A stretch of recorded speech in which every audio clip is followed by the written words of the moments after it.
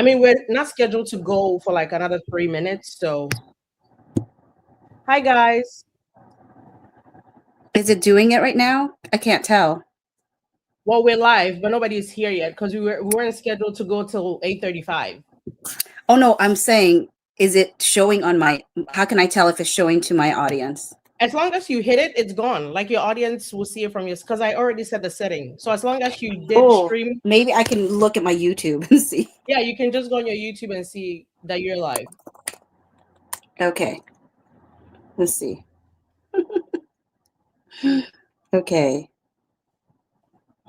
Am I live? Watch. View your channel. No, I'm not live. So I did it wrong. Okay, so if you look at the top, either top right corner, there should be a thing that says stream this to your audience. Yeah. And then I choose. And then I say continue. Yes. And then it's continue. Yes. Oh, there we go. All right. So now you should be. And then I have to write a whole thing? No, I mean, you're going to be live. They're going to see you. You can add the description and stuff later when you're posting it. Okay. Save changes. You can just put a title if you want. You can put the same title, live deposition reading. You don't have to do like a different thing. It can be the exact same thing. You can just copy and paste what I have up. You see like up top, I have live deposition. Hi guys. Sorry, I know we went earlier. I've never done this with Bocce. I'm trying with Eldridge before. You guys are seeing our behind the scenes fixins. That's true. Karol is not late. We're early. So Karol is still gonna get here on time because I said 8:35. So she has 2 minutes to get her butt up here. Okay. But if she doesn't, we're all tired. So Karol gets a pass. She's exhausted. I'm exhausted. So how does this work when it's streaming on mine and it's streaming on yours? It just shows up? It just shows up, and whichever one people go to first is fine. And when we're done, it will go on your, like, you will have it on, because we did it together. We get to like share the audience. So you will get, it will still post on your YouTube like regularly, like how your regular one does. And it will post on mine too. Just kind of like when I did it with Lauren the night the motion for summary judgment dropped, remember? Oh yeah. When I went live with Lauren, it was streaming to my audience and hers. So when it was done, mine came on mine and she had hers. And we get to, it's not like a copyright thing because we both participated. Okay, gotcha. Mm-hmm. All right. Hi guys. So you see the comments, right? If I hit the little button here, I can see comments. Oh, because you're on your phone. I'm on my phone, so I'm very limited. I know. Well, I'll try to read as many of them to you as possible. I know you guys, I haven't done a live in a second, and now here I am doing a nighttime live. I don't know who I think I am. I'm feeling fancy. So fancy. Is Leo in here? I saw Leo earlier. Leo is funny. Bocce, has Leo made her way to you? I don't know. Let me see. Leo is hilarious. You would know if you've had encountered Leo. You would know. Oh, have you encountered Kinney, Lara? How about Lara, Kinney, Christina? Christina, yes. And I mean, and what was the other one? Lara and Kinney. Kinney has made her way to TikTok a couple of times. Yes, Kenny, yes. And Laura sounds familiar. So maybe yes. Laura has like really blonde, luscious hair in her profile picture. Possibly. Yeah. Hi, you guys. I know it's been a minute since I showed my face up here, but I appreciate all of you. You guys still show me love on my regular videos, and it still works the same. So I appreciate all of you. Oh, Leo, we summon you. Leo's been here leaving comments since before we even started. Like the stream, like the stream. All right, we're gonna give Karol a second. I'm gonna text her to remind her. Which one do you want to start with? So, Bocce. Well, let's play. Let's play the song. Okay. Okay. Oh, here Karol goes. Hey, it's Karol. Karol. Can you guys hear me? Yeah, I don't see you, but I hear you. But just so you know, we already live. So yeah, FYI. If you want, I can put you back in a green room while you fix your camera. Then you let me know when you're ready and we bring you back. Oh, okay. That's okay. I'm gonna pull you back. in the green room. And you guys, we're gonna play. Bocce has a new song called Poison. I put it called Poison, which is you can try to see who you think it's about.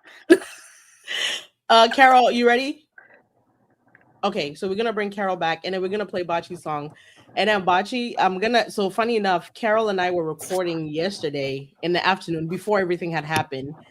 And we had started singing "That Girl Is Poison," the real song, and we were both like, "Oh, you know who that fits perfectly." So I think it's amazing that you have somehow now made a song called "Poison," and we can all take a gander as to who it could possibly be about. All right, so you guys, we're gonna play this while we let people trickle in here from wherever they are. This is "Poison" by Bocce. Let me know if the sound is good. I'm gonna play it up here for you guys. Okay. Whoa. Share. Give me 1 second. Let me connect this. Okay, there we go. It's gonna start playing in a second here, you guys. It's gearing up. Stop in the name of love. That's not the song. That's just my brain adjusting. I'm excited to hear this. Yeah, I haven't put it up yet anywhere. So it's a new release. Oh, I mean, I literally wrote it 5 seconds ago. So yeah, 5 seconds ago? Yeah. Oh. All right, you guys, here we go. This is Poison by our very own Bocce.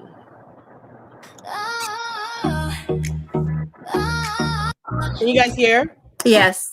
I like the beat. We didn't have to be here. Why did you drag us into this mess? Yeah. This is some first world, entitled problem. So what if we didn't like you? Who cares? Was it really worth doing all this?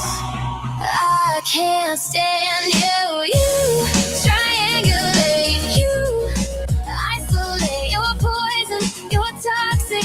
I can't stand you. You say you're not a bully. Stop telling us what to think about you. We watch what you do. It doesn't match what you say. So why should I trust you? Everything you've twisted. I can't stand you. You triangulate, you isolate. You're poison, you're toxic. I can't stand you. You triangulate, you isolate. You're poison, you're toxic. I can't stand you. I don't wanna ever think about you. I never wanna utter your name again. You're not blacklisted, you're not even listed. You'll be forgotten. I can't stand you. You triangulate, you isolate. You're poison, you're toxic. I can't stand you. You triangulate, you isolate. You're poison, you're toxic. I can't stand you.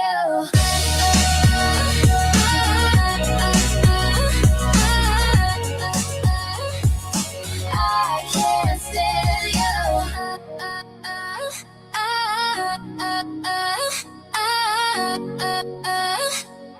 I can't stand you. Ladies and gentlemen, that is Poison by our very own Bocce. Give it a round of applause. Woo, woo, woo, woo, woo. I feel like I'm on a radio show. That was so good. I love that. That was so fun. You guys, so Bocce writes these songs, like she has a whole album that she's compiled quite literally. And if you want to listen to some of the other songs, so everything is on Sono, and now she's on Spotify as well. You can find her under her name, Bocce Go Hawks. But if you want to ever go listen to any of the songs on your own, there are some favorites in there. You can find them on Sono under Bocce's name, and this one is Poison. I don't know why, but I kept waiting for like the Poison like beat to hit. And it's like, Elsie, it's not that type of party. It's not that type of party. You know what I will say?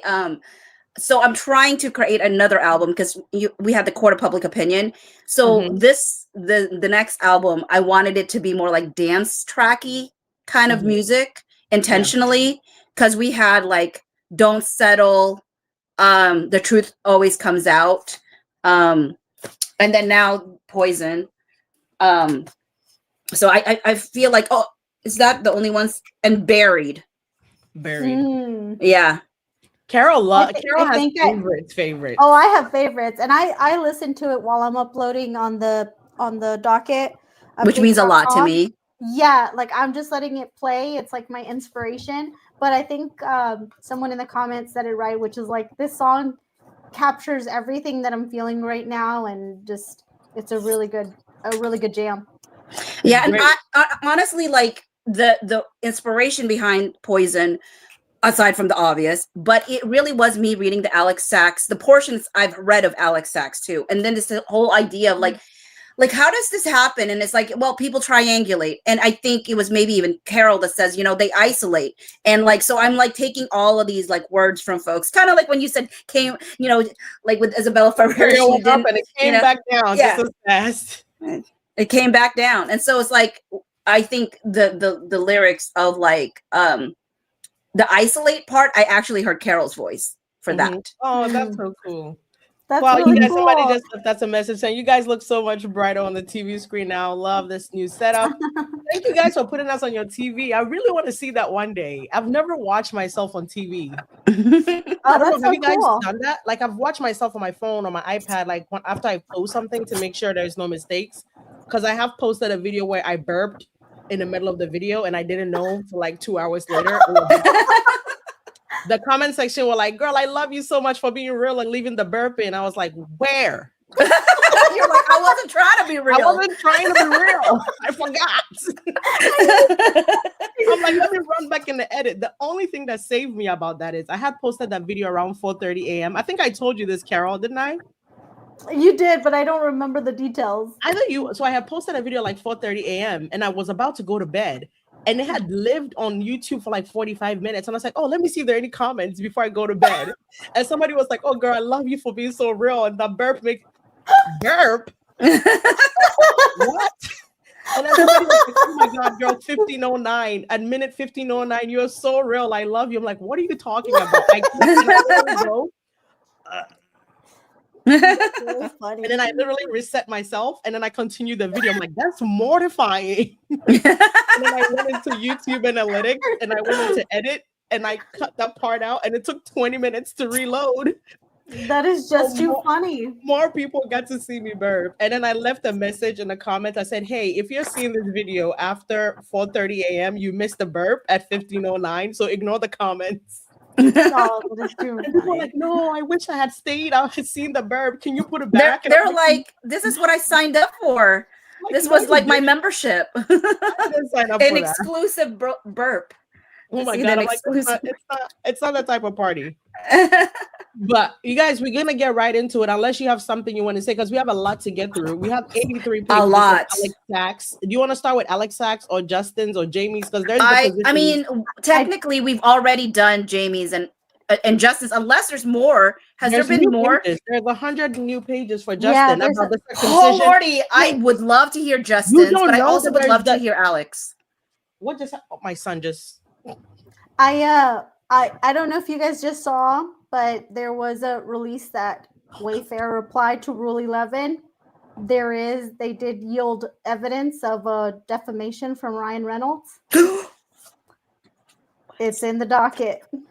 Just what? Wayfair just filed it. They said they have defamation on Ryan Reynolds. Shut the front door. You guys might get a real burp. It's so hard to stay on top of this when it's constantly like back and forth. What Literally. In the what?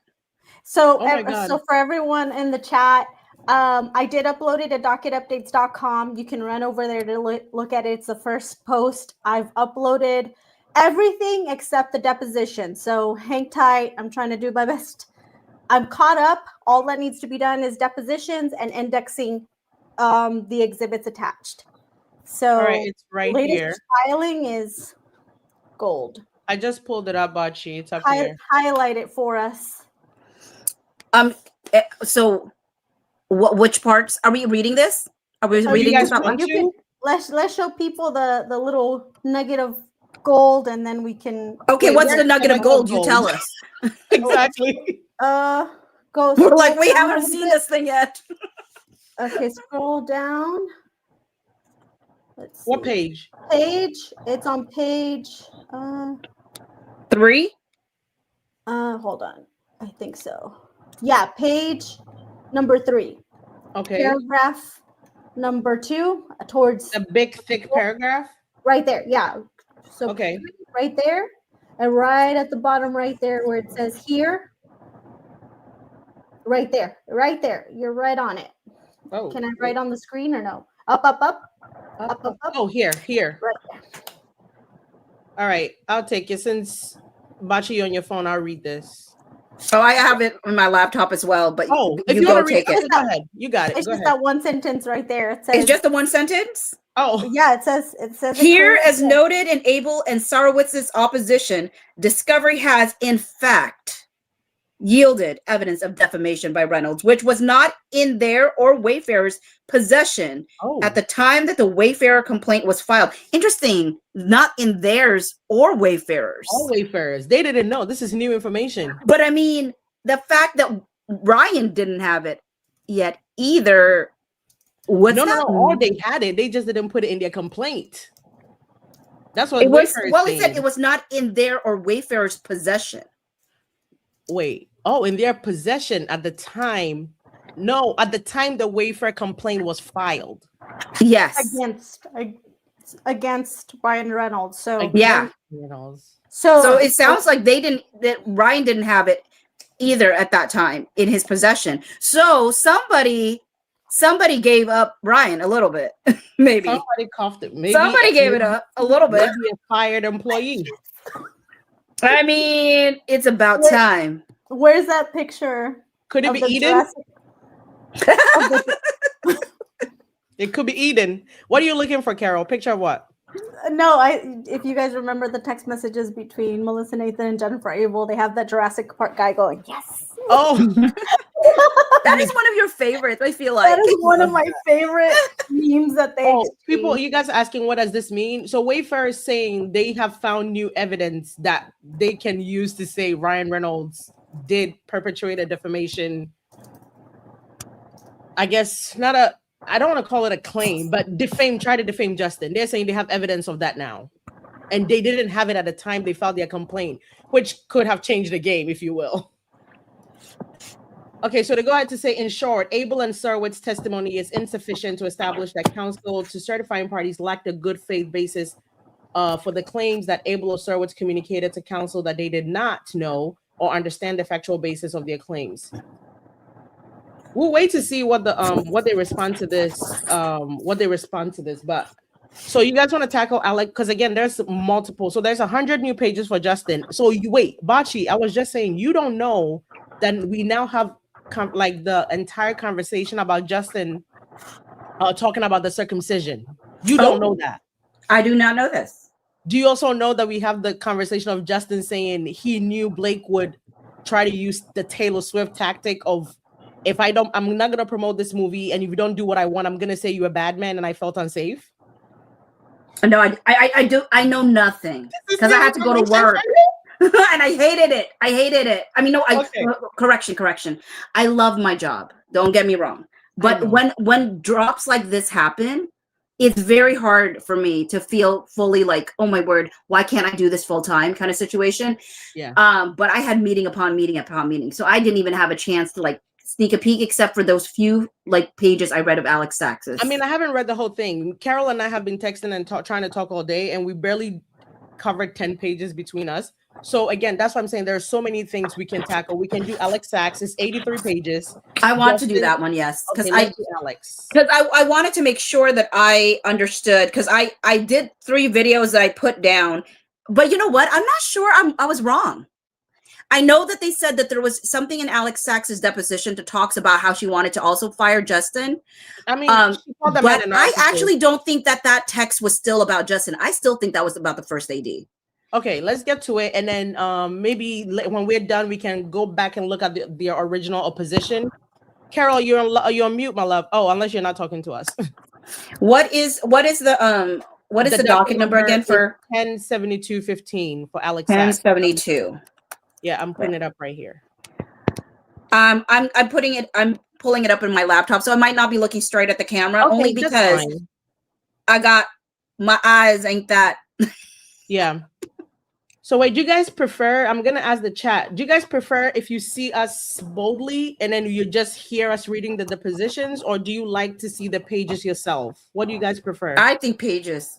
I think they like to see the pages, right? I think they like to see the pages. I would like to see the pages if I was them. We get really good comments when we make our videos, you guys. On my channel, they love it when we read the depositions like this. They love it. It is so fun. It is. And it's like you're in a room. Literally, I cannot imagine reading depositions alone. I'm like, ew, what is this? And they also say they're like, I feel like I'm in the deposition. Same. I mean, I feel like you literally channel Justin, and I get in my bag. If I'm the lawyer, I channel the lawyer. If I'm Jamie, I channel Jamie. If I'm Hurwitz, I channel big billionaire energy. Yeah. All right. Hi, Chris. Christina is here, you guys. Hey. Hi. Oh my God, I love you guys so much. I miss doing this. I miss doing lives. I might need to just bring this back. Yeah. Okay. All right, you guys. So we're not gonna waste too much time. And if you're just seeing this, have you had the thing, Bocce, where you do a live and you take like the first 5 minutes just like chatting, and then there's somebody who's gonna comment on the replay crew? Get to the point already. Live. The point of a live is we have room to roam. That's right. And I always say, like, a live is meant, I mean, this is why it's kind of difficult being on the phone rather than whatever. Like, I can't engage with the comments as much as I usually would. Yeah. But yeah, if you don't mind, I would love to be Alex. I say that very loosely. Girl, I meant for the deposition, but go ahead with your bad self. So you're gonna be Alex. I'll be the attorney, and Karol will be our stenographer, our objections, our go to lunch, recess, bathroom break. Because while Karol is here, you guys, she doesn't look like she's engaged because she's working hard for all of us on docket updates and updating all of us. So her job is going to be very minimal, and sometimes we might do it for her because she's going to lose the pages. I'm gonna try to keep up. Yeah, she's going to try to keep up. I just want to get those deposition pages inserted into that, each one of so we have a complete record of it. And I know people look forward to those, so I want to make sure that that's up as soon as possible. All right. Perfect. Thank you for all your hard work, Karol. No, thank you guys for checking it out. Karol is admin. Karol is like, that will forever be a nickname for me. Karol is all of our bosses in the back telling us where to go. I like admin better. I know. I feel like admin Karol is so fun. All right, you guys. So we're going to pick it up. There's 203 of you in here. Please share the live. Let it go. Let people know we are here working. Like, and please, that also helps spread the word. We appreciate all of you. So we're going to pick it up on page 3 of 83. And were you employed? A company called June Pictures that I co-owned. Were you employed at June Pictures as a producer? Yes. How are you generally compensated as a producer? Not the amount, but what your compensation is comprised of. For example, salary, bonus, royalties?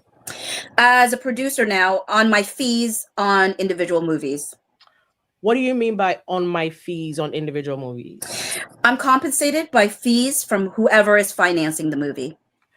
And for each film, are you compensated a set amount that is decided up front, or is that an amount that you, could vary based on the success of the film?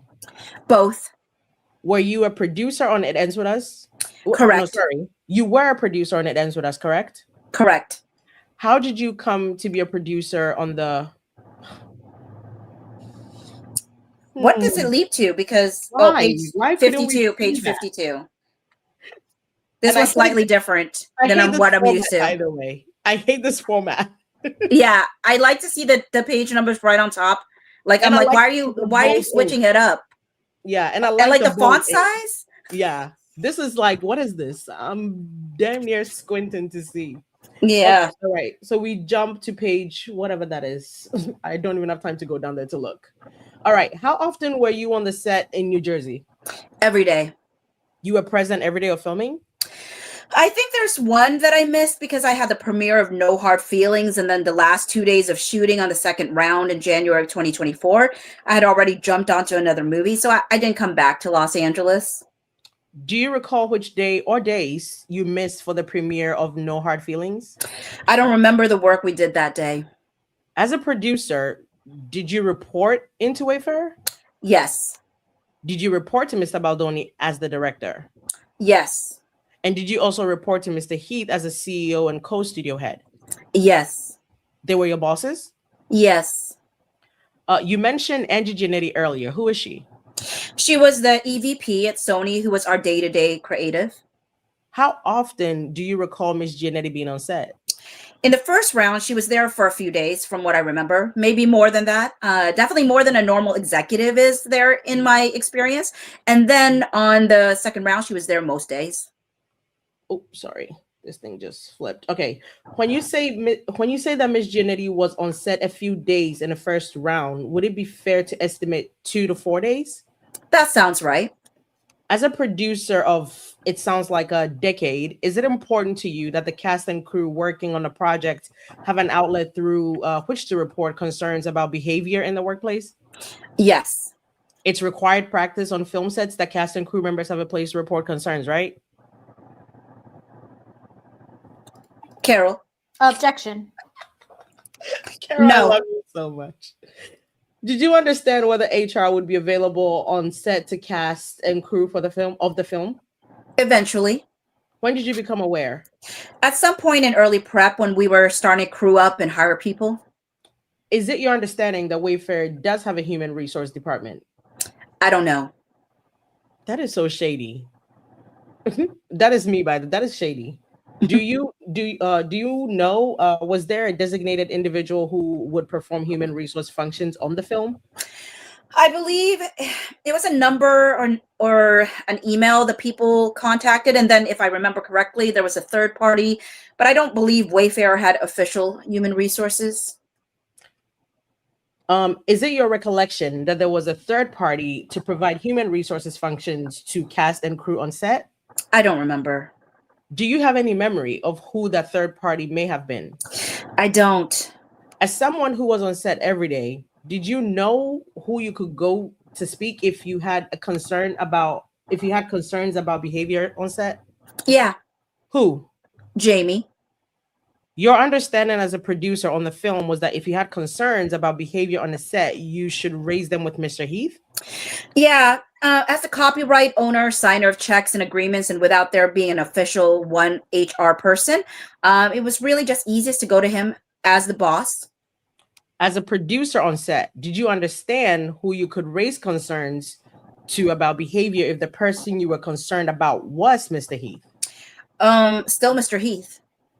So was your understanding that if you had concerns about Mr. Heath's behavior, you would have to raise those to him? Correct. Miss Rosa? Let's see. I thought I was not Mrs. Rosa. Page 7. Okay, Wait, you're still wait, Miss Rosa is asking the question. So it's still me? Yeah, it's still you. My bad, y'all. I just realized this is Miss Rosa asking questions. My bad. I'm going to hand you what will be marked as Exhibit 1 and 2. We're marking as SACS Exhibit 1, SACS Exhibit 2. Exhibit 1 and 2 are marked for identification. Stenographer? Yes, we are. Perfect. Is this 1 or 2? I gave you 2 copies. Yeah, I gave you 2 copies for both exhibits. The first document I handed you is marked as Exhibit 1. It's an email dated March 12, 2023, and it bears the bait stamps, which is documented. It bears the bait stamps, which is the number on the corner as AS62. Do you see that? Uh-huh. This is an email that you sent, correct? Yes. To Jamie Heath, among others? Yes. The second document I sent you is marked as Exhibit 2. Is it an email dated March 13, 2023, and bears the baits AS8? Do you see that? Yes. This is also an email that you sent, correct? Yes, correct. Please direct your attention to Exhibit 1. As of March 12, 2023, when you send this email, did you know whether Wayfarer had workplace harassment protocols in place? It looks like I didn't. And at that time, you proposed that because of Justin's role, the harassment protocols come from Sony. Is that right? Correct. What did you mean when you wrote, as read, because of Justin's role at Wayfair, our workplace harassment protocol should come from Sony? I assume I meant because he was a director, co-lead actor, and co-owned the studio. People may not. Bocce. It's still you.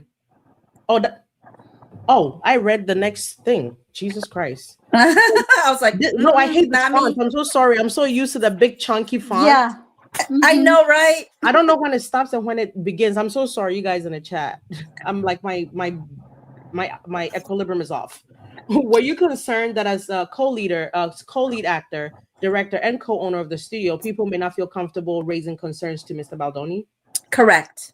Did you have any other concerns with respect to Wayfair overseeing the human resources or harassment protocols on set? Because Wayfair, it had become clear that they were a less experienced studio. The idea of Sony being responsible for something so important made me feel more secure. All cast and crew reported to Mr. Baldoni and Mr. Heath on set, correct? Yes. They were everyone's boss? Yes, and me as well. But again, Mr. Heath, as the signer of checks, technical copyright holder, CEO of the owner of the film, technically was the boss. When I refer to cast and crew, will you understand that I'm referring to the actor, basically anyone who worked on set? Yes. Did you also have concerns about Wayfair overseeing the human resource function for the film, given Mr. Heath's role as CEO? Less so, aside from his lesser experience. You proposed that Sony provided harassment training for cast and crew. Is that right? Correct. Turn your attention to Exhibit 2, please. Are you confirming in this email that Mr. Heath agreed with you that Sony should provide bait stamps? Oh, stupid jump. We jump. Bait stamps, AS4588, Exhibit 4, marked for identification. Do you recognize this document as Ms. Garflow? We're on page 11 of 83. Oh, can we wait until everybody has a copy of the exhibit? Ms. Sachs, do you recognize this email? Vaguely. This is an email from Mr. Baldoni to you, dated February 19, 2023, correct? Correct. If you direct your attention to the second paragraph, it reads, as read, I want to apologize to the group, especially to Alex. Do you see that? Yes. What did you understand Mr. Baldoni to be apologizing to you for? I believe the day before we were on a call or a Zoom where he yelled at me. Mr. Baldoni yelled at you? I believe so, which is a weird answer. Like, I believe so. He yelled at me. Either he yelled at you or he didn't yell at you. 12. I believe so. In case they have footage, that's her way out. Like, yeah, you she's are like, not I believe so. Where Mr. Baldoni? What is the volume level before it's yelling? You either were yelled at or you weren't. I love that we are all annoyed by that because you are not 12 years old. Why did he yelled at me? No, and also really like, I believe so. Yeah, like is it he yelled at you or he didn't yell? Yeah. Which one is it? But what am I yelling right now? Sometimes I'm yelling and I don't mean to be yelling. For you, that sounds like a yell. Oh my God. When you say he yelled at you, did he raise his voice? I believe so. Really? Girl, do you recall who else was on the Zoom? I believe everyone on the email chain, and it may have been a call. All right, Ms. Giannetti, Mr. Kaloff, AJ Marbury, yourself, and Mr. Baldoni were in the meeting? I don't know that AJ was. That's his assistant. But Ange, Jamie, and Kaloff probably were, along with Justin. What do you recall about this meeting in February of 2023 in which Mr. Baldoni yelled at you? I don't remember much. But reading the email, I believe he was talking about his own abuse. Yeah. And when I tried to voice an opinion, he yelled at me. But I don't remember exactly what the words were. Well, I want to know what you said that made him yell. Exactly. Because I'm like, what did you say?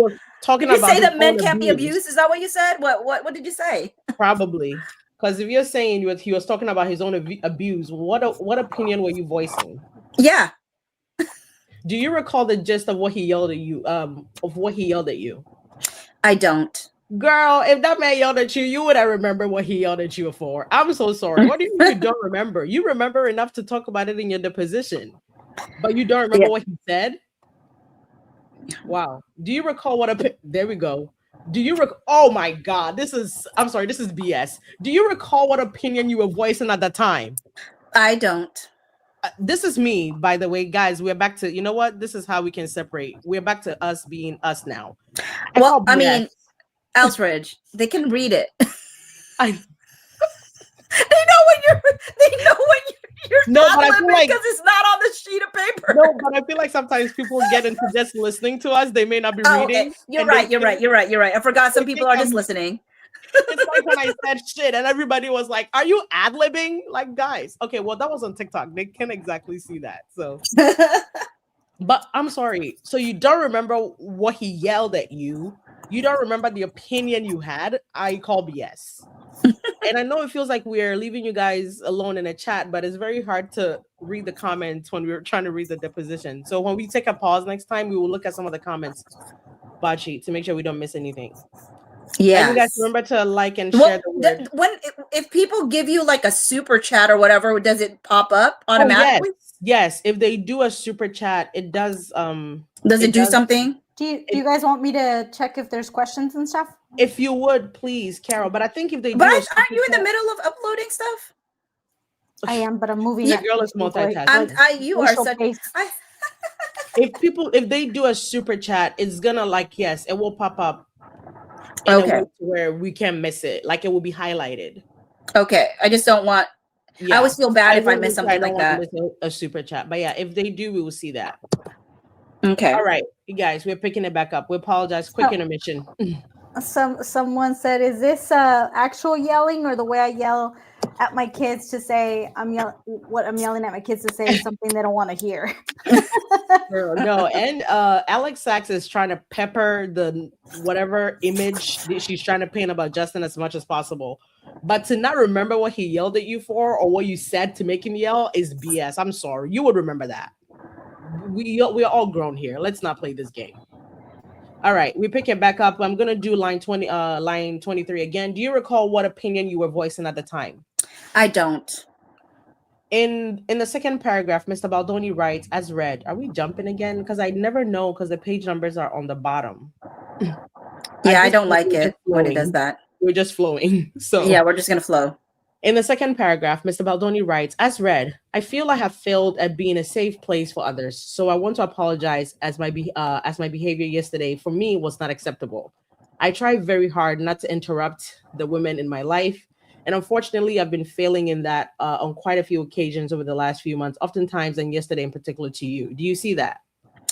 Yes. I will also say that it's very interesting that he said, can you scroll up a little bit again? Yes.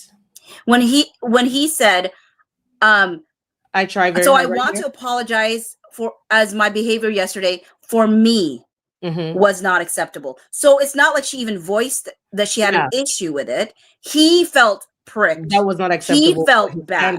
And he took the initiative to apologize, not because she said anything, but because he felt bad about it. And for his standards, not that he didn't say, I'm apologizing if I offended you. He's saying, man, I offended my damn self. Like, I disrespected me. Do you know how wild that is for a man? Because the male species don't be getting it. But for a man to straight up be like, I disappointed me for the way I acted. So I'm apologizing. And I would say not just necessarily also for a man, but in addition to that, as a kind human person, as a person, they are owning up to his actions and saying, hey, that didn't sit right with me, my bad, I'm sorry. I will be more conscious to take care and be mindful when I'm with you guys. And that's not something we've seen from I just saw this comment too from Gulf Coast Mama, which is amazing. She says he also didn't say yell, he said interrupt. He never said, I'm apologizing for yelling at you. He says, I want to apologize for my behavior yesterday was not acceptable. I try hard not to interrupt the women in my life. He never says, I try hard not to scream or yell at the women in my life. He said interrupt. You know, she probably just felt tension and she thought that's yelling. Was it the tension that y'all felt in that one live? What would be interesting is if you're Alex Sachs and he yelled at you, but he wrote interrupt, do you respond to this by saying, actually, Justin, you didn't just interrupt me, you yelled at me? I don't think she would, because she didn't even seem to have been the one that brought up the issue. Exactly. He's the one who apologized by his own initiative. Exactly. So I feel like if he yelled and if he writes this to you and you want to call it a gaslighting, you could just respond by saying, actually, you didn't just interrupt me, you yelled at me. But as long as that doesn't exist, he didn't yell, he interrupted. And he had the wherewithal to apologize. And people like his behavior and what she equates that to later on. So it's just I see it as a very kind human being, and she sees it as something distorted. Yeah. People who are just getting in asking how late they are. You're about 13 pages. Well, give or take 7 pages, 8 pages late. You're not that far behind, and we haven't really, it's just the depot reading. So it's very easy to catch up. Nothing catastrophic has been left in your stead. All right, let me take this. What in the world are you saying? What did I say? Oh, like you haven't missed anything big. I love that you're like in your stead or whatever. Why you were not here? I feel like you're like writing writing a book or something. Well, I'm in your presence. You're the writer, so I'm trying to be at your level. All right. So do you see that? Yes. Did you agree with Mr. Baldoni that he had failed at being a safe place for others? I have no idea. Wait. I'm sorry. Wait. Is Alex Sachs okay? Why? So you don't know that he yelled at you. You don't remember what you yelled. He apologized for saying he failed at being a safe space, and they're asking you, do you agree that you? And you have no idea. She's like, I don't care. I don't care what this is. Whatever. What the heck? That is so weird.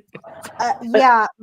I'm telling you, register that behavior, like what she's seeing as something else, and her own behavior here. Well, I will say my next answer is Alex, I think, says a lot. So, all right, let's go. Did you feel that he had failed at being a safe space for you? I didn't need him to be a safe space for me. Oh, she's a crash out. She's a certified crash out. Karol, like, are you picking up what she's a certified crash out? I'm telling you, as we'll read the deposition, she calls Justin stuff that there's no way you can conclude that from their interaction, but her coming to that conclusion, her positioning here and how she's like, I don't need anybody. I don't need this. You know what I will say? Bohemian Diva over on TikTok, a lot of people know her. She always makes this joke where Justin is not your ex. If you have unhealed trauma, if you have trauma from dealing with men and you are unhealed, that's not Justin. Don't put that on him. Like, the fact that he's a good man and that can't seem to get across your head, go lay on some lady's couch and pay her some good money and receive some therapy, because this is giving you need help. I don't need him to be a safe space for me. It's crazy. All right, we pick it back up, line 23. Did you agree with Mr. Baldoni that his behavior and yelling at you during the February 2023 meeting was not acceptable? Yes. Why?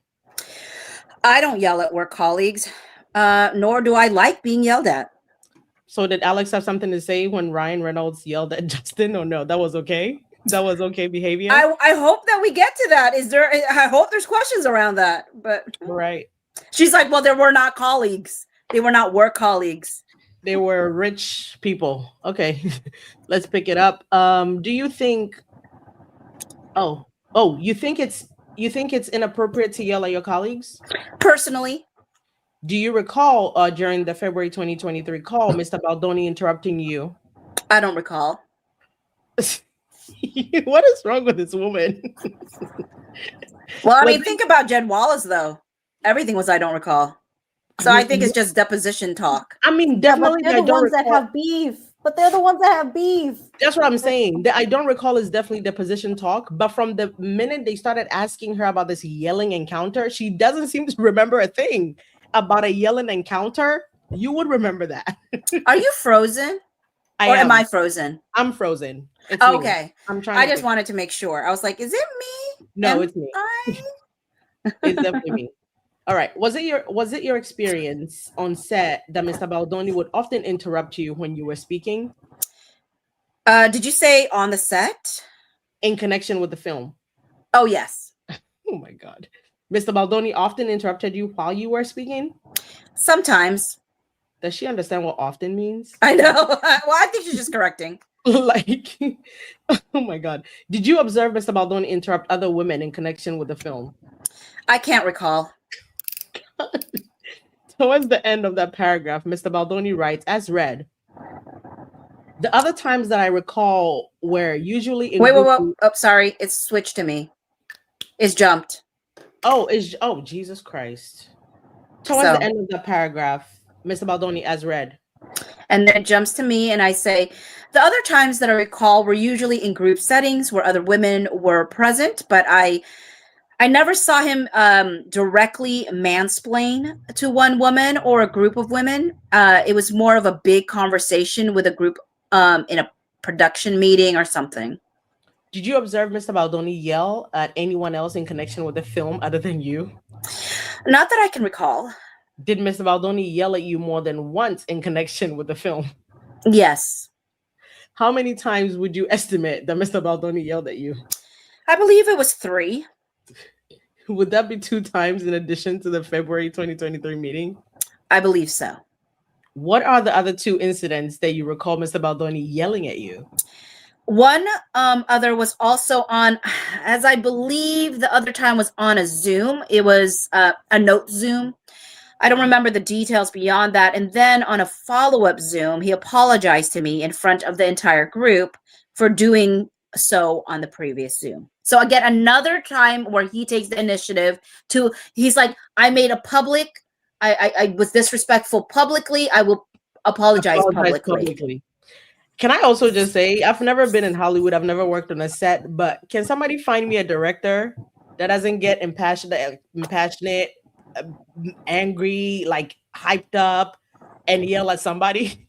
Especially if we're talking about, if you're Alex Sachs, you're like the money girl, you're the money lady, you're here to kind of, I don't want to say you're here to stop his process, but he's like, the brain behind it. This is his baby. He has a vision for this thing. You're probably over there telling her what Sony can afford, what Sony won't allow, what Sony wants. And he's probably very passionate about certain things. But also neurodivergency producer that doesn't yell. Go ahead, Karol. Also neurodivergency does that, like interrupting. They're already ahead on the next step when you're neurodivergent. So that has to take like a very hard effort to try to not interrupt. And I'm just basing that off of his comment earlier about interrupting, because that does happen to neurodivergent people. Yeah. Okay. All right. So on the you mentioned a note Zoom. Uh-huh. What is that? Where we would get on a Zoom and have a meeting about the latest draft and talk about whatever creative notes we all had. But that Alex Sachs is not a creative, right? Alex Sachs is not a creative. Alex Sachs is the money girl from Sony. I don't think so. I think she's done stuff. She's like a creative, like she's I believe so. I don't think that she's because if she's not part of the creators, if she's not like a Jamie, a Justin, an actor, an actress, a producer, stuff like that, and she's just there to do checks and balances for Sony. There is a world where they don't mesh. Yeah. I guess. I mean, she is just I don't know. I mean, Justin's a producer, but still is a creative. That's what I'm saying. Like and this is Justin's baby, if you will. Yeah, well, yes. So I feel like if you're Alex Sachs and you're there in the capacity of I'm Sony and I'm here to make sure our money is money in, Justin is mad. He's passionate. This is his kid. I'm an artist and I'm passionate about my shit. So I can see how they would clash. All right, let's see. Okay. So Whoa. Okay. So during a meeting to discuss notes of the draft of the script, Mr. Baldoni yelled at you? Yes. Do you recall what he yelled at you? I don't. Again? She doesn't remember? Never a thing. No. That's wild. Do you recall the topic that was being discussed at the time that he yelled at you? I don't. Do you recall who else was present during the Zoom when he yelled at you on the Zoom with respect to discussing notes about the current draft of the script? I believe Ange, Jamie, and probably Kaloff. Is that Andrew Kaloff? Yes. Roughly when do you recall the note Zoom occurring during which Mr. Baldoni yelled at you? I believe it was in January of 2023. Do you recall the general topic of discussion during the Zoom? Just the script. So again, the man is passionate about his art. Do you recall Mr. Baldoni also mansplaining to you during that note Zoom in January of 2023, Miss Garofalo? Objection. I don't recall. Do you recall whether he interrupted you during that note Zoom in January of 2023? I don't recall. You mentioned that there was a third incident in which Mr. Baldoni yelled at you. Is that right? Yes. And when was that roughly? That was on set towards the end of the first round of shooting. Would that have been roughly June 2023? I believe so. What do you recall about that about the meeting on set with Mr. Baldoni in which he yelled at you? We were shooting at the root location. It was a very stressful day of shooting because we had a lot of work to do in a short amount of time. He came up behind monitor where I was sitting. Jamie and Ange were behind me. And he came up to me and asked me how I thought the scene was going and if he was getting it, and which I thought he did, and also expressed that I didn't believe that he needed more coverage. And then he yelled at me and said that, I don't remember exactly, but something to the effect of, I actually don't remember exactly what he said, but he yelled something and then slammed his hands on the director's chair next to me and walked away. And then I turned around and looked at Ange and Jamie and said that if he did that, something like that to me one more time, that I was going to walk off the movie. Before I answer, so it was enough for her to say she would walk off the movie, but she doesn't remember what it was that he said? Yeah. Suspicious. I'm so sorry, but that is so suspicious. Well, I mean, I think she's going to claim it's because he slammed his hands, and it is, but not on the chair she's sitting on his chair, his empty chair next to her. It's the proximity of the sound. But can I also just say, she says director's chair. Those director's chairs are literally canvas. It's literally canvas on like two sticks. It doesn't even make a freaking sound if you slam on it. It's canvas. This is what it would sound like if I slammed a director's chair. Maybe it's the wood part. There's no wood part. He's not hurting his hand. The wood part is like it's literally the sticks. It's like a lawn chair. A director's chair is a lawn chair. If somebody slams a lawn chair, it's not traumatizing enough for me to leave. Yeah, no, I definitely. It's very interesting. Oh my god. Well, but here's the thing. Wasn't that January 2020? Oh no, that was June 2023. This is June. Never mind. That was June 2023. Okay. This woman is hilarious. I'm sorry, but if you don't remember, it's not enough for you to walk off the movie. Why do you feel like you would walk off the movie if he behaved in that manner again? It was the first time I felt physically intimidated. Okay. Why did you feel physically intimidated during that interaction with Mr. Baldoni? Because he slammed his hands on a chair right next to me while yelling at me and saying my name. And that's the one thing I remember is he said, Alex. You're shitting me. He yelled Alex and then slammed his hand on the chair? Yes. Can you describe for me where you were when that happened? I know you mentioned that you were filming a root scene. What did it look like? So we were in a restaurant, and the front of the restaurant is where we were filming. And then there was some sort of a divider in the restaurant, and Village was behind the divider towards the back of the restaurant. And that's where I was sitting in one of the first chairs closest to the monitor at Village. How come she knows? How come she can be so specific there, but can't remember what he said? Thank you. That was way too specific. That was way so stinking. How do you remember that and not remember what he said? Was 5 paces from the door. I know, but that was so specific. Thank you. That tells me she has a memory. Thank you. What in the what? To tell you the chair where Village was, who was where, the chair she was sitting in. He said Alex and hit the canvas. But you don't remember anything else? That that really sold me that she's lying. Literally, it's like, and then it was here, and they were standing over here. How do you remember all that and not what he said and what you said? Like, that's wild. I told you she lying. I clocked her from very early on. Because the minute she said, if somebody yells at you, you'll be remembering that shit. Like, because it will piss you off for a very long time, even if they apologize. And you didn't even demand an apology. He gave you one. And you said the second time you don't remember either. It doesn't track. I'm sorry. Somebody yelling at you is something very, very memorable. Because it's like, it takes something away from you. It's like, I'm not your child. Like, don't do that. Yeah. I can't take it. After this description, yeah, she a liar. So you were sitting at the Village. Who was around you? Ange and Jamie were sitting in 2 chairs behind me. She got eyes on the back of her head now. Mm-hmm. Was anyone else there? There was probably lots of crew milling around, but no one I can remember specifically. The memory is leaving her. The crew would have been milling around the Village and also the area where the actual filming was taking place in the front of the restaurant. Correct. But also bringing other either equipment or props back and forth from the back entrance up to the front where the shooting was happening. Did you say that what prompted Mr. Baldoni to yell your name and slam his hands down on a chair was that you gave him a note that you didn't think he needed more coverage on the scene?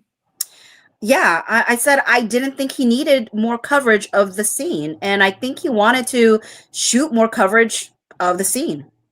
What do you mean when you say coverage of the scene? Coverage of a scene is shooting a scene from various different angles.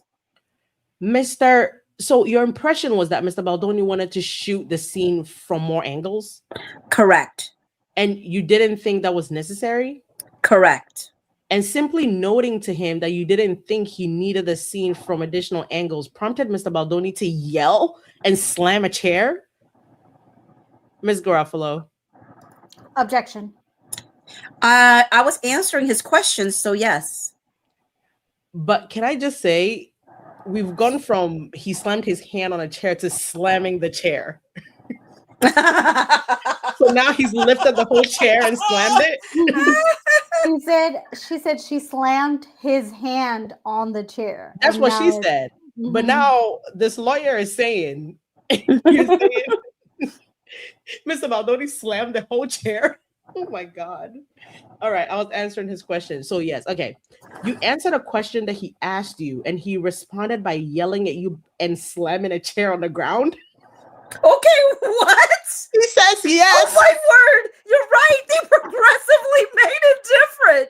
It went from him. How is this chair now on the ground? How did he slam it on the ground? No, but she literally responds yes. This is Blake Lively.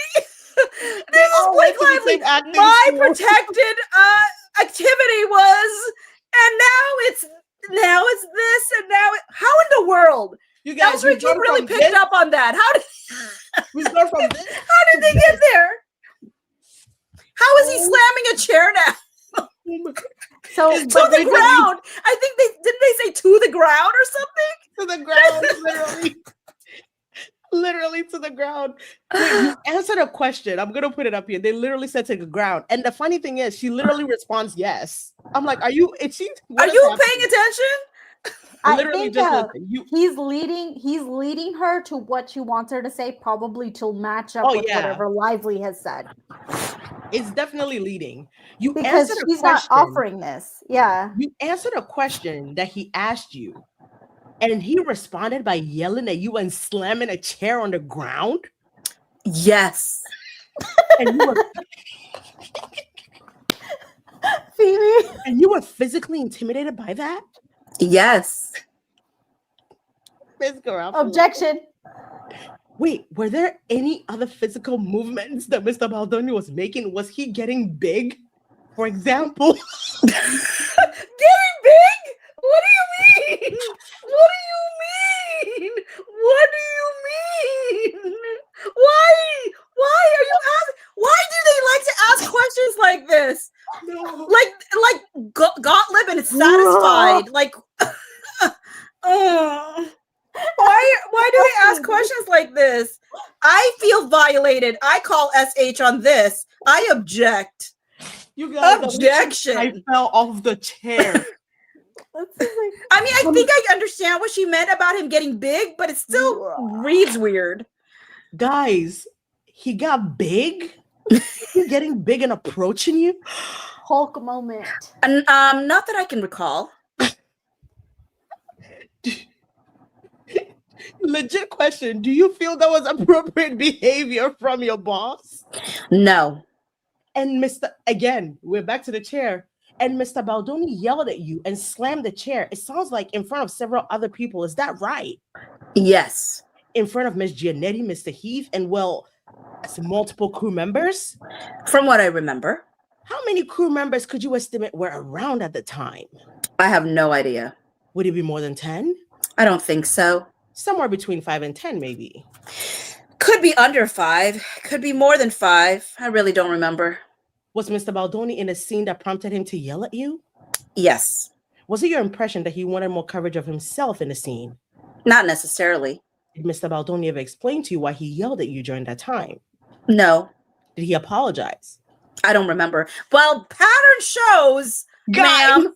Pattern shows that he probably did. Pattern shows he probably did. Oh my God. That was quite literally comedy. Was he getting big? Why? Why do they ask this? And then, wait, you're saying there were people around when Mr. Baldoni yelled at you and slammed the chair? There was crew around, maybe 10, would you estimate? This is comedy. What is this? This cannot be real life.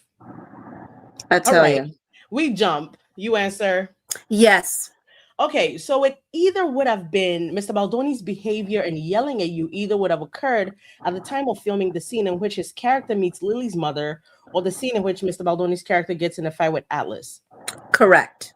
Am I correct that production on the film was split in 2 phases? Yes. One before the Hollywood strikes and one after? That's correct. During roughly what time period did the first phase of production take place? May and June of 2023. And during what time frame did the second phase of production take place roughly? January into February of 2024.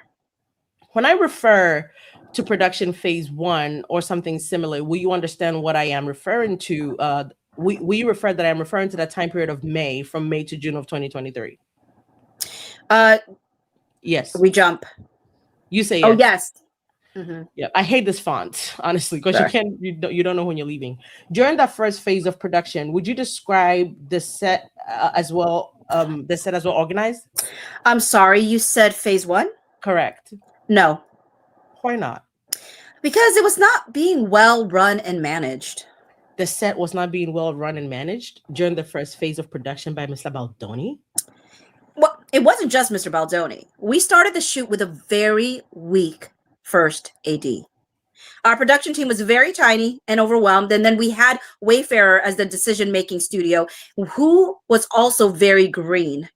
I just want to stop here. I was gonna very weak first AD. Very weak first AD. I'm sorry. She didn't seem very weak to me. Julie didn't seem like that. And we have Alicia, who's worked on sets, and Alicia saw that clip in the bar, and she literally made a comment that says, just from seeing the 2 seconds interaction of Julie telling people to get in position and everything, she seems like a very strong character, a very strong personality, a person who could have run a set, and that is somebody who would have 100% clashed with Blake Lively. And you know what, too? I I was like, here's Alex Sachs acting like she's a big time whatever. And I'm like, okay, you have 3 upcoming producer credits things, 22 previous producer stuff. So you did 22 producer whatever. And she's saying, oh, she doesn't know how to be what do you call it? She's weak. First AD. Yeah. Yada yada yada. But literally Julie Bloom has, like, in regards to second unit or assistant director, has 65 credits to her name. But she was weak. Three times, a little less than 3 times more than what Alex Sachs has done as a producer. Obviously, very different roles, very different jobs. But who are you? Yep. But somehow she was too weak for this tiny production. Too weak for Blake Lively. That's what it is. Too strong for Blake Lively, if you will. Too strong for Blake Lively. That's true. Jesus Christ. This is a shit show. Not a fan. Yeah. There's a few things in this, but this is as far as I got, like this section. And I'm not pleased by certain portions. Like, I'm like, well, I mean, I feel like she's a little bit full of herself. A little bit? Are you scared? Get behind me and say it. I'll protect you. Who was the very weak first AD that you mentioned? Julie Bloom. Can we talk about the irony that her name is Bloom? And the fact that Blake says, women can be an amalgamation of things. They can be weak and strong and fancy and fashion and vintage, but somehow Julie Bloom was just weak. That's all she could be. She couldn't be multiple things at once. Mm-hmm. Why did you believe Ms. Bloom to be very weak? She had come from, more recently, the television world, which does not require ADs unless you're working on the pilot to really construct the framework for how a production is going to run. And so doing this film, from my memory, she had not done one in a while, and we just were not set up for success as an operation. Okay, that's another thing. The last thing that she did on a TV set, not a TV set, on an actual movie, was 2023. Mm-hmm. So you saying that she did 2023, and then the latest TV series she had done was 2022. So she had literally done a movie right before this movie. So what are you talking about, Alex Sachs? I don't think that Alex Sachs is bright either. Because she can't keep up. I mean, I don't know that she's not bright. That's what happens when you're lying. Whether you're bright or not, you're gonna trip up. You can't keep up. Like, you don't even know what you're saying. Like, she's tripping herself up this entire time. This is ridiculous. How would you... Where did I jump to? Did we just jump? Oh. How high? Okay. Success as an operation. Okay. How would you generally expect the first AD in a film set to... Let me rephrase. What are your expectations for how a first AD on a film set performs? I'm right before I read this, I want to say this is giving you hints of Blake Lively's complaints. I'm just going to say that right now. Yeah. That they are hyper communicative, in constant communication with all departments, understanding the timeline of any given day in addition to the prep work to get to that given day. They're also in lockstep with the director and the DP on what the shot list is for the entire day. And here, coming up, they also should have a really acute understanding of the hair and makeup timings and how the actors are going to be operating on set in terms of needing rehearsal, not needing rehearsal, how long it takes for their hair, makeup, and costumes to be done. They are the clock of the day. I'm telling you, I'm going to clock it and say Blake Lively had some issues with the hair, the toothpick, all of that. She had an issue. At this point, did Alex Sachs won Julie's job? Because she should have just asked for it. You have a something. I've split my screen in two. I didn't see. All right, we have a super chat. Thank you for the 10. Scorpio Sparkle 6946. Once again, I feel like I'm watching a prime time. Aw, you flatter. You flatter. Thank you so much. We appreciate the super chat. We have. Oh, that was it. Okay, let's go back to reading. Let me put this down so people can see. All right. Where were we? On the clock. Oh, the clock of the day. In your view, did Ms. Bloom meet those expectations for how a first AD on a film set should perform? No, I think she tried very hard, but was not able to wrap her head around the entire machine. It was a small budget movie. Thank you. Okay, you took the words. I was about to say, didn't you just say it was small but somehow this was so big and Julie couldn't work it? Which is it? Is it big or small? Talking out of both sides of her mouth, just like Stephanie Jones claims that Jen Abel was doing. Is it a machine or is it a tiny, tiny, tiny set? Like, which one is it? They can't get their story straight. Oh, here we go. Did you recommend terminating Miss Bloom as first AD on the film? Oh, here's the confession that Blake Lively's the one who first did it. Yep. Mm-hmm. I was not the first to recommend it, but ultimately, yes. And you supported terminating Miss Bloom? I did. Did Miss Lively ask you to do that? Yes, yes. That was definitely an ad-lib, guys. Don't clip that. As first AD? But it's the truth. It is. As first AD? Sorry? One more time, Steph, there was crosstalk. That's okay. You supported terminating Ms. Bloom as the first AD on the film set, is that right? I did. What were your impressions, if any, of how Mr. Baldoni performed his responsibilities as a director during phase 1? I think he was deeply overwhelmed, and despite a long prep, very unprepared on a daily basis for a lot of reasons, Blake Lively being a big one.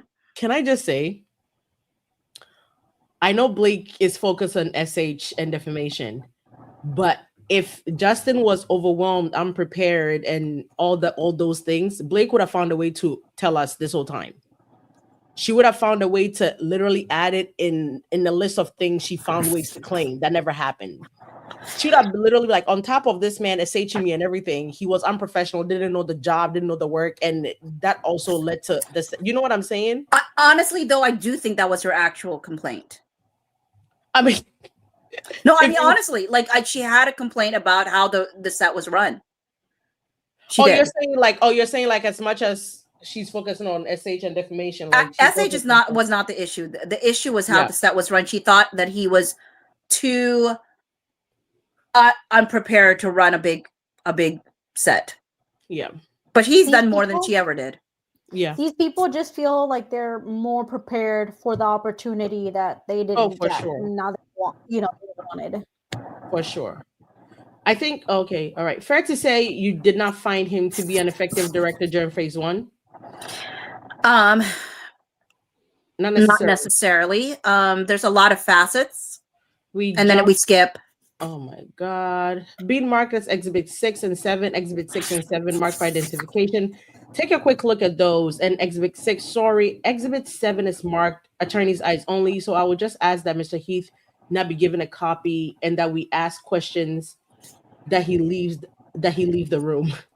I would direct your attention to Exhibit 6, please, which is a document bait stamped SPEBL 2023.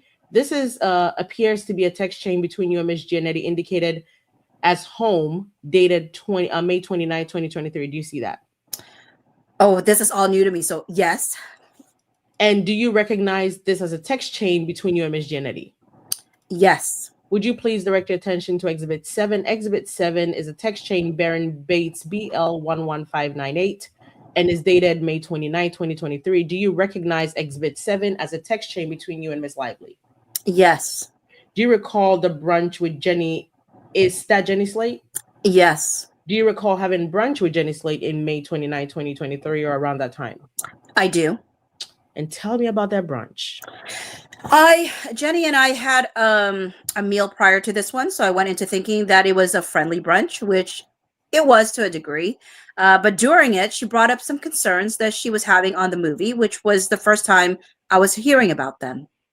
What concerns did Miss Slade bring up during your brunch on or around May 29th?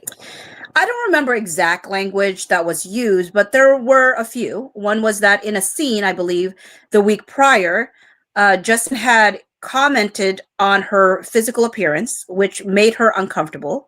That in an initial creative Zoom meeting between Justin, Blake, and Jenny and Blake only found out at the very end of the Zoom that Justin had been recording it the whole time. And that made both Blake and Jenny, from Jenny's point of view, feel very uncomfortable. There was a mention of some kind of comments that Jamie had made to Jenny regarding how generous they had been with her housing allowance, and that it was important for them to take care of new mothers, and that made her uncomfortable. I shit you not. You cannot make this up. Guys. I'm sorry, I could not even get past. Yeah, my boss literally gave me $15,000 to cover a mistake I made about renting a horrible place, and that just made me very uncomfortable. Because how dare my boss say they take new mothers very seriously, and new mothers should have what they need. Yeah. I also, before I continue, can I say, you're telling me, Alex Sachs, that you could not remember one licking worth of what Justin Baldoni said in June of 2023? But you have this litany of memory for Jenny Slate's conversation in May, which is a month or so, a few weeks before June. I'm sorry. How do you have the memory of an elephant for Jenny Slate, but I don't know what other animal has a very poor Is an elephant the one that never forgets? I don't know. Yeah. But that is wild. Look how play-by-play this is. She remembers everything. I remember everything. When she has to remember what Justin yelled at her, which was only 3 occasions. 2? Maybe. Yeah, she can't remember that. That is wild. I would also like to say, when you're on Zoom and it's recorded, like, it tells you when you're joining. So you don't just find out at the end that you're being recorded. Yeah, unless there's no way. You have to ask permission. It says at the top. It tells you at the top, like it's red. It tells you at the top. It says unless they had their assistants join for them, and then like they came in afterwards or something like that. But it still says on the top. And if it was recorded via like an AI, like it's just following the conversation, you'll see that AI present in the Zoom. I mean, I don't think Justin was out there clear-eye-ubing it. You know what I mean? He didn't record it that way. I'm sure he probably recorded it Zoom version of recording. Honestly, I wouldn't blame him at this point that if he recorded more. But Mike, can we just ask though, if you're on a Zoom, like it's like finding out that if this was a Zoom and it was recorded. I'm sorry, but where's the issue? Unless well, they said they had issue. It was like a rehearsal thing, or I guess it's something they have to contractually agree to be filmed in for like rehearsal things, or I don't know how it all works in regards to it, but apparently there's some contractual thing sometimes around it. We have a super chat from Gloria. Alex Sachs, I remember everything. Alex Sachs, I have for reals, Gloria. It's like, how in the world she can play by play certain things, and suddenly when it comes to this thing, it's like, he slammed the back of the chair. He slammed the chair. He threw the chair to the ground. You know what, though? I think you said it right, Elsridge, right? Alex has been watching that they had all this receipts on Blake Lively. And she's like, you're not going to catch me slacking. I'm going to leave everything. I'm going to pretend I got no knowledge, because you might come out with something that proves I'm lying. You might pop up on me with a receipt. Yep. No, but I love the fact that we went from he hit the back of the chair to he slammed the chair to the chair was on the ground. He said he slapped his hand on the chair. That's how she said it at first. Yeah. And now no. It just kept escalating. That's not what we told them, so let's correct the record. Oh my God. This is a wild behavior, you guys. People like this are scary to me. Yeah. This is where you drop off. And then that's how much I remember, because I have to say, and then. Oh wait, there's more. And there's more that I can recall, even though it was further away from the event into June 2023. Guys, we have to look at this comment. Lady Shark 911 says he body slammed me while I was sitting in a chair.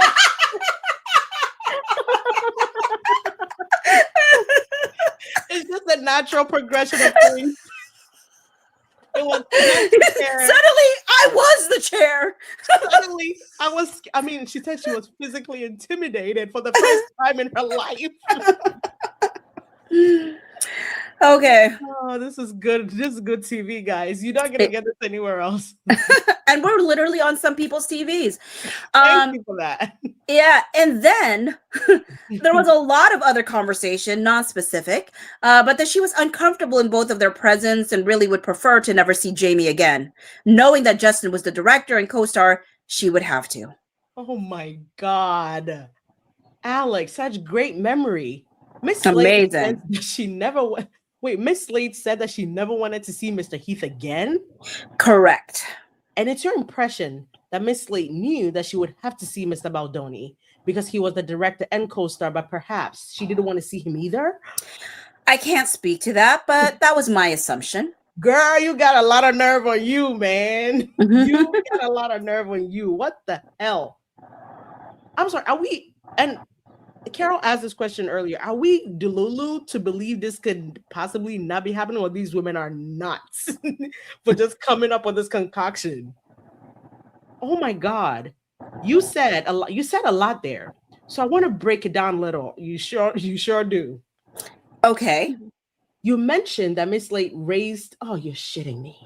Oh. I was so ready. You were like waiting with bated breath. Character. You're like, yes, and tell me more. Dang it. Sorry, my transcript is not following along. Sorry about that. You raised, so you testified that Miss Slade, oh, maybe I might still get my party. I might still get hold on. Sorry, you testified that Miss Slade raised during your brunch in May that Mr. Baldoni had commented on her physical appearance, which made her uncomfortable, right? That Justin commented on her physical appearance. Yes. And so it didn't make her uncomfortable? Apparently. And do you recall if Miss Slade told you whether that happened while a scene was being filmed, while they were on set, or at some other time? Objection. Objection. Did you mean Miss Slate? I said Miss Slade. I'm sorry. I thought you said Miss Blake. I didn't hear you. Do you recall if Miss Slade told you where she was when Mr. Baldoni commented on her appearance? I don't remember which location it was, but it was on set in costume prior to filming. During a time when no scene was being filmed? We were not filming. Okay. Yet. Did Miss Slade tell you what the comment about what her appearance was? It was, I don't recall if it was that he called her hot or sexy. And I don't recall if it was once or twice.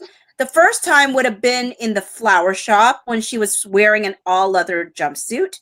And the second would have been in the karaoke scene. I don't remember what she was wearing that day.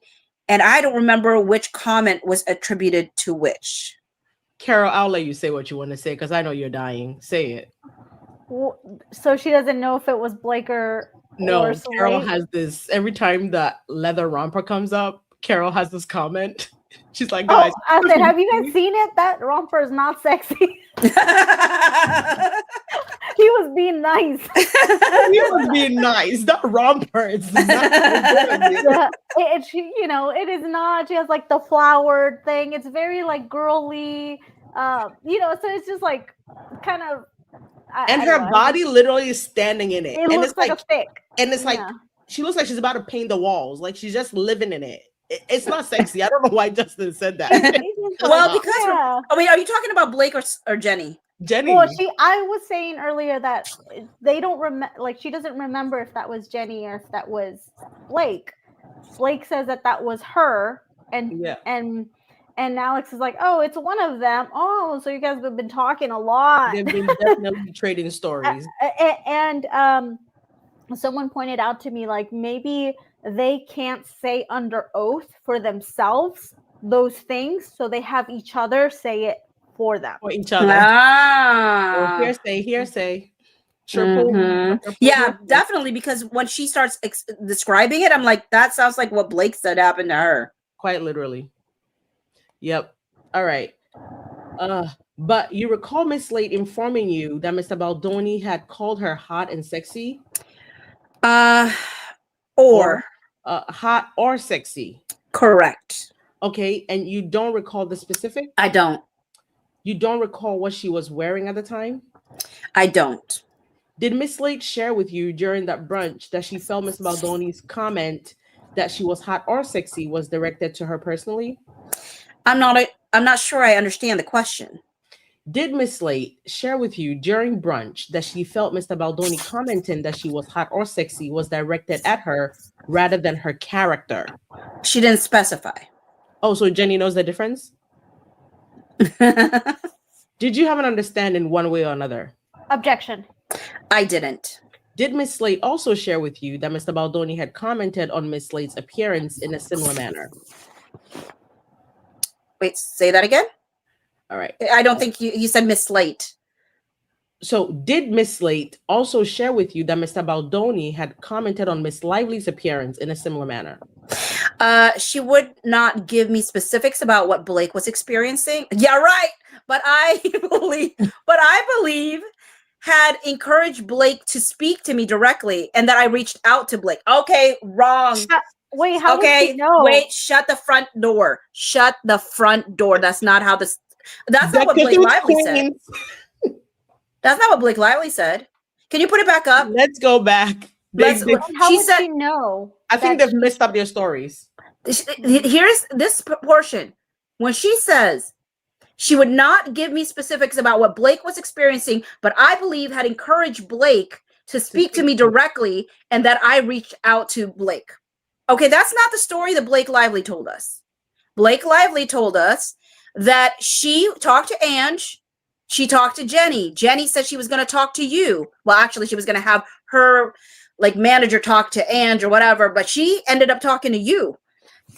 But after she had already talked to Blake, you're making it sound like Blake had to be approached. Blake was the instigator of her even going. She was trying to support Blake. Why are you trying to make it sound like Jenny was the one that first had the issue? What Blake unless she did.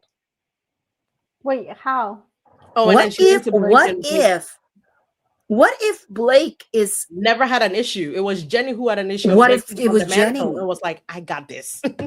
And she decided to take Jenny and become Jenny. Since she couldn't be Lily, she might as well be Jenny. Because wait a minute. I'm sorry. You know what, Bocce? I gotta look at what she said there because it's very weird how now I'm like, wait a minute. Do you know why I agree with you? What? Because this is technically the first complaint, if you will. This is the first complaint we're getting. It's from them saying they were on the live together. They were on the Zoom together. Jenny saying she feels uncomfortable about Jamie giving her the money and Jamie saying something about we support new mothers. And then this leather romper. Up until this moment, we haven't heard shit from Blake yet. Yep. I think she may have been the one. I feel like she's taking other people's stories and making it herself. I think you're correct. You guys in the chat, I don't know if you're picking up what we're putting down. So what just happened right now is we just read this part of the deposition. Bocce is pulling up exactly what Blake said, but I have half a mind to agree with what Bocce just said. And it makes sense because, so right here, Jenny Slate has supposedly gone to brunch with Alex Sachs and the only reason Jenny Slate will go to brunch with Alex Sachs, but then say, hey, you should I'm trying to encourage Blake to come forward. You're Jenny fucking Slate. You don't need to encourage Blake to come forward. If anything, Blake is the one that needs to be bringing you along. You don't get to do Blake favors. She's the one that gives out the favors. So Jenny is saying she told all her deep and darkest secrets to Alex Sachs about how Justin and Jamie are, and she never wants to see Jamie again for making that comment about new mothers and giving her money. And she would not give me specifics about what Blake was experiencing. This sounds like a backward story. Yeah, and how does she know that she knows what Blake is experiencing? That Blake is experiencing anything to even get specifics. But I believe had encouraged Blake to speak to me. Jenny Slate doesn't have a damn pot to piss in to encourage Blake to do anything.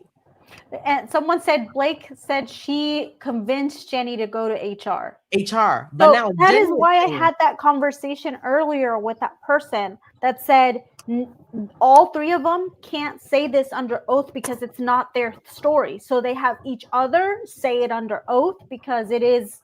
They need to get it on the record somehow. They need to get it on the record. They can testify to what someone else said and how they remember it, but they themselves can't say that under oath. What is the first complaint we have from Blake? Hold on 1 second. Technically, it would probably be him talking about the orgasm. Actually, it's the circumcision. Oh, is it? I didn't get that. I haven't read his thing. It's funny now because you know how about. Oh yeah, the first meeting that they had. You're right. That would be. And we were talking about the fact that the genitalia could possibly be circumcision or something. You made that point. Oh dang! There's like 5. I mean, there's a bunch of gifts. 3 more people, really? or maybe. Oh, those never popped up. Oh, I see. Oh, okay. Oh, we read this one. Oh no, we didn't read this one. Oh, Gloria, again, thank you so much for the $4.99 gifted, Gloria. Amber Heard took Kay James' essay story to use it for herself. If it's not the first time I've seen women use some other woman's story, it's true. We have Ralph 1833. Thank you so much for the $2.99 gifted, Ralph. And then we have a new member, Zane. Thank you so much for becoming a new YouTube member here on our channel. Oh, that is so nice. Thank you guys. But you guys, Bocce, I literally just grabbed a pen and pencil. So again, what you missed today was that Blake is saying that meeting at their house. Well, Justin said in a deposition when he went to see Blake in 2022, and he literally says, I was on a couch with Blake. She was very pregnant. And that's why they were talking about Arlen probably getting circumcised, to which I'm sure the conversation proceeded with Justin talking about how his son is probably circumcised and so is he. And again, if you're Blake, at that point, you're not even you're not filming, you're not in production, nothing. And somehow you left that at the back of your mind and decided to use it in your no more thing. But you remember we were like, it's weird that the first no more, she says no more descriptions of genitalia to BL. But then the second time around, she says no more discussions of cast and crew genitalia. Like she kept trying to plump it up. Well, no, her thing never changed. It's the weird thing is TMZ reported that verbiage.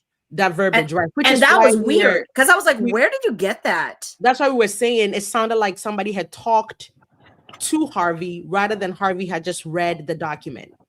Yeah, it was very weird. You wouldn't have just said cast and crew genitalia. Like that wouldn't come out of nowhere. But if we're doing the math right now with what you just, I feel like uncovered, are we in agreement that this is a Jenny Slate situation that Blake Lively was like, this is my cross to bear now? What if she took over? I mean, Jenny Slate's story. And Jenny Slate is like, well, don't be suspicious. Don't be suspicious. Don't be suspicious. All right, let's keep reading, see if we unlock any more levels. All right. So you just say reach out to Blake. And then I'm going to pick up right here. Did Miss Slate suggest to you that she had encouraged Blake to I'm sorry, but Miss Slate encouraging Blake to do anything is laughable. Let's be for real there. But did Miss Slate suggest to you that she had encouraged Blake to reach out to you about her own concerns with Mr. Baldoni and Mr. Heath? I believe she did. Do you recall how she suggested that? I don't. Do you recall Miss Slade suggesting somehow that Miss Lively had also had some uncomfortable experiences with Mr. Baldoni and Mr. Heath or Mr. Heath? Yes. And that was in May 29th brunch you had with her? Correct. You also mentioned that Miss Slade raised concerns about comments by Mr. Heath with regard to her housing situation. Is that right? Yes. What do you recall about Mr. Heath's comments regarding Miss Slade's housing situation? All I remember, and I don't even know that I knew the details of what was happening at the time because production and Wayfair were handling it vis-a-vis the contract. Those were the kinds of conversations that I wasn't a part of on this film. Sounds like she's bitter about that. But it was something to the effect of we gave you more than maybe we normally would have because we prioritized women with families and children because...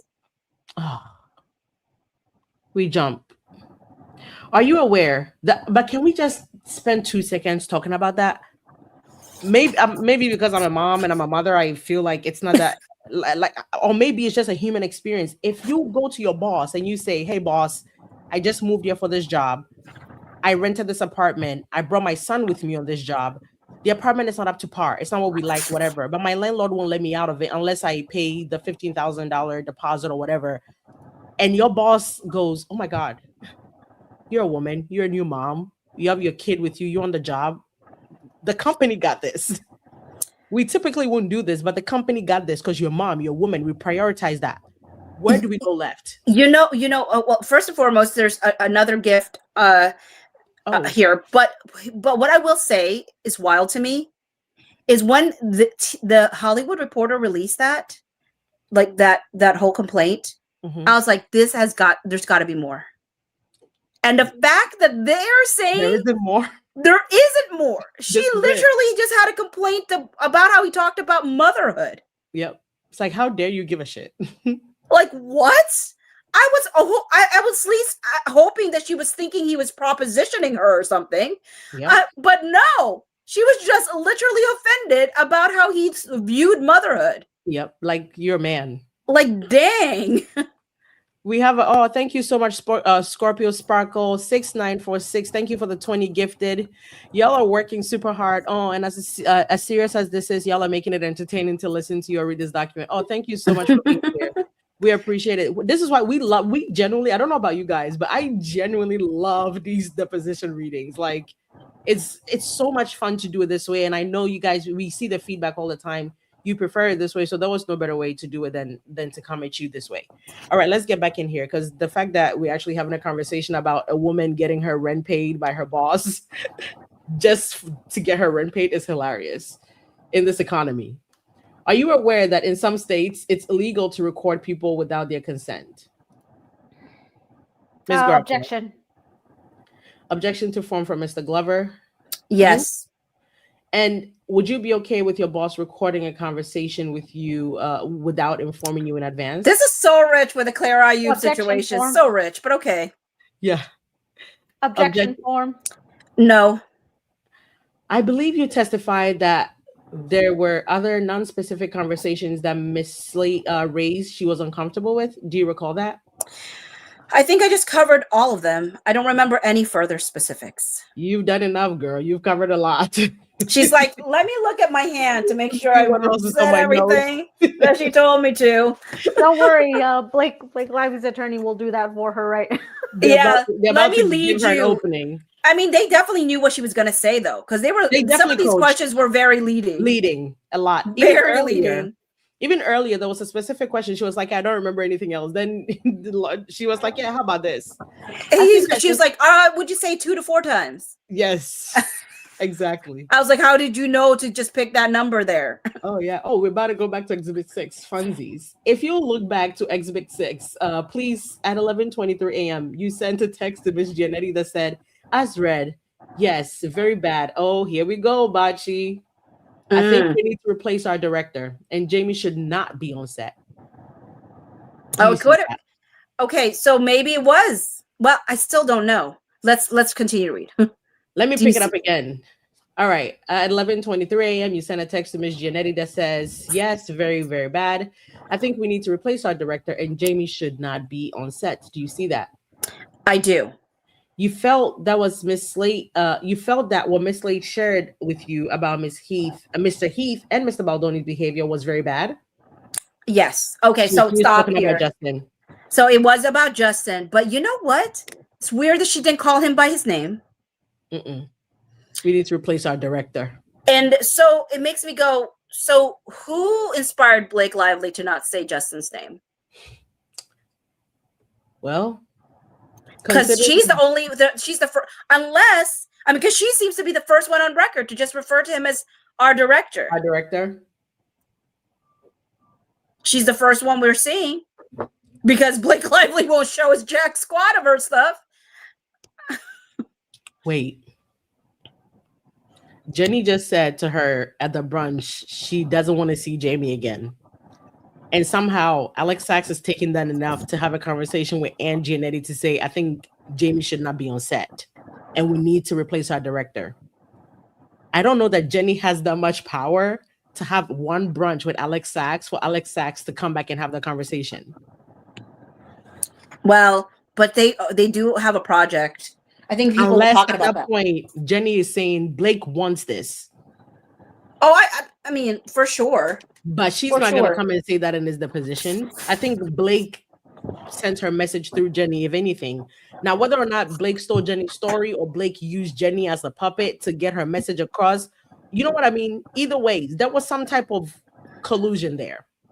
Mm-hmm. But I feel like, and if you hear somebody say, yeah, my boss Jamie and them paid my bill or whatever, how is that enough for you to even be like, how don't you look at Jenny and be like, Jenny girl, what are you talking about? I mean, most people would wish that would happen for them. I would be like, you know what, how about Please pay the bill. I applied for an apartment and blah blah blah. And here's the thing, Elsridge, about that. They offered to pay the bill without this is, again, I was like, okay, if she's upset, she must have thought in her brain that he was propositioning her. Except if she didn't even think that. She really just realized he wanted to help out because she's a mother, and she said, "How dare that's weird. you?" And said, "I never want to see him again." That's weird. Could it also be weird because she's embarrassed? He's a black man. I'm good with that. You know where I stand on that. I'm gonna perpetuate that till I die. Because like that's wild. Or are you embarrassed at that point that you can't afford to pay? But it's not like you can't. What are we calling this? Like, what do we need to round this out. It's not sitting well with me. Something needs to give when it comes to this Jenny Slate. I don't want to see him again because he pretty much. Okay, so what happens if you go to Jamie and they're like, "Oh, well, good luck with everything." What happens then? Like, what do you say about Jamie and Wayfair then? I went to them, I put my concerns out and they didn't give a damn. Or actually, they did the best thing they could have done for me, told me to go fend for myself. Do you get them an award then? What, like, you can't win. You really can. And Jesus, I don't know. You felt that there was there was no room for grace for them either. Like, it was just like, you did one thing wrong, you're out. I don't like you and I never want to see you again. And it wasn't even offensive. But the thing is, why? Well, I guess she was offended though. But why does Jenny Slate think she has the power to tell the producer to, like, she never want to see the producer again? You barely have a supporting role in this movie. Like, you're going to be on set a lot less. You were literally barely on the set. So what do you mean? You're probably going to be on the set for 5 days out of this whole thing. And to it's a good point. And also, why is it that the option? Like, hey, you can't be on set. Let's say I'm only on set for 4 days. You can't be on set. Let's replace you. Not like, let's replace you all the 4 days that she works with us. Mm-hmm. Let's replace you then. Why do they jump to, we got to get rid of them completely? And also, honestly, why is she getting that apartment and paying that money? She was barely going to be there to film this movie. It would have been cheaper for Wayfair to put her in a presidential suite at the Ritz-Carlton for the days that she was filming. Why did she go get an apartment where she needed to pay back? Did she even pay back $15,000? Did Jamie just write her a check that's sitting somewhere in a CD account right now? What happened to that money? And honestly, since Jenny is such a big girl, did she return the money or did she actually take it and use it? Can we get confirmation? She did not find the money offensive. Jesus. The comments that followed the dollars, I guess, is where the problem lies. All right, let's get back here. And you think because of what Miss Slate shared with you that Justin should be replaced as director on the film? Yes. Why? Because his actors were uncomfortable in his presence. Just as a reminder, Blake Lively would love to work with Woody Allen and the other man again. But hey, Justin Baldoni is where we draw the line. It's weird. And in your view, it's important that actors be comfortable around the director?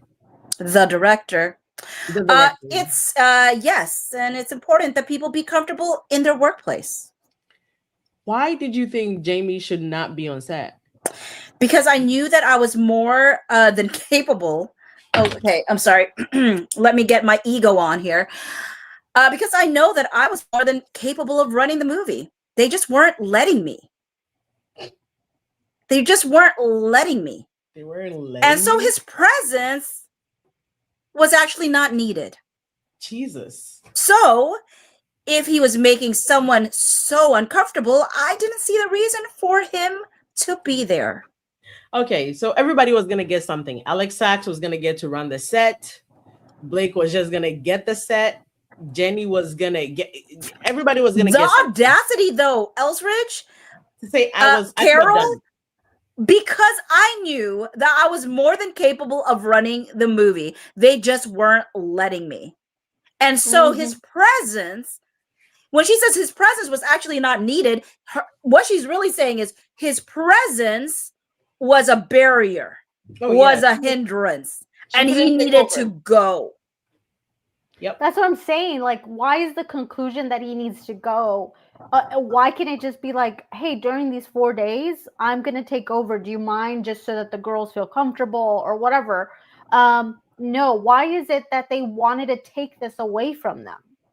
It's weird. It's weird behavior. Why is that the conclusion? Why isn't it like, hey, well, can I run it these 4 days? And also, come to do your job. Your job isn't to take over. Like, they put you there as executive producer. Like, that is your role. But her job was to take over. I mean, no, I was just going to say, well, look how that previous company that she worked with, when her person was accused of SH stuff, and then she was able to buy him out and take over the company. How convenient, right? So, I mean, it wasn't her first rodeo. This is absolutely wild. And similar to Mr. Baldoni, did you believe that, strike that, did you believe that excluding Mr. Heath from set would make actors more comfortable in their workplace? For at least Jenny. This is just so Jenny? crazy to me. For at least Jenny. Let's just do this for Jenny. This is so crazy. Say again, Karol? I said, let's just do this for Jenny. Not for the whole sake of the film, but just for Jenny. Jenny, who was barely on the set. Was Mr. Heath excluded from set going forward? No. Why not? I don't know. Was Mr. Baldoni replaced as the director of the film? No.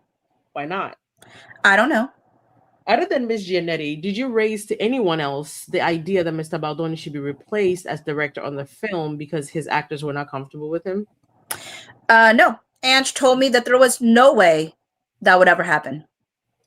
Excuse me. So you informed Ms. Giannetti that actors were uncomfortable in their workplace due to Mr. Heath and Mr. Baldoni's behavior, and her response was there's no way that would ever happen, or something to that effect? Yeah, that Sony's hands were tied. Oh, they had no control over the movie, and that Wayfarer would never replace themselves. So we made sure to replace them. Wow. I didn't want to believe that she was conspiring, but I think because she's already done it, she knows how to do it and what pieces need to come in play for them to take over. I'm sick. This is weird. This Jamie Heath thing is disturbing. It's definitely giving racist now. Yeah, we could just do that because what is the reason? Other than Ms. Giannetti, did you raise to anyone that Mr. Heath should be excluded from set because actors were uncomfortable in his presence? Probably the line producer, Andrea, but otherwise, no. Did you ever raise to Mr. Heath that Mr. Baldoni should be replaced because actors were uncomfortable with his presence on set? No. Why not? Because Justin was Jamie's boss. No, what? Oh, I guess. But I mean, Justin really, I mean, I don't know. I mean, I guess so, but I guess so, but not really. But not really. Like, that is something, if it was a real concern, you could have actually brought it up to Jamie. So yeah. And why did you ever raise did you ever raise to Justin that you felt he should be replaced as director and his actors weren't comfortable in his presence? Oh, no. Why not? Because he was my boss. Apparently she knows that. Did you feel like you didn't have anyone else to raise these to? Correct. Objection leading. That was just me. I'm sorry. But I feel like that's the only creative solution to the problem. They seem like weak producers. Yeah. If that is the only solution to the problem or problems that they believe to be having, like they can't get creative, they can't think of other things, that is their go-to, that's weak. Yeah. And just to be clear, you felt that there was no other avenue other than Ms. Giannetti to raise your concerns that actors were uncomfortable in the presence of Mr. Heath, the CEO of the studio, and Mr. Baldoni, the director of this film. Correct. Other than strongly encouraging Jamie and Justin to do an investigation, that was all. Did you raise to Mr. Baldoni that Mr. Heath should be removed from production? No. Because Mr. Baldoni was your boss and Mr. Heath was his partner? And because Mr. Baldoni put Jamie on the movie as a producer after he had already hired me. Oh, there it is. No, you have there it is. There is the bitterness. Okay, she mad. Yeah. She's mad. She's like, look, you don't trust me to be the only one running the show. This is why Blake Lively added the little clause in her 17-point side agreement. I think Alex helped with that now that I hear this. And it probably impacts her payment too. She was not happy. Girl, there's more coming. Not a happy camper at all. Why did that impact your decision not to raise to Mr. Baldoni that Mr. Heath should be excluded from the set due to actor discomfort with his presence? Because if Justin felt I could do the job on my own, he wouldn't have put Jamie on the movie in the first place. Okay, there it is. Whoop, there it is. Whoop, there it is. Hey. There we go. There it is. Did you encourage Mr. Baldoni and Mr. Heath to conduct an investigation with regard to We Jump? And yes, you heard it here first. She wanted the job. She wanted Jamie's job. Well, she thought she had Jamie's job. Then Justin came in with Bestie Jamie and shattered her world. All right, let's pick it up. So after you had brunch with Jenny and she raised concerns about Mr. Baldoni and Mr. Heath's behavior, you had a Zoom with Mr. Baldoni and Mr. Heath to discuss Jenny's concerns? Correct. And I'm going to stop here for a second. I have toyed with the idea that maybe there was more collusion earlier on than I thought, right? And if that was the case, wouldn't Jamie foil the plan? Wouldn't bringing Jamie in suddenly foil the plan? He's usurped me. Because now suddenly he's the boss. And his bestie. And his partner. Because the thing that keeps getting to me, the thing that keeps coming to me that never sits fully right with me is that Sony approached Wayfarer. Yeah. Now, Wayfarer was not even planning to approach a studio until after the movie was done, then maybe shop it around. But they weren't planning to. And Sony up and goes, we want to work with you. They offer up themselves to Wayfarer. And well, lo and behold, Alex was the first person who was or the first producer that Justin Baldoni told that he was getting the rights to this movie. And lo and behold, who does Sony suggest? What a coinkydink. And she says, it just turned out I was the first person he ever talked about this book with. And now I was getting placed. And Blake was my first casting choice. So do I think that Jamie getting all up in the mix ruined any plans that she had if there was any collusion prior to this actual movie? And then it drives my question of like, is that why they were asking for, like, I thought it was overreaching to ask for things as far back as, like, how far back were they trying to go? 2022? 22. And a part of me is like, well, maybe they were doing that because they were wondering if they knew that there was already some sort of conversation prior to this movie. I think Alex Sachs had a plan. She never expected Jamie to ever be a factor. And not only did Jamie come in as just some random producer, but he had an in with Jamie, with Justin. They were like this, and there was no way to impregnate that bond. And Alex Sachs is like, well, whatever plans I have to take over this production, guarantee myself, it starts with us or whatever, it's all gone. Because Jamie Heath is here watching this man's back now. Nothing is going to work anymore. Because if not, then it doesn't make sense.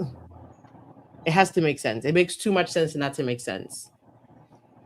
Wow. Yeah. I mean, yeah. I'm going to spend a lot of time putting everything in order because I'm telling you, there's hints. Yep.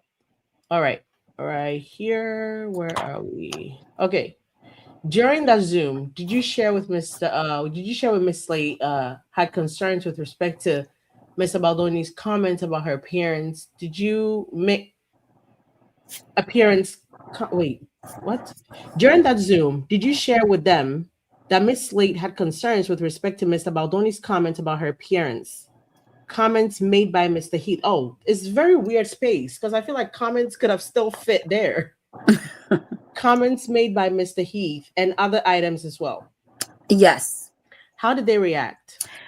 They actually took it very well. In terms of, they didn't at that time deny or get defensive about it.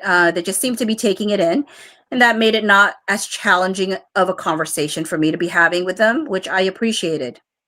When you suggested or recommended that an investigation be performed, how did Mr. Baldoni respond? He was very open to it. Do you recall what he said specifically? I don't remember the exact words, but something to the effect of, I'm happy to do it. I should take responsibility for things I've done. That kind of language. Okay, now I know she's lying. You don't say. She lying. Yep. During that Zoom call following your brunch with Miss Slate, did you also raise that Miss Lively had certain concerns about Mr. Baldoni and Mr. Heath's behavior? No, because I didn't know that for sure yet. How did Mr. Heath react to your recommendation that an investigation into his and Mr. Baldoni's behavior be conducted? He heard it and said that they needed to talk about it. Did you ever hear from Mr. Heath after that conversation about whether they were in fact going to conduct an investigation into his and Mr. Baldoni's conduct? Not proactively, but we obviously talk about it again, whether it was because I brought it up. Can you move it to the... Yeah. I think I brought it up, kind of check in on it, and then at some point he did let me know that they weren't going to do an investigation. Did he? So after this initial Zoom call where you shared Ms. Slate's concerns with Mr. Baldoni and Mr. Heath, you had other follow-up conversations with Mr. Heath and Mr. Baldoni about concerns regarding their behavior on set? It was probably just Jamie. Okay. And it was probably a non-specific call. I believe at that point we were probably on the phone multiple times a day and was coming up in the course of various other conversations. So the follow-up discussion, you recall being just with Mr. Heath? Yes, I believe so. And it was on the phone? Uh-huh.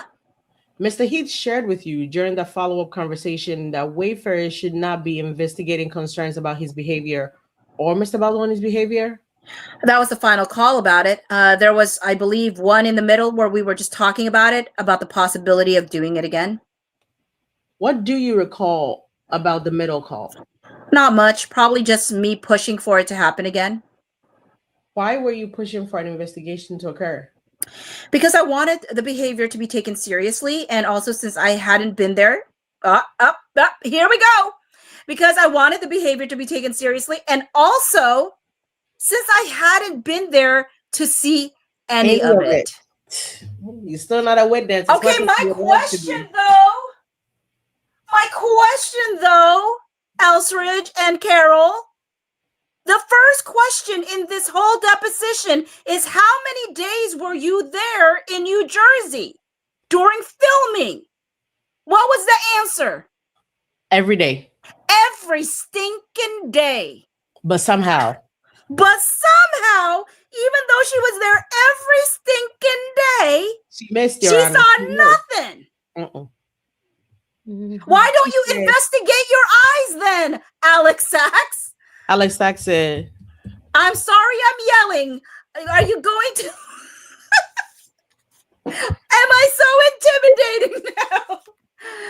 Will you not remember what I said a few months from now? Sorry. Wow.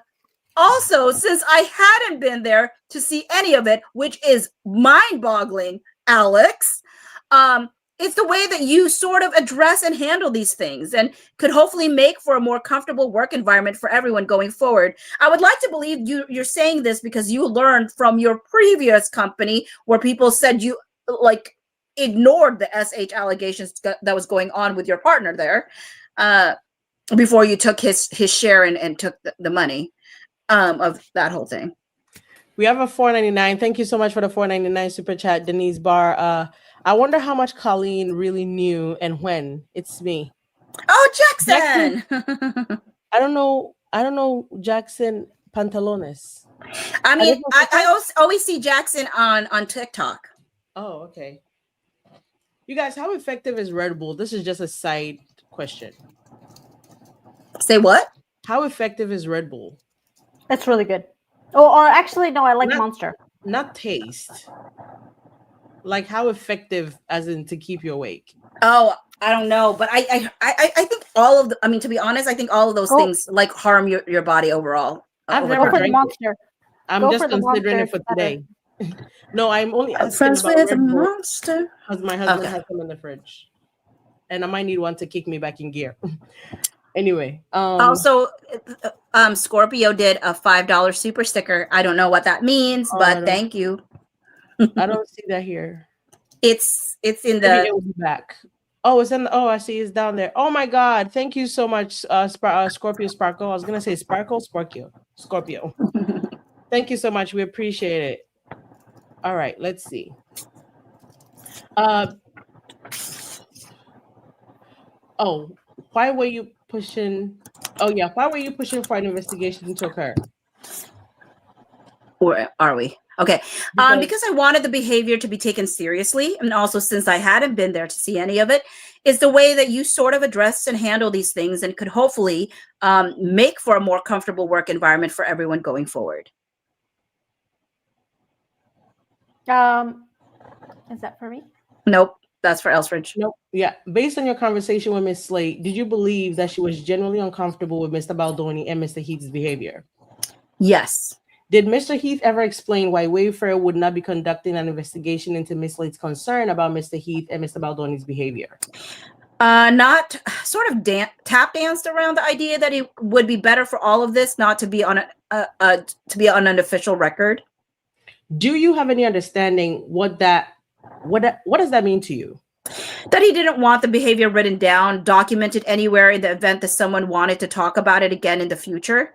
That's really rich, since they have a stinking timeline and try to have as much documentation as possible. Does your mighty Blake have any documentation? He has a yellow manila trust folder. Me, bro.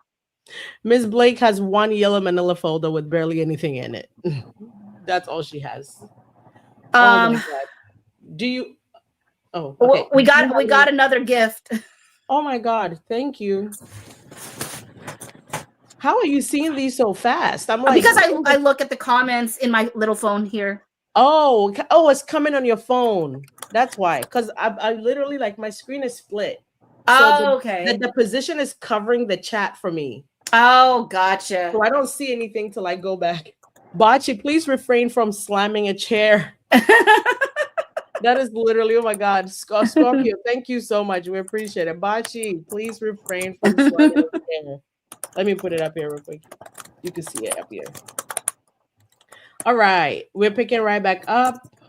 Do you have an understanding what that means? You just read off the record, right? All right. Do you have an understanding what that means to you? No, that's what you just read. Your impression is that Mr. Heath did not want Wayfair to conduct an investigation into concerns about his and Mr. Baldoni's behavior because he didn't want a written record of it anywhere? Correct. What do you recall Mr. Heath saying? Do you recall Mr. Heath saying anything specifically and gave you that impression? No. But no, nothing that gave me that impression. I'm just telling you what Blake wanted me to tell you, I got nothing for you. I know there's nothing he even said that gave me this impression. So she concluded that all on her own, like she made it up? No, not all on her own. Blake Lively approved. Blake coached her. how do you say that about someone like so with so much conviction? Like, yeah, I'm pretty sure he don't want to keep a record. But what about the gist? Like, did give you that impression? She don't want to be saved. Don't save her. She don't want to be saved. Don't save her. And honestly, I don't believe her because they went hardcore in documenting everything. Alex Sachs is a character. I never knew this. I mean, there's many things that I learned about certain folks that I didn't want to learn. Yeah. What was that little phrase that I think it was on your live, LC, that they said, like, the quiet ones, something, be careful with the quiet ones? Oh, yeah, something like that. Be quiet. Yeah, be quiet of the quiet. Be careful of the quiet ones. Jesus. All right. LC, you're fading fast, and girl, we're I need to go grab the Red through. Bull. I need to go. Yeah. You guys want to do a break? Let's find a spot to do a break so that. Yeah, I need to go grab that Red Bull. We're on page. Oh, we're actually kind of perfectly in the middle right now. So 43 of 83. After this one, I'm gonna go grab the Red Bull if you want to do a bocce. All right. But what's your recollection of the? Wait, that's where we are. Okay, but what's your recollection of the why Wayfair decided not to conduct an investigation into the behavior raised by Miss Lake? Yes. Direct your attention back to Exhibit 6. At 2:13, you send a text to Miss Giannetti that says, "Texted Blake, no answer yet." Do you see that? Yes. Why did you? Do you have a recollection of texting Blake at that time? I don't. See, they don't remember the specifics. Do you recall why you would have been texting Miss Lively on May 29th after just having? Oh, please, come on. You literally say, please. Oh my God, please direct your attention to message at 9:35 a.m. Yes. On June 1st at 9:35 a.m., you sent Miss Giannetti text stating, "We had a very good, tough chat with Blake. She was eloquent, really, and on point, called Jamie out in front of me and Justin kindly." What? Kindly? Do you see that? Mm-hmm. What are you referring to here? I believe. Oh wait, wait. Good. Yeah, can we finish? We can finish? Yeah. Oh, I thought we were done. You already said no. yes. You got to say, "Do you see that?" I already and said so I can say yes. That, and you said, "Mm-hmm." No. Yes. I said, "Do you see that?" And you said, "Mm-hmm." Bocce. Do you see that? Let me read it again. But I literally said, "Do you see that?" And you said, but why did you move past? Did you say, "What are you referring to?" And here? I said, "What are you referring to here?" Oh my word! I must have blocked out everything because I didn't hear jack squat of that. I had the wait. Did you guys in the chat? Did you hear me say all that? Did you hear Bocce respond? Mm-hmm. I thought I was a sleepy one. As read, I mean, we're all exhausted here.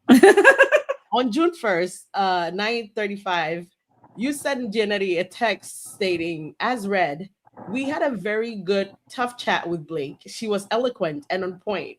Called Jamie out in front of me and Justin kindly. Do you see that?" Yes. What are you referring to here? I believe this was a meeting in her trailer about the concerns. On or around June 1st, you had a meeting with Miss Lively's trailer? That's what it looks like. I did not remember it. Do you recall who was at the meeting? I don't, but I assume me, Jamie, Justin, and Blake. The woman can have impeccable memory about some bullshit. And when it comes to things we need her to have great memory on is I don't recall.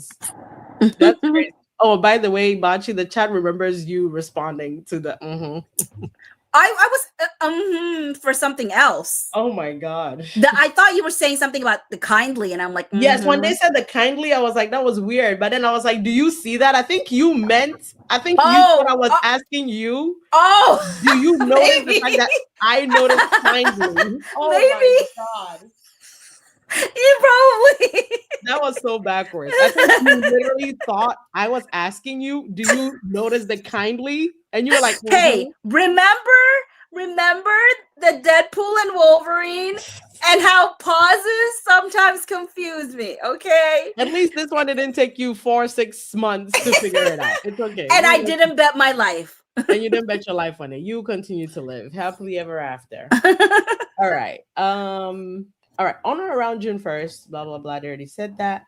Do you recall who was at a meeting? She says no. All right. Does this message you sent that Miss Lively called out Jamie and Justin in front of you refresh your recollection that you, Jamie, Justin, and Miss Lively had a meeting on June 1st? It does a little, but we had so many meetings over the course of the shoot that I'm not certain I'm remembering the exact one. So do you remember a discussion of the meeting, but not necessarily where it took place? No. Do you remember a situation in which Miss Lively called out Mr. Heath and Mr. Baldoni in front of you? Not now I'm remembering, but I don't remember many of the specifics, but I think I remember that this was in her trailer. What do you remember about what Miss Lively said during the meeting? Very little, other than what I wrote. All I remember is her leaning against one side of the trailer. I think I was opposite her. Maybe Justin was here and maybe Jamie was there. And I do remember now that I'm reading it, that I don't remember the specifics of even what she said. I would have to keep reading, but that she was very direct, but professional. And that was it. If you turn to the message at 9:37 a.m., please, on the other page, 9:37 a.m., you write, as read, he did try to clarify that he thought Justin told her about it. And Miss Janetta responds, as read, this is the wife photo. Do you see that? Oh, it's a photo? Wait, really? Interesting. Why? Well, because they said it's a photo rather than a video. So that means that as far as Blake Lively was concerned, it was so brief, it was so quick that she almost described it as a photo rather than a video. And as far as Jamie's concerned, it was a still. It was a 1 second situation.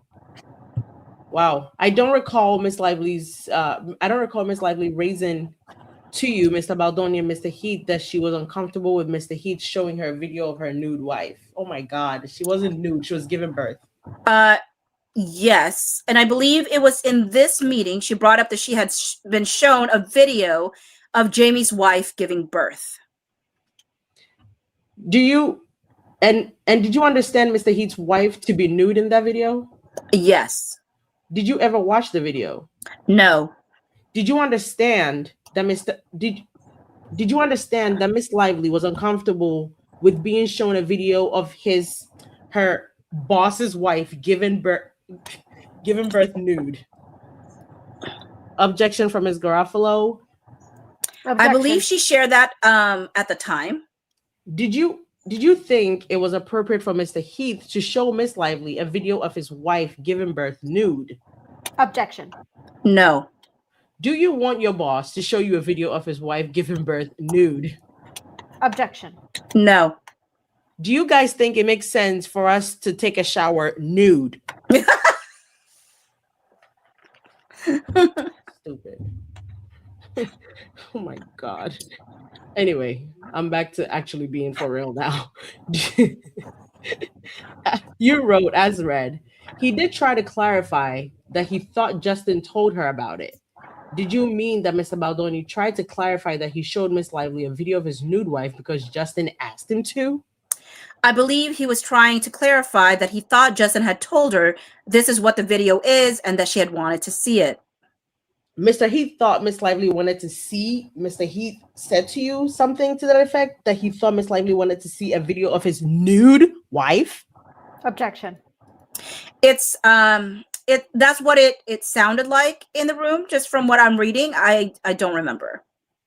At 9:38, you wrote, as read, yes, and there were other comments. As you sit here, do you have a recollection of what other comments Miss Lively raised concerns about during the meeting with you, Mr. Heath, and Mr. Baldoni? I don't.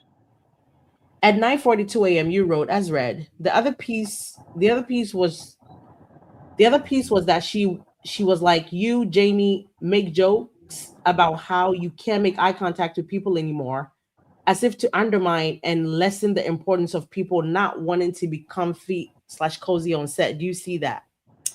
Yes. I'm sorry, can I read that again? Because what? Yeah. The other piece was that I hate the punctuation in this. The other piece was that she was like, you, Jamie, make jokes about how you can't make eye contact with people anymore, as if to undermine and lessen the importance of people wanting to of not wanting to be comfy / cozy on set. Okay, so she's saying that after she alleges that he looked her in the eyes, that he's now saying, oh, now I can't even look at people in the eyes. People in the eye. Yeah. So that would have had to happen. The joking of that would have had to happen after June 1st, because as far as Jamie's version of things, he did not even know that she was saying anything until the June 1st meeting. Yeah. What do you recall Miss Lively sharing with regard to that statement? There was a lot of hugging and touching amidst the Wayfarer team. It's just seemingly sort of how they do business and interact with each other. And it sounds like she was referring to how sometimes the guys would make jokes about how they couldn't do that, but not really that.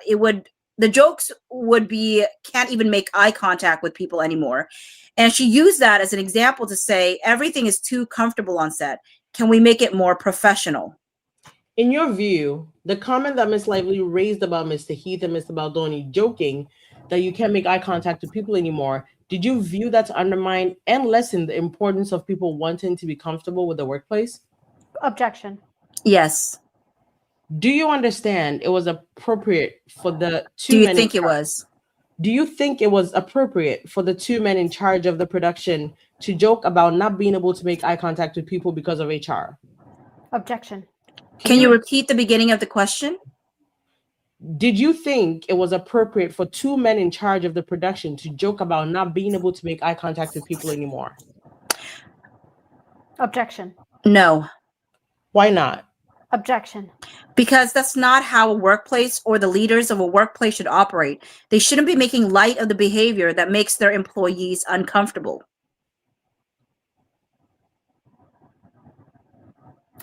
Elsie, do you want to take a break? Yeah, I'm going to go grab that Red Bull. Yeah. You want to pick up right here after objection? Yeah. And in your view, let me do this page. Okay. But it's going to continue on. I'm just going to do this page, and then after she answers, you pick it up. We can pause. Oh, you guys want to completely pause? Can you play a song, Bocce, in the meantime? Yeah, which song do you want? Do you want me to play? Oh, sure. Are you on the Suno still? Yeah, I'm still here. Which one do you think better, Buried or The Truth Always Comes Out? Oh, there's 428 people in here now. We can play Poison for them again. Sure, we can do Poison again. Yeah. You guys, so I just need to run as well. I need to get a drink. Okay, so Karol needs to grab need a break. I need to grab a break. I need to check on my son real quick too. So we're gonna play Bocce's new song today. It's called Poison. Karol, we have 2 minutes and 27 seconds to go wake ourselves up. Well, you have to restart it because it's at the end of the song. Oh, geez. Okay, perfect. All right, I'll be back.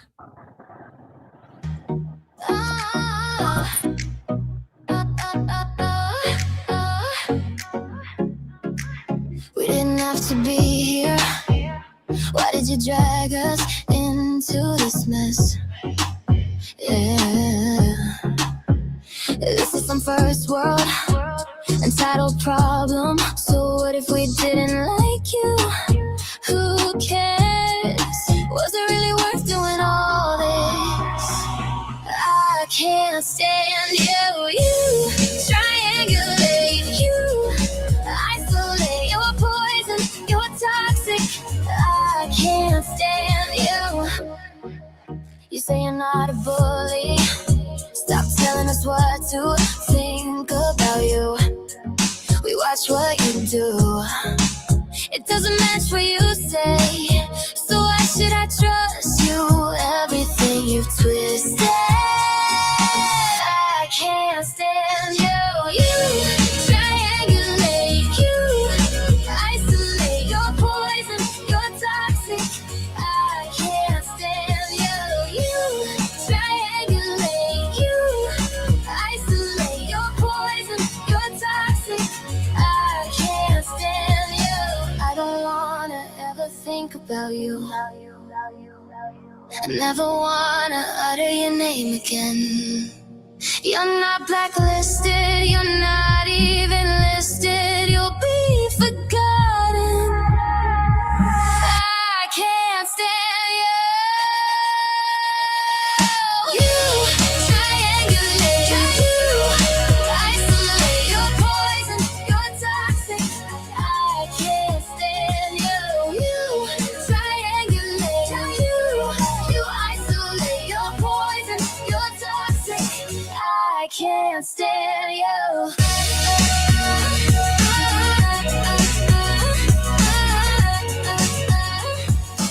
I can't stand you.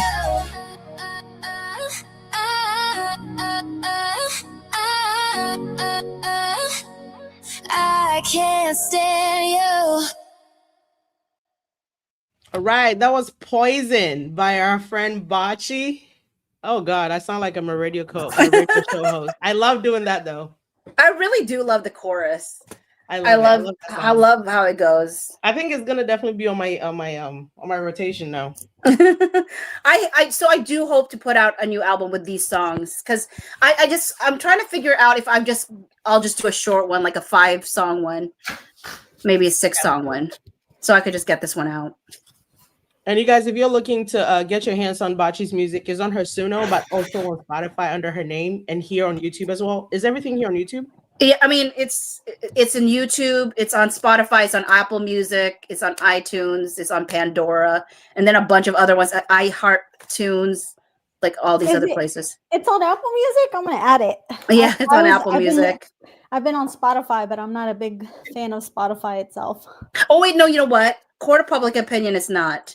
No. I forgot. So sorry. All of those other things are just my personal album.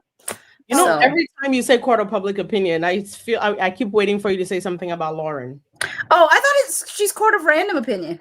I know that, but I know that. That's what I'm saying. My brain doesn't allow me to separate Lauren from Lauren. No, I'm joking. Wait, were you guys? They were picking up in the comments that I was leaving. I was dozing off. Somebody said Elsie needs a break. She's not reading things right now. Thank you for all the comments, liking the songs. And Jan Bailey 9423 said, "Is this song about Blake?" And I cannot confirm nor deny. No, just kidding. The answer is yes. Well, let's hope that Red Bull gives me wings. The disclaimer is, if you believe this song is about people that you think this may be, that's not up to me to decide. That's up to you. Oh, Christina. Oh, you guys keep saying drink only half. Is there a reason?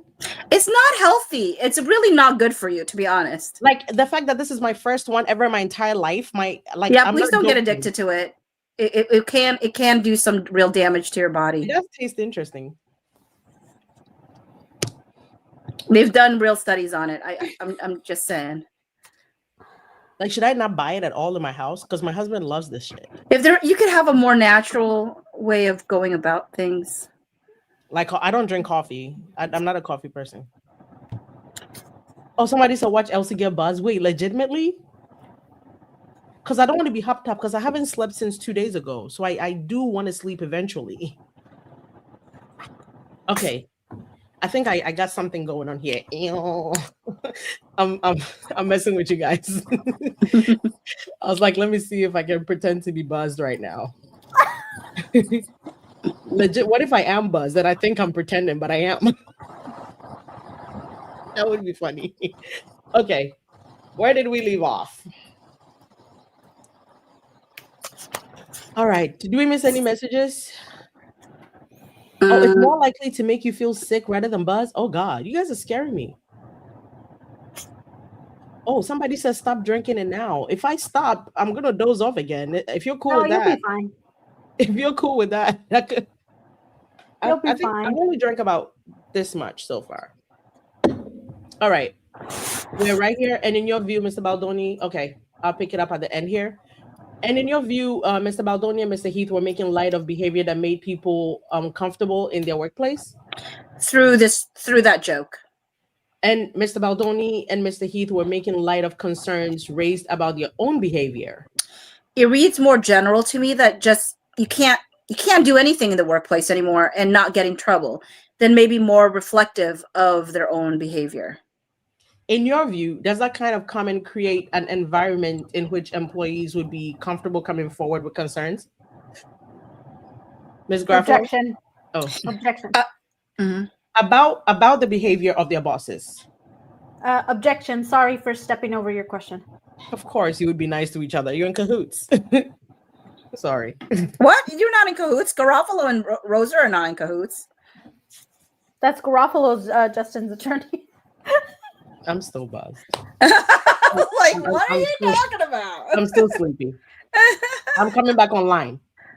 You're like, I'm like, woo, Red Bull gives you wings. Hurry up and come so I can fly, because I'm not flying yet. All right. What about the behavior of the bosses? No, wait, you skipped over. Oh, I was just trying to go back and reset. Okay. Objection. Sorry for stepping over your question. I would ask you to let me finish, please. I did, and I said objection, and I apologize for stepping over your question. I'll re-ask. In your view, can we stop there for a second? That is the epitome of a Blake lawyer. Yep. I don't accept your apology. Instead, I'm going to complain more about the thing you just apologized for and recognize that you actually stepped over my. I'm going to not recognize that apology and then chastise you for even doing it in the first place. Yep. That is Blake right there. In your view, does a comment joke about how you can't make eye contact with people anymore create an environment in which employees would feel comfortable coming forward with concerns about the workplace? Objection. It does not make employees feel comfortable. That was you. Witness. That was you, Bocce. Oh, sorry. I was looking because there's somebody who gave a gift. Oh, I need to see my. I need to start. Okay, will you start letting me know, and then I'll say it. Let's finish this one, and I'll take care of that. It does not make employees feel comfortable. Did you say? It looked like you were straining to see. Is that good enough? You want me to make it bigger? I'm good. I think it's because it's highlighted. Oh well, I was just trying to let you know your spot where we left off. Okay. And did you say it does not make employees feel comfortable or uncomfortable? Comfortable. Thank you. Do you recall during the meeting with Mr. Baldoni, Mr. Heath, and Miss Lively that Miss Lively also raised issue with Mr. Baldoni coming into her trailer uninvited? Only because I'm reading it here. At 9:43, you wrote to Miss Giannetti as read, and then she also mentioned that I guess on day 2, Jamie went into Blake's trailer and she was like, "Oh, actually, I'm getting body makeup done." Well, you can come in if you want. You can come in if you don't look. And okay, that's different. Stop. That's different. That is different. They never said come in. They said they claimed that they never said come in. So remember in the other deposition, they were like, so 3 people were like, they all said no, because they were like, Blake said no, Karol said no, Vivian Baker said no. And Jamie was like, I heard something to the extent of come in, enter, or whatever. So he went in, and they were all like, they all said no. But here is Alex Sachs saying, who told her this story? Can you please put it back on so I can see who told her the story? Miss Giannetti. Hold on. And Ange told her. So she texts Giannetti that. Okay. And only because I'm reading it here. So at 9:40, so right here, she says, do you recall during the meeting? Oh, so Jenny told her this. Yes. Do you They're playing a game of telephone. Exactly. Do you recall during the meeting with Mr. Baldoni? Karol, I don't know if you heard that or if you're gone, but girl, that was juicy. No, can you say it again? Yeah, girl, I'm about to read it again. Do you recall during the meeting with Mr. Baldoni, Mr. Heath, and Miss Lively, that Miss Lively also raised issue with Mr. Baldoni coming into her trailer uninvited? And Bocce says, only because I'm reading it here. And then the question again goes, at 9:43, you wrote to Miss Giannetti as read, and then she also mentioned that I guess on day 2, Jamie went into Blake's trailer and she was like, oh, actually, I'm getting body makeup done. Well, you can come in if you don't look. and apparently he was looking in her direction the entire. It cuts off. Oh, the entire conversation when she turned around. I'm sorry, but how would you know he was looking at you the entire conversation if you were just turning around at the end of the conversation? Do you see? I'm sorry. Do you see that, Bocce? Yes, but here's the thing. This is the question I have. Why is she acting like she wasn't outside the trailer when this was all happening? That's what I was gonna ask. Because Jamie says Justin, and whoever else, and Alex, executive, and Alex were outside. Yeah. So why is Alex acting like this is some phenomenon? Like she needed to be told. I mean, maybe she heard something, but it's interesting. All very different. I mean, it's all hearsay, obviously, because it's Jenny tells her that where she heard it from Blake, because Jenny wasn't there at the trailer, so she had to hear it from Blake. So that's Blake is the source. Then it goes to Jenny. Then it goes to Alex. Reminds me of the whole. First it went to Colleen. Then it went to Brandon. Then it went to Alex. You just need to start like just going straight to the source instead of always being like the third down in the list to get this information. Can I also make a quick point though about the fact that now she's saying now we have this from Alex Sachs saying it was body makeup and not breastfeeding. If it is body makeup that Blake was getting done, you remember the video she just posted where she was getting her hair done with her robe? Mm-hmm. She would have literally been showing just about the same amount of skin. Yeah. Because also Karol said she got covered real quick. She got exactly, but like if she's getting body makeup done, literally, guys, like this is about as far as it's going because they're just trying to match your face, your neck, and your chest. They bring down like this. It's just that. So literally, like the exact same. You were like, "Let me show you." It's not that deep. Yeah, my cousin does makeup, and when they do that, they fold this outwards. Yeah, so that they could do. Mm-hmm. She would have been showing this same amount of skin. You should have told me you were going to do this. I almost had a jump scare. Oh. I was like, what? Guys, why is she on the screen? Legitimately, this would have been the same amount of skin she would have had exposed in the trailer. Which is why when I made my video... story.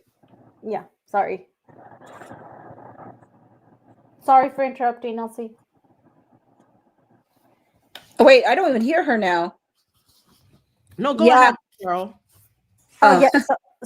Sorry, I said that their story keeps changing, and we just don't get anything different from the Wayfarer party. Yeah. I'm sorry, but to me, if you're getting body makeup, this is actually lower than what you would have been in your trailer. This is actually more skin that you would have been showing in the trailer if it was body makeup you're getting done. Because it's not like this is it. This is as most probably just like collarbone level body makeup. I mean, they always said it was body makeup though. No, but that's what I'm saying, like collarbone level. It's not going to your nipples to where you feel like he can't look at you. Well, the issue wasn't even that he was looking at her. He was staring at her, and that it was in the eyes. How dare he? But could we read the person who gave the money? We can go back. We can stop looking at her.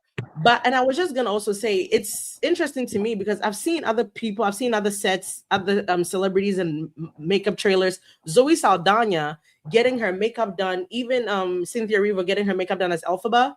The makeup trailers are typically not for 1 star unless she requested her own makeup trailer, because typically the makeup and hair trailers on sets are like big enough where there are multiple stations where different characters could be getting hair and makeup done at the same time.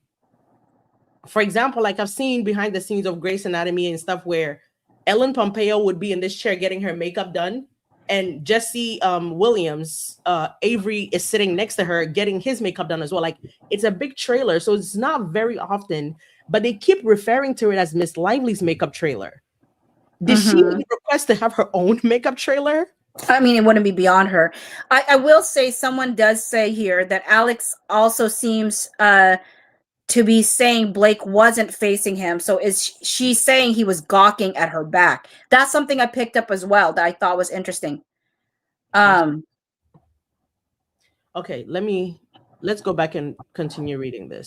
Well, wait, I'll just show you on stage. Does it show on stage? No. Oh. I don't have the power to apparently show it on stage. You want to show a picture? No, I want to put the person who we were supposed to read their comment. Oh, girl, my brain don't be going there. It's no, not that one. Oh, it's the $4.99 one from Gloria, and it's Gloria. The last one about palpitations. Yeah, scary heart palpitations are a thing with Red Bull. But and you guys are saying like because it's like, are you saying it's because it's my first one, or this happens with people all the time? It happens with people, and it's allowed to be sold. Yes.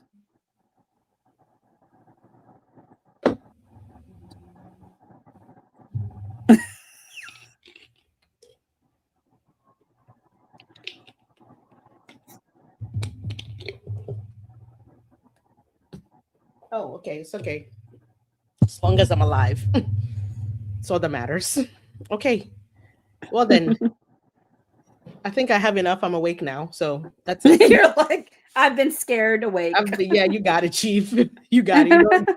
You don't need to scare me further. Okay, I'm gonna just pick that part up again. And then she also mentioned that I guess on day 2, Jamie went into Blake's trailer. And she was like, oh, actually, I'm getting body makeup done. Well, you can come in if you don't look. And apparently, wouldn't she have been getting her makeup removed?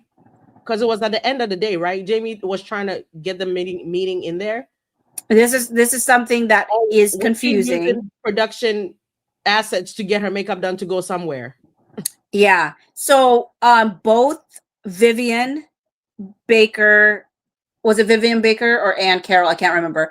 Said that she was getting her makeup done. Blake Lively in her lawsuit said she was getting it removed. Interesting. But then this text is saying done too. Yeah, and this one's in real time. In real time. Or yes. Well, I don't know if it's real time, but it's closer to real time. Closer than a recollection, yeah. Mm-hmm. Interesting. So did she reimburse the production for using their makeup and stuff? Okay. Okay. Hey, you got another one. Oh God. Okay, I have to come back. At this point, you need to be in charge of these. Oh God. Land Shark 911. Be glad you were not alive for the original four. Be glad you were not alive for the original 4 locos. That's the number 4. 4 loco. What is the number 4 and loco like crazy? What is that? What are the 4 locos? Like, is it a band? Are they a band? What was wrong with them? Drink. It's a really it's kind of like a Monster, like a Red Bull, but it was. Wait, it's a drink? Yeah, people used to pregame with it. Chris said Mad Dog 4040. Girl, what is that? Why is Mr. Rich drinking them? I don't know. He loves Red Bulls. Whenever I go to the grocery store, I add them to the list. I didn't know they were crazy. All I know is vodka Red Bulls kept me awake for nights out back in my 20s. Oh my God. Wait, you're mixing vodka with Red Bull? Drink water with electrolytes. I just have some alkaline water right now.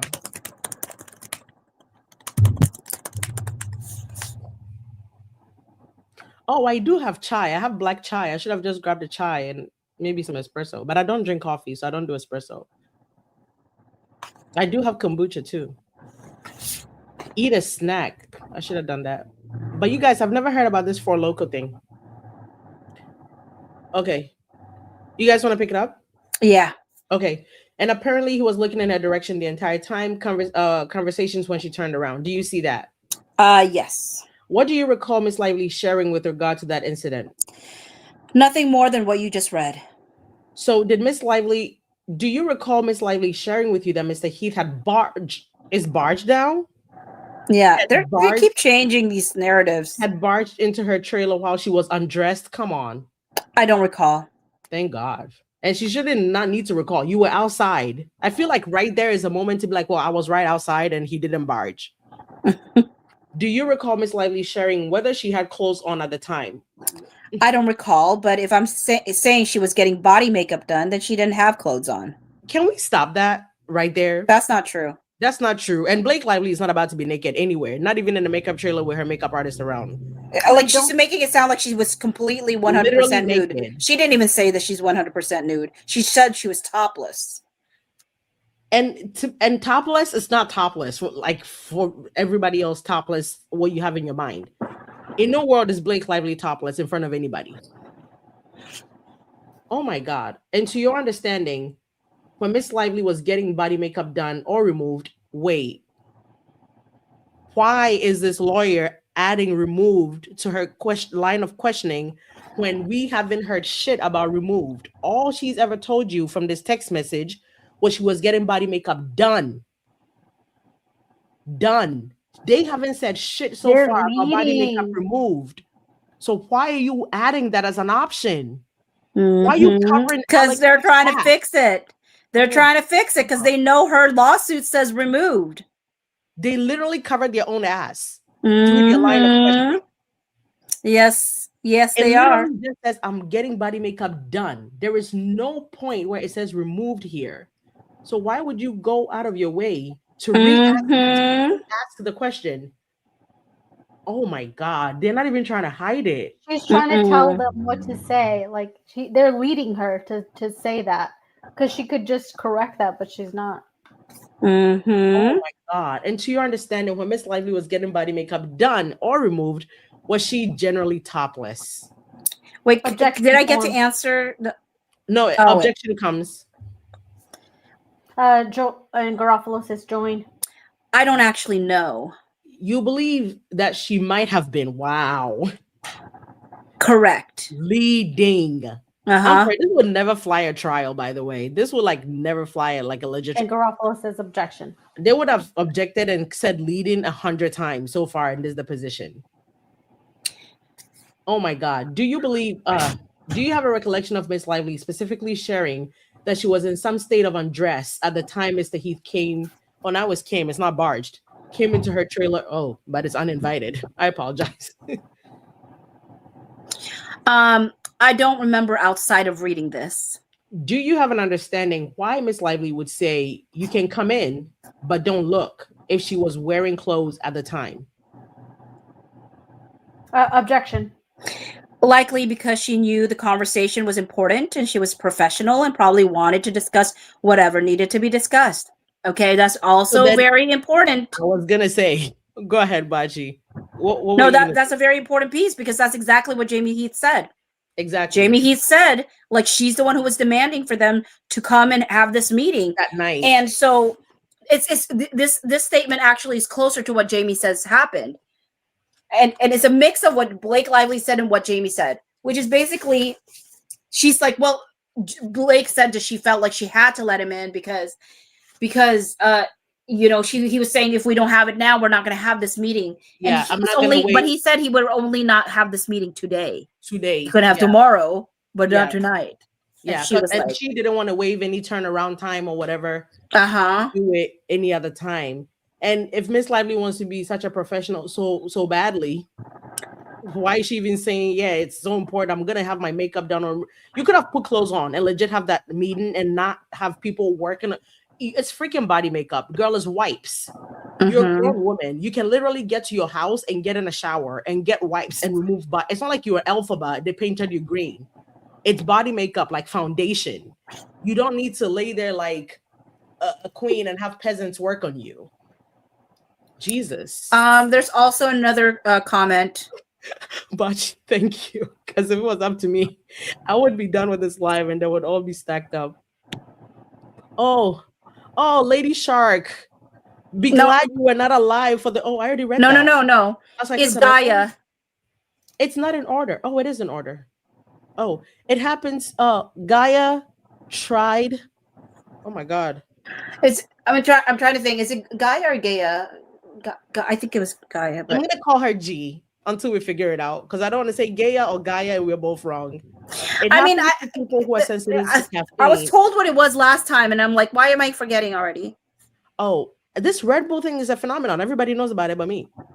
I love Red Bull. You can't have more than 2 per day. They have disclaimers on the can.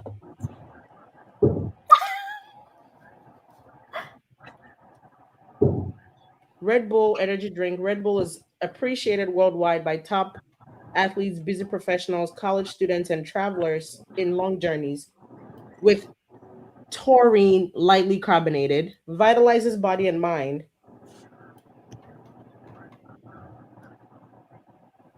Girl, where? Oh, not recommended for children, pregnant women, or nursing women, and persons sensitive to caffeine. Okay. They don't say nothing about no 2 a day now. I don't see that part. Scan here for more information. Do I got to scan for them to tell me that? It's not, maybe they stop putting it on the can, G. Because all it says is not recommended for if you're pregnant or kids, which I guess that's for everything. But they don't say nothing about no 2 a days. I mean, I'm still not trying to drink 2 or anything like that. But thank you so much. I appreciate that. Wait, what currency is this? I know I was told. Can I just say YouTube? We've come a long way. Can we start putting a thing where the currency pops up in its real language, not just the symbols? Thank you. Yeah, I think this is like about like $1, $1 for us. I think it's equivalent to. It's such a cute. It's like it's a. What is it? Or maybe certain countries put on there. Maybe in her country. I think maybe it's a rupee. A rupee? I'm probably butchering it. In Ghana, there's certain like things on certain else. Are you pregnant? Oh Jesus, why? Just Khaleesi, why? What brought that on? Girl, you can't ask a woman that. Don't let me pull my Blake Lively on you. Oh, I was about to say you're gonna be pulling a Blake Lively here. No, I'm not pregnant. No. If I was, I wouldn't drink that. But no, I was just trying to see where, like, I was concerned about the whole nut, because I'm pretty sure I've seen my husband down more than 2 of these in a day. You're like, and I'm concerned that I keep buying that he keeps drinking it. Okay, all right, let's go back. But I'm not pregnant, no. And if I was, I would have pretended I never saw your comment. I wouldn't out myself like that. But no, thank you though. Pray for me. All right. And it is rupee. It is a rupee. Thank you so much. We appreciate that. All right. Do you have an understanding why Miss Lively would say you can come in, but don't look if she was wearing clothes at that time? Objection, Ms. Garofalo. Likely because she knew the conversation was important and she was professional and probably wanted to discuss whatever needed to be discussed. Did Miss Lively share with you that when Mr. Heath attempted to enter her trailer, wait, so he barged in, then he came in uninvited. Now he's attempted. I feel like they're giving themselves options. It's too many. It's literally. I think they're really legitimately giving themselves options of questions. That is crazy. They've literally given them multiple choice. Like, yeah. I know we said barge, but then at the other side we said uninvited. But then look at now what her team is supposed to be yelling. Oh my god. Let me read the legitimately. Attempted to enter her trailer, and her team yelled, "No, no, no, no, no! Don't come in." Objection form. I don't remember. Do you recall Miss Lively sharing that Mr. Heath had insisted on having a meeting with her when he entered her trailer? I don't remember. Do you recall Miss Lively conveying that she was uncomfortable with Mr. Heath looking at her while she was getting her makeup done or undone or done? Again, I don't remember. Miss Janetti, Miss Janetti responded to your text with regard to Mr. Heath entering Blake Lively's trailer, said, "Not good." Your response? Nope. Do you see that? Correct. What do you remember being not good about the situation in which Mr. Heath entered Miss Lively's trailer? Objection. That he was looking at her getting body makeup done when she asked him not to. See how because you know sometimes your body just refuses to lie. Right now, Alex Sachs just said body makeup done again. Because that's what she knows to be fact. Like, it's kind of hard for her to do the done undone dance right now. I'm sure the lawyer is going to bring it all back around. And was it your understanding that Miss Lively was uncomfortable with that? Objection. That's what I perceived. How did you perceive that? I know. And why is Alex Sachs not saying, but I was right outside that door, by the way. Yeah. That's crazy. And why wouldn't Alex Sachs be the one that went in? Exactly. If you guys heard the screaming, no, don't come in or whatever, why wouldn't Alex Sachs have been the one to go like knock or whatever? Mm-hmm. And well, she didn't, right? She heard come in. Come in, yeah. Was Miss? Or I mean, no, sorry. You didn't hear anything. Jenny Slate's version of that, which means that's Blake Lively's version. Because that's what she would have heard from Jenny. Jenny would have heard from her. I mean. Yeah. So as far as yeah, it tracks. Was Miss Lively doing something, or strike that? Did Miss Lively recount the story to you in a way that you perceived in a specific way that made you perceive she was uncomfortable? Objection form. Garofalo, join. Not that I can recall. What was your reaction to hearing that Mr. Heath had entered Miss Lively's trailer uninvited and looked at her while she was getting her makeup done? Oh, body makeup done. The lawyer forgot about undone this time. I would imagine, I don't recall exactly, but I would imagine uncomfortable, like I am rereading it now. You're uncomfortable even rereading it now? Yes. Why? Because I don't like that it happened. Why not? Because it's not appropriate for the workplace. Why is it inappropriate for the workplace for Mr. Heath to go into Miss Lively's trailer and look at her while she's getting her body makeup done? Objection form. Mr. Baldoni and Mr. Heath's behavior?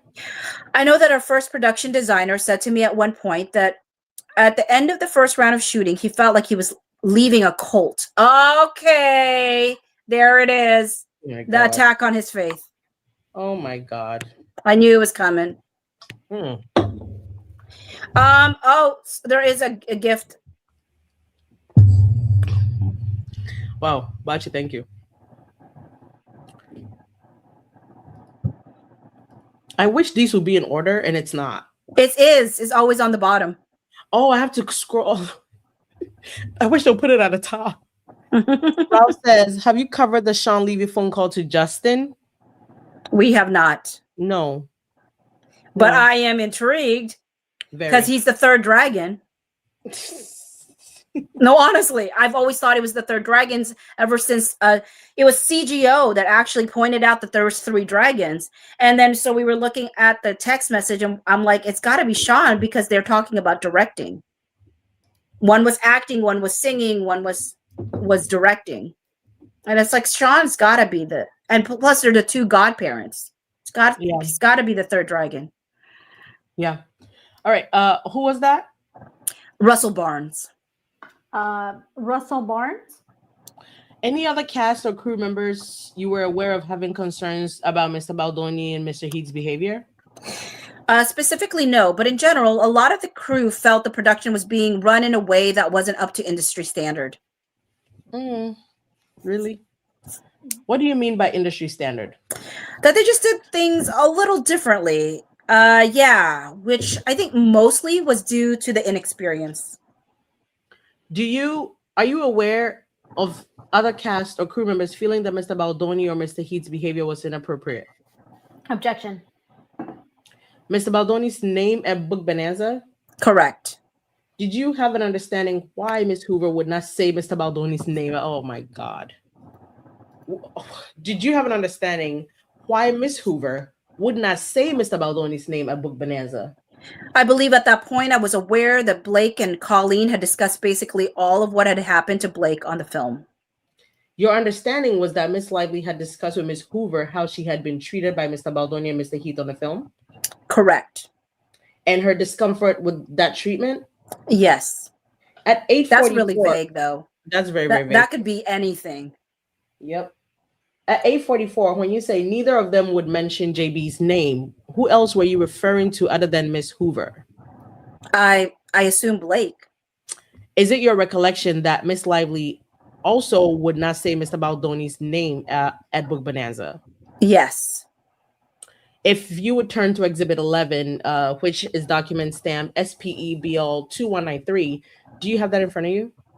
Yes. Do you recognize Exhibit 11 as a text chain exchange between you and Miss Giannetti? Is all between her and Giannetti now. On June 15, 2024. Yes. At 2:19 p.m., Miss Giannetti says, "Call me." And later on at 2:53, you write, she asked you, as read, "Did you get any details back then?" And you respond, "As read." Justin was very dismissive of her when she wanted to direct. And then that's not her job. Why the hell are we having this conversation? Let me read that again without being actually angry, because what is this enabling that we are doing here? Wait, and also she's so offended that she was so capable of doing the job herself. Like, I don't want anybody else there. I don't want Jamie Heath there. I can do this myself. Why didn't she have that same energy for Justin? Yes, like that's his job. This is actually unbelievable. Did you get any details back then? And you respond, Justin was very dismissive of her when she wanted when she wanted to direct, and then used Jamie to try to manipulate her when he realized she could co-direct it after she got Daddy-O going. Who's Daddy-O? Do you see Ryan? That? Oh God. No, I don't know. I'm just saying Ryan. Oh. But can we take a minute to dissect the fact that why are we entertaining the idea of Blake co-directing anything? Yeah, and also can we not, because okay, when is she having this conversation? What's the date? It just says time right here. Oh, actually no, June 15th. June 15th. So when was she complaining about Blake taking over because now she's trying to direct? When did someone said Ekala is saying it's about Christy Hall, guys, not Blake Lively. Oh, no wonder. I was like, what? Wait, Ekala made it here? Yeah. I've been seeing her. Oh, hi Ekala. So this part is about they're talking about Christy Hall. But isn't Christy Hall a screenwriter? Christy Hall's a screenwriter, not a director. Why is she trying to jump Why in? is everybody trying to do their job? Can we please stop doing this? Like, just you know what? Jenny Slate's word salad now makes sense. When she says, you know what? I'm just good with acting. I'm a writer too, but like I don't need to write. I can just act. I mean, it's so what's the purpose of like doing all these other jobs? I'm just here to act, and I'm fine with that. I thought she was word salading, but now I know that every stinking person didn't want to do their job. They wanted the job of Justin Baldoni or Jamie Heath. Like, what are they thinking? What are they doing? Stop. You're ridiculous. Again, every day we wake up and this movie actually made it to theaters it's a miracle. It should have never left the group chat. Oh my God. Do you see that? You say yes. All right. Do you recall what this text was in reference to? No. Do you recall if you and Ms. Giannetti had a conversation about concerns raised by Chrissy Hall with respect to Mr. Baldoni being dismissive of her? Yes. How now? I know what it's about. What do you recall with respect to Ms. Hall's concerns, if any, about Mr. Baldoni? That initially he was dismissive of her wanting to direct. I don't remember much more than that. Oh my God. You're not the director. Okay, like just to put in context as to how disrespectful this is if people don't understand. Chrissy Hall, Angie Giannetti, Alex Sachs, Blake Lively, Ryan Reynolds, whomever. I mean, no way you're saying Debbie Allen or Denzel Washington or... Oh, Daddy-O was the movie. Oh. She directed the movie, Daddy-O. Girl, she could have directed Titanic. And she got 6.6 out of 10 stars. It was with it's a woman taking a cab ride from JFK, engages in a conversation with a taxi driver about the important relationships in their lives.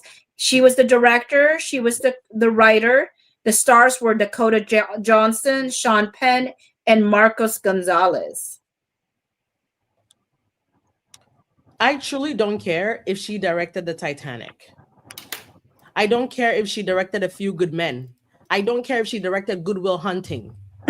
If you're on my set of my movie and you're the screenwriter, you done your job. You don't force yourself to become co-director. If I say no, it's no. Get out of my face, respectfully, disrespectfully, actually. You don't get to want to be co-director. Like, everybody needs to go get their own piece of the pie somewhere else. I don't have enough to go around. Okay, just wanted to also let you know there's 2 more gifts. Oh.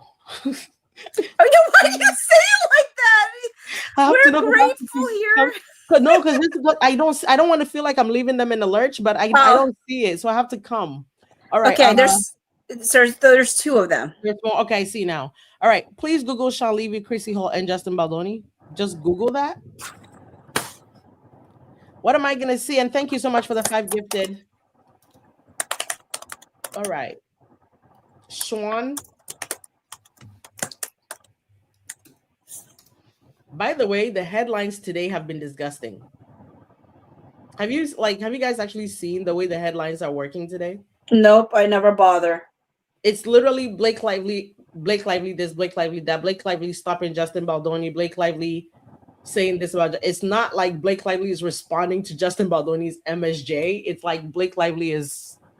It's ridiculous. Blake Lively's predictable. Sean Levy here. Is this what you're asking us to see, Allure?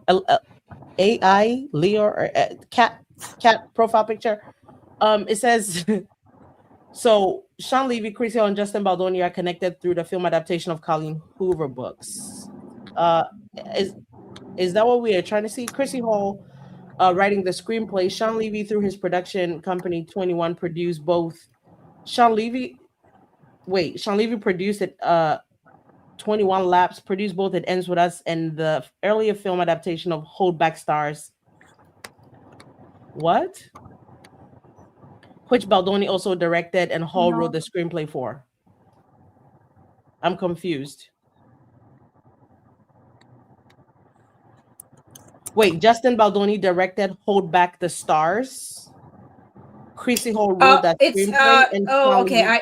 Yes. So actually, now that I see it, is it because so the Hollywood Reporter has an article and it says, going back to the beginning, how did you get first get attached to pen the script?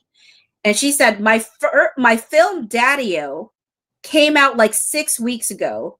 Baldoni read that as a spec. He also read an adaptation I did for 21 Laps, Sean Levy's company. And he reached out to me and said, I just really feel in my bones that you're the one to adapt this. I had not read the book at the time, but he said, look, go read it. You're gonna want to do this and give me a call. And that's exactly what happened. I went away and read the book, and I really absolutely fell in love with Colleen Hoover as a result. I love that she's very vocal about that this was inspired by events in her life. I love that I felt I was just reading a very classic love story, and that slowly but surely you realize that Lily was a frog in boiling water. I ultimately called Justin, and he said it would be my honor and privilege if you guys will have me. It continues on, but is that the connection you're trying to bring about? That's what I'm trying to find out. And Laura, leave a regular comment. You don't have to send another super chat. I'll try to get my eyes on it from down here. Okay, and then there's another gift originally. Oh yeah, I saw G. Always had a benefit of doubt for BL about her being racist, but all gone now after she didn't Jamie Heath as producer. Oh girl, that's not it that did for me. Everything else did it. Everything else confirmed that. So is that is it so that's Gaia, right? Gaia. I think it's closer to Gaia than Gaia. Because it's GAA, right? So Gaia. Yeah. Gaia. Yeah. Rather than Gaia. Yeah. All right. Let's hop back in here. Boom, boom, boom, boom, boom, boom, boom, boom, boom, boom, boom, boom, boom, boom, boom, boom, boom. Okay. Where did we stop? Yes, now. That's what it's about. Okay, dismissive of her. Okay, you pick up again. Yes, now. Yes. Now I know what it's about. What do you recall with respect to Ms. Hall's concern, if any, about Mr. Baldoni? That initially he was dismissive of her wanting to direct. I don't remember much more than that. You write at 2:54 as read, and then she felt like he tried to use her for cover with Blake and Colleen a bunch. Really? Do you have an understanding of what you were referencing there? Yeah, that she was the female writer, and he would say, you know, that he wanted to give her the chance to write her way in, etc. It was your impression that Miss Hall was concerned with Mr. Baldoni using her as a cover with Blake and Colleen with regard to the script? I guess so. She guesses a lot, doesn't she? At 2:55, you wrote as read, she just doesn't want to be associated with him/them. Yes. And what is that in reference to? That is that she didn't want to be associated with Justin and Wayfarer. Ms. Hall did not want to be associated with Mr. Baldoni or with Wayfarer? I believe so. Did you know why? I believe because of everything I wrote previously. Ms. Hall had shared with you that she did not want to be associated with Mr. Baldoni or Wayfarer? Yes. Did Ms. Hall also share with you, as you expressed at 2:57 p.m., she didn't feel respected as a female voice on the team and on a movie like this that felt especially bad? Yes. At 2:59, Miss Janetti writes, as read, just so many things stacking up. People are so upset. Oh, here we go. Oh, you don't know what's coming after here, do you, Bocce? I have no idea. Oh, scary.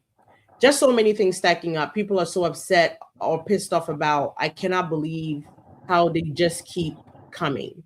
You respond, I think this is where narcissism is dangerous. Do you see that? Yes. Is this in reference to, is your comment regarding narcissism in reference to Mr. Baldoni? Yes. Why would the lawyer just jump to that? Because they've been leading this whole time. Right. Did you believe Mr. Baldoni to be a narcissist?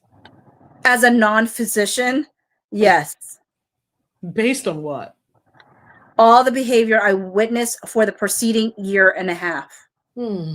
And what is your experience that so, and is it your experience that so many things kept stacking up that people were upset or pissed about with respect to Mr. Baldoni and Mr. Heath's behavior? Can you repeat the first part? Sorry. Was it your experience that so many things kept stacking up that people were upset or pissed about with respect to Mr. Baldoni or Mr. Heath's behavior? Yeah.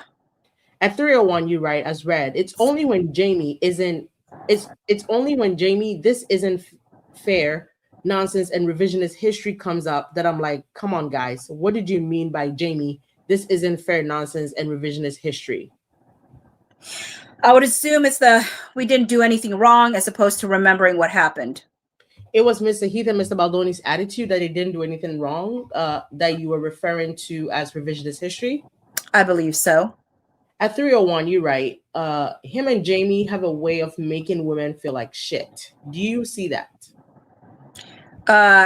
And some men, yes. Was it your experience that Mr. Baldoni and Mr. Heath had a way of making women on the set feel like shit? The couple that came to me that we've talked about and myself, yes. And you felt like it was deep because Mr. Baldoni and Mr. Heath wrote the checks? Yes. And it was deep for you because Mr. Baldoni and Mr. Heath wrote the checks, right? Yes. Didn't he just ask that? And no. And then they made you feel like shit? Yes. And if you go down to the message at 3:03, please, you write, I remember you calling me around 2 p.m. one night, be like, what the fuck? Because so much of it was these minuscule microaggressions. Do you see that? Yes. Was it your experience that Mr. Heath and Mr. Baldoni continued to engage in microaggressions during the second stage of filming? From what I remember, it was much better on the second round, but I will be honest, I don't remember with great specificity. That is so weird. Mm-hmm. At 3:05, you write, as read, do you remember when I called Andy Davis a few weeks in and I was like, Andy, he's inviting the department heads to go to the Russian bats with him. Do you see that? Yes. What is this in reference to? At the beginning of prep, Justin was going to a Russian bath in New Jersey for relaxation and was very excited about it. Came into one of our scout vans and said that he wanted to bring everyone with him at some point. Do you think it was appropriate for Ms. Baldoni to invite the cast and crew to the Russian baths with him? I'm sorry, that's actually kind of funny. I didn't, but that's why I called Andy Davis to confirm. I mean, it's kind of odd. Okay, I'm not gonna lie. But let me first Google Russian baths. Wait, you don't know what Russian baths are? No. Wait, before you Google, let me try to paint you a picture. Don't look. Let me paint you a picture. So think of a bunch of like Russian, like big belly, not all big belly. So think of some like Russian bodybuilder type men too.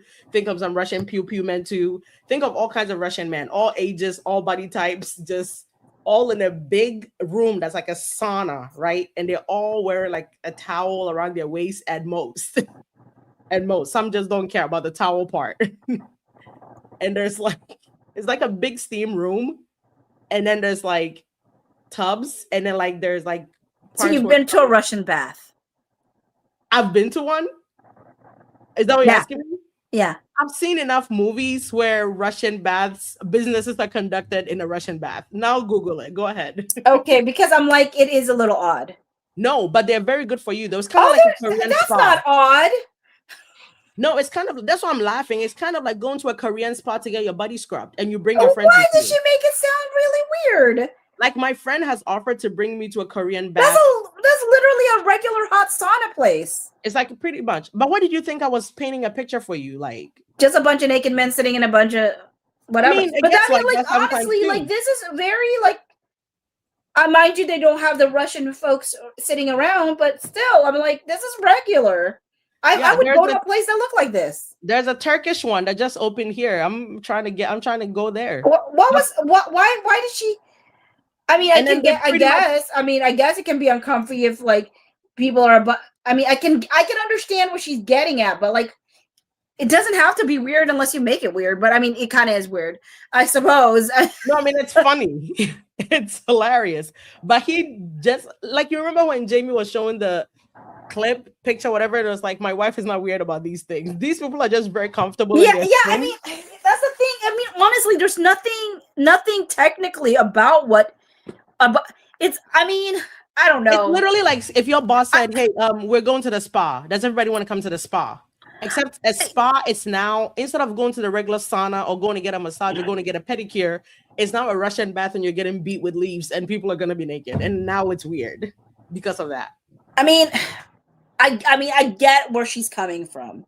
I don't think it has to be weird, but I get where it would be weird it could be weird. So I'm not opposed to her feeling that way. But that is I just don't think any of these things is any reason for why we should be sitting here right now. It's literally hilarious. That's why I started giggling because I was like, that's funny. And the funny thing is, like, the authentic people who do it culturally are the ones wearing the towels and stuff. If you want to wear like swim shorts, boy shorts, whatever, you can wear swim shorts. Nobody's gonna say you can't come in here in swim shorts. But anyway, that's a Russian bath. Wait, those of you who don't know what it looks like, do you want us to show you in it here? Because somebody was also asking what it looks like. So pretty much you would be signing up for something like this. This is what which is like, to me, that's so regular. It's like I totally would and totally have been in places. I mean, I honestly think, I mean, if he was super excited about, I don't know, like, I think they were looking for stuff at the end of the day, but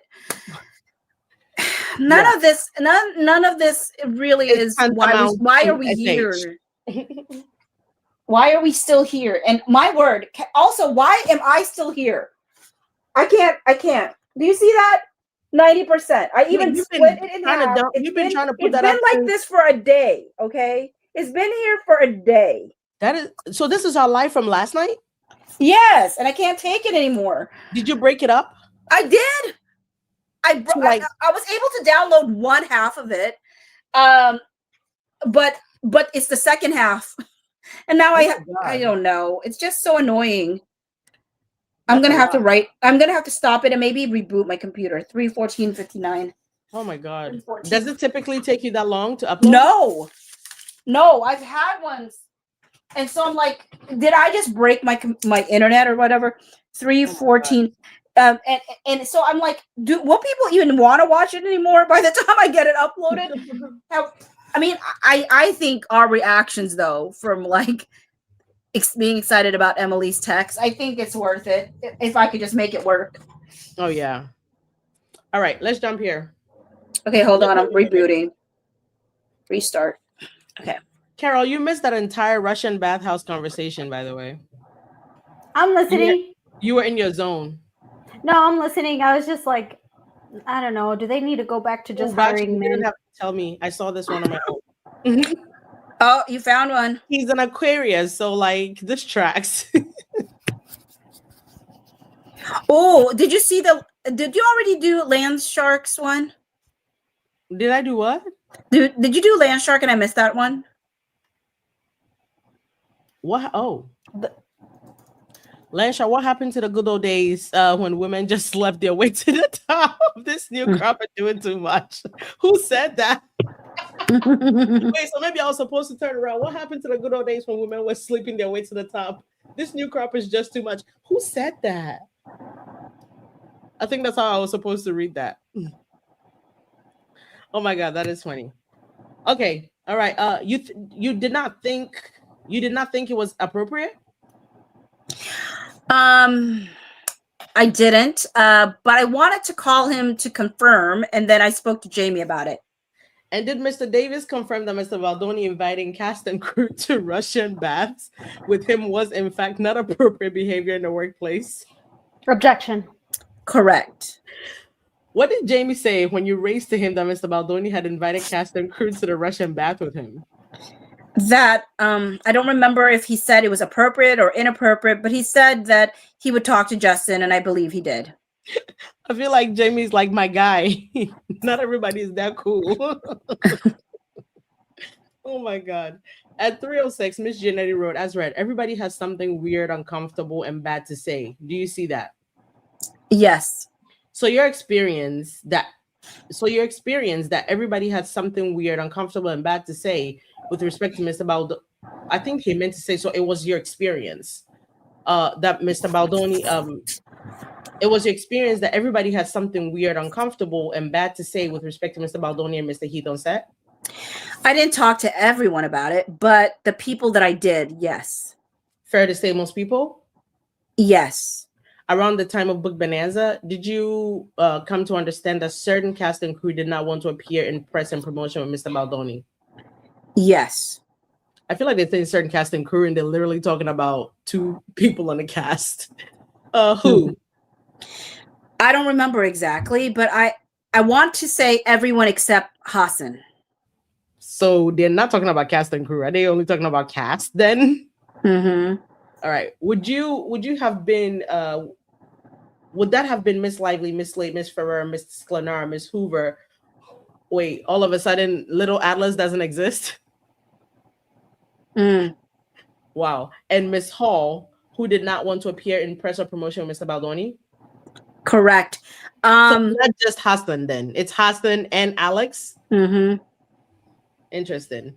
Did you have an understanding as to why those individuals did not want to appear, because Blake has them in their pocket, in a press or promotion with Mr. Baldoni? I believe because everything that had transpired of what they had heard had transpired. All right. You believe no personal knowledge, just a bunch of hearsay out of Blake Lively's mouth. Quadruple hearsay.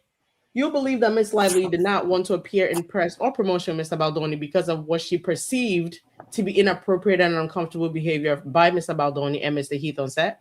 That was my assumption. Same for Miss Late? Yes. That Christy Hall wouldn't do press with Justin, right? Correct. At 7:35, you write to the group as read, they all hate him. Who was that in reference to? What was the timestamp on that? 7:35. Oh, I assume Blake, Brandon, and Isabella. Oh, gosh. Oh, look at Bocce's favorite girl. Isabella, the baby of the family, guys. Well, there she is. Mm-hmm.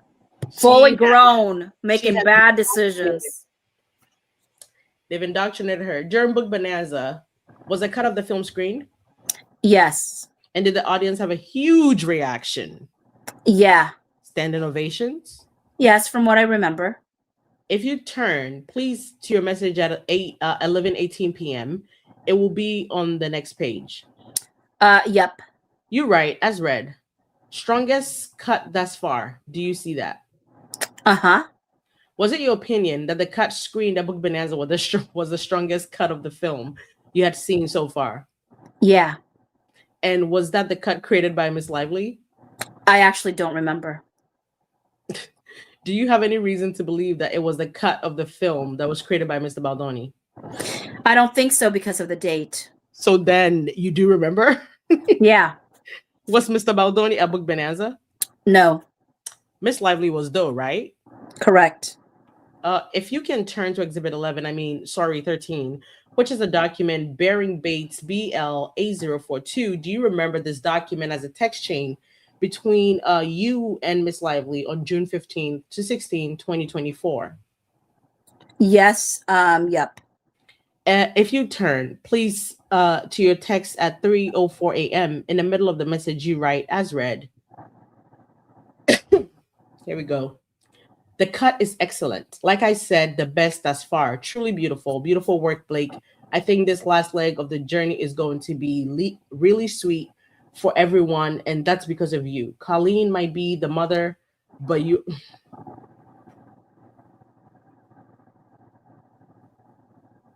Do I have to? Do I have to keep reading this? She's doing too much glazing. This is too much. Colleen might be the mother, but you're the fucking fairy godmother for everyone. I'm always at your... You know what that tells you? You know you know what that confession is?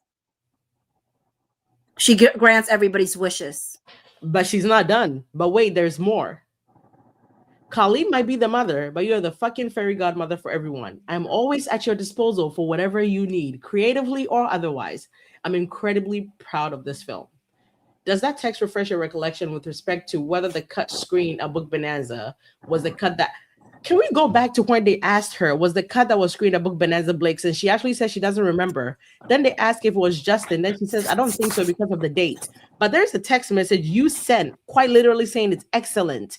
Blake, this is the best cut. You're the fairy godmother. You don't forget that. Mm-hmm. Why was she not wanting to admit?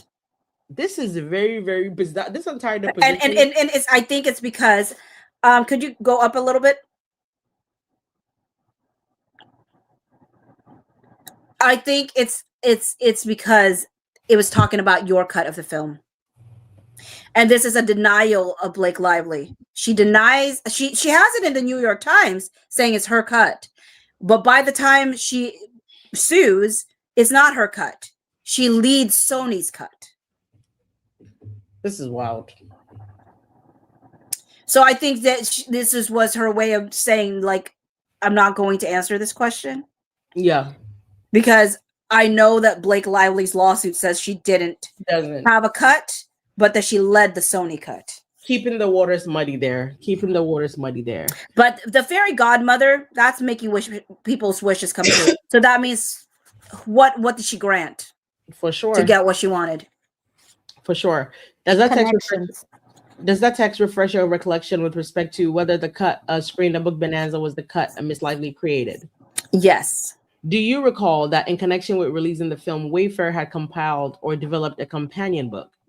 Yes. Okay, I'm giving you what is marked as Exhibit 14. Exhibit 14 is marked for identification. Exhibit 14 is a document stamped Wayfair 6823 through 6831. The front page is email dated or the writer. Oh, no, me. Or the writer, I don't remember. Sorry.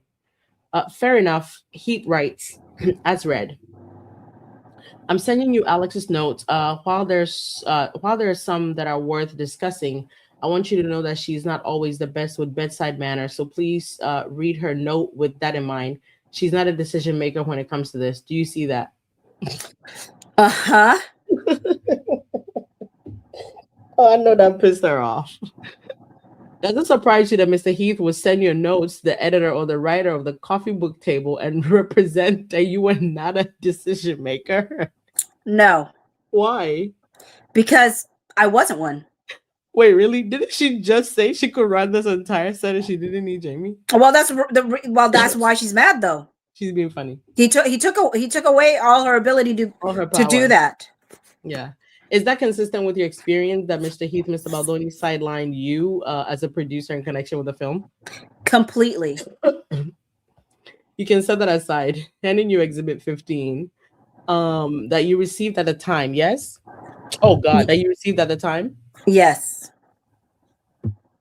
You can set that aside. Handing you Exhibit 16. Exhibit 16 is marked for identification. Exhibit 16 is a document bearing Bates AS701. This appears to be an email from you to Todd Black, Justin Baldoni, and Jamie Heath on November 22nd, 2023. Do you see that? Yes. Do you recognize this email? Yes. There's an attachment to this email titled Notes for It Ends With Us 3-week director's cut screening, right? Yes. And the attachment, do you know whose notes those are? I don't. Do you recall if you wrote these notes? I don't. These notes are describing the director's cuts, correct? Yes. Do you recall whether Mr. Baldoni in fact wrote these notes that are attached to this email? I really don't.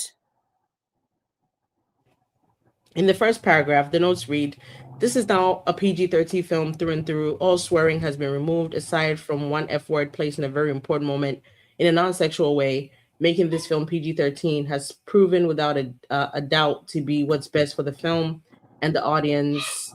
What was your view with respect to the PG-13 rating of the film? Was that your view? I think at that time I was supportive of PG-13. I mean, that's almost always better for a mass audience for films.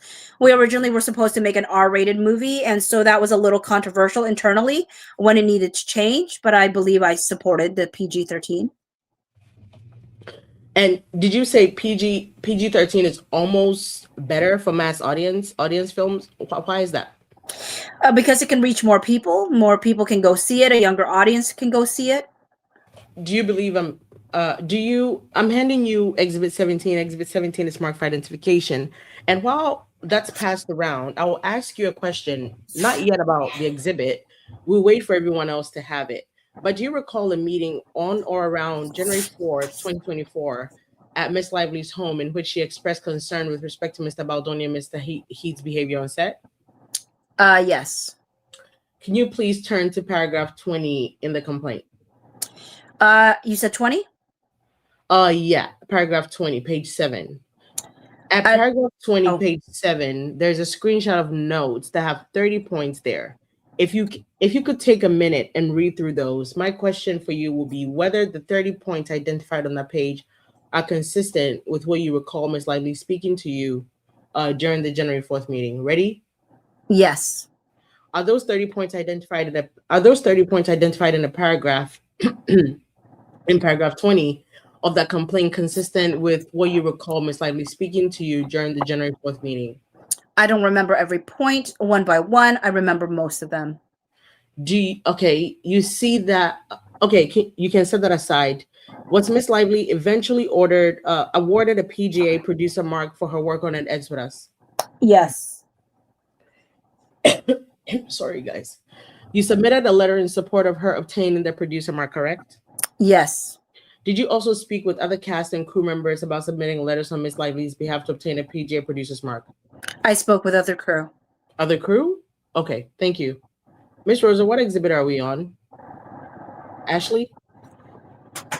Hold on. You received from Miss Ahamian in support of Ms. Lively's producer's mark? Yes. Exhibit 19 is marked AS1088. Do you recognize this as June 26, 2024 email and the attachment, a letter that you received from Russell Barnes in support of Ms. Lively's PGA producer mark? Yes. Exhibit 20. Do you recognize Exhibit 20 as an email you received from Barry Patterson to you on June 22nd, 2024? I don't have that one. We have a 20, but it's what you just discussed, AS 1088.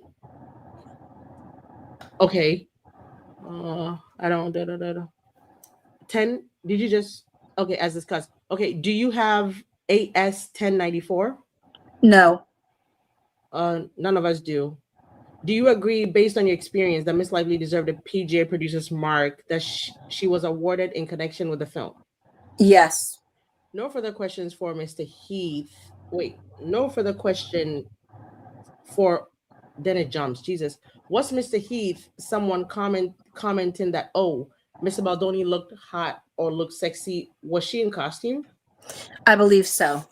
Okay, so he wasn't commenting on her street appearance, correct? Objection. Correct. And this is Garofalo asking these questions now. And do you know whether the character at that moment was going to be in a scene included sexual content? Objection. Her character was never in a scene with sexual content. Miss Lates? Correct. Okay, let's have the same questions with Miss Lively. Are you aware that Miss Lively complained that Mr. Baldoni said she looked sexy? Yes. And was she in costume at that time? Objection. And there had been an incident before where he interrupted you on a Zoom call? Yes, it was. I think it was a phone call. Okay, and that did not please you very much, correct? Correct. And you told Mr. Baldoni, right? No, I actually didn't. Oh, but he apologized to you, didn't he? He did. So he knew or felt that he had been impolite. Is that the right word? Objection. Yeah. And apologized to you? Correct. Do you think Mr. Baldoni cut you off during that call because you were a female? Objection. I don't know, but I was the only person on the set that he consistently yelled at 3 times. I'm not saying it's okay, but yeah. Oh, you say no. You say no on the next page. We jump. No. You understand. Well, do you recall when the film premiered? I do. When was that? In August of 2024. And with respect to Mr. Baldoni's presence at the premiere, had Miss Lively made any demands? Objection. What I had been told was that they shouldn't be on the carpet together and that they would be in a separate theater and would be having a separate party. Were you aware of any efforts Miss Lively were you aware of efforts by Miss Lively to have the cast and crew defriend Mr. Baldoni on social media at about this time? Objection. I was not until the press started reporting about it. And do you, as you sit here today, whether or not that's accurate? I don't. And you don't know whether or not Miss Lively froze Mr. Baldoni out of marketing, is that correct? Objection. I had heard that she was really running it. Stop, pause, stop, pause, stop, pause. I had heard that she was really running it. But I didn't technically know if he was also talking to them on the side. I know marketing and publicity were like kind of sometimes just having 2 conversations about things. So she basically does admit that it was Blake's. At around the time of the premiere, when you texted that she was virtually taking over the film, did you have any discussions with Mr. Baldoni on the subject? So that text was back in post. That was about 2 months before the premiere.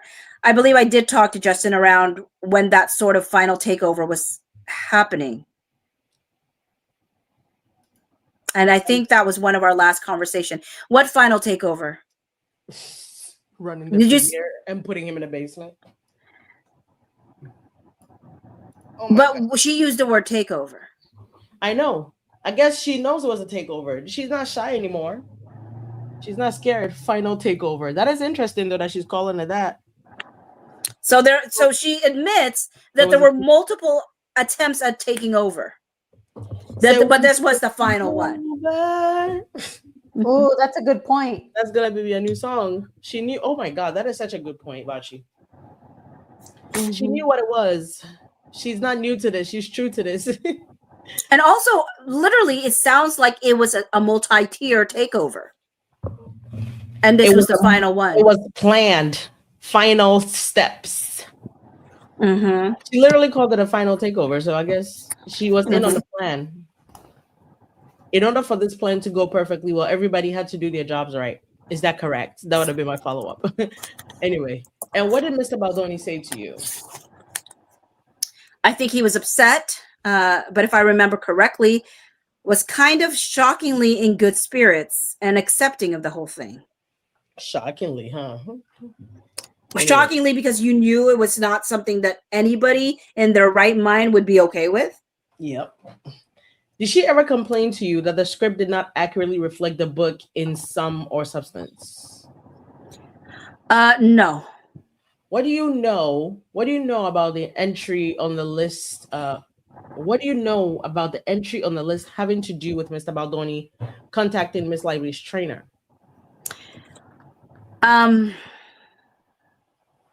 I knew that. I knew about that incident really right after it happened, because Justin asked Jamie and I to come to his apartment, and he walked us through exactly what happened. He was really shaken by it, upset, embarrassed, felt trapped. What exactly did Mr. Baldoni tell you about the incident with Miss Lively's trainer? Well, he said that he'd asked the trainer what her weight was because he had a back injury. Okay, I'm going to stop there right now, because in Blake Lively's original complaint, she says it was later on that Justin Baldoni claimed it was about his back injury. The fact that she immediately met with Alex Sachs and Jamie Heath and relayed what happened and immediately talked about the fact that it was his back says that's not an after addition as much as Blake Lively was claiming. It happened much earlier in the timeline. Yeah. And he was going to have to be lifting her in one of the intimate scenes. Yeah. And I guess the trainer, and I don't even know if the trainer responded, but the trainer took that question and went to Ryan and Blake and told them about it. Yeah. Notice Ryan and Blake, not Blake. No, Blake is not even the first one. It was Ryan Blake. And what had happened that day was that Ryan and Blake confronted Justin about it. It sounded like they were very upset, asked him why, how he could.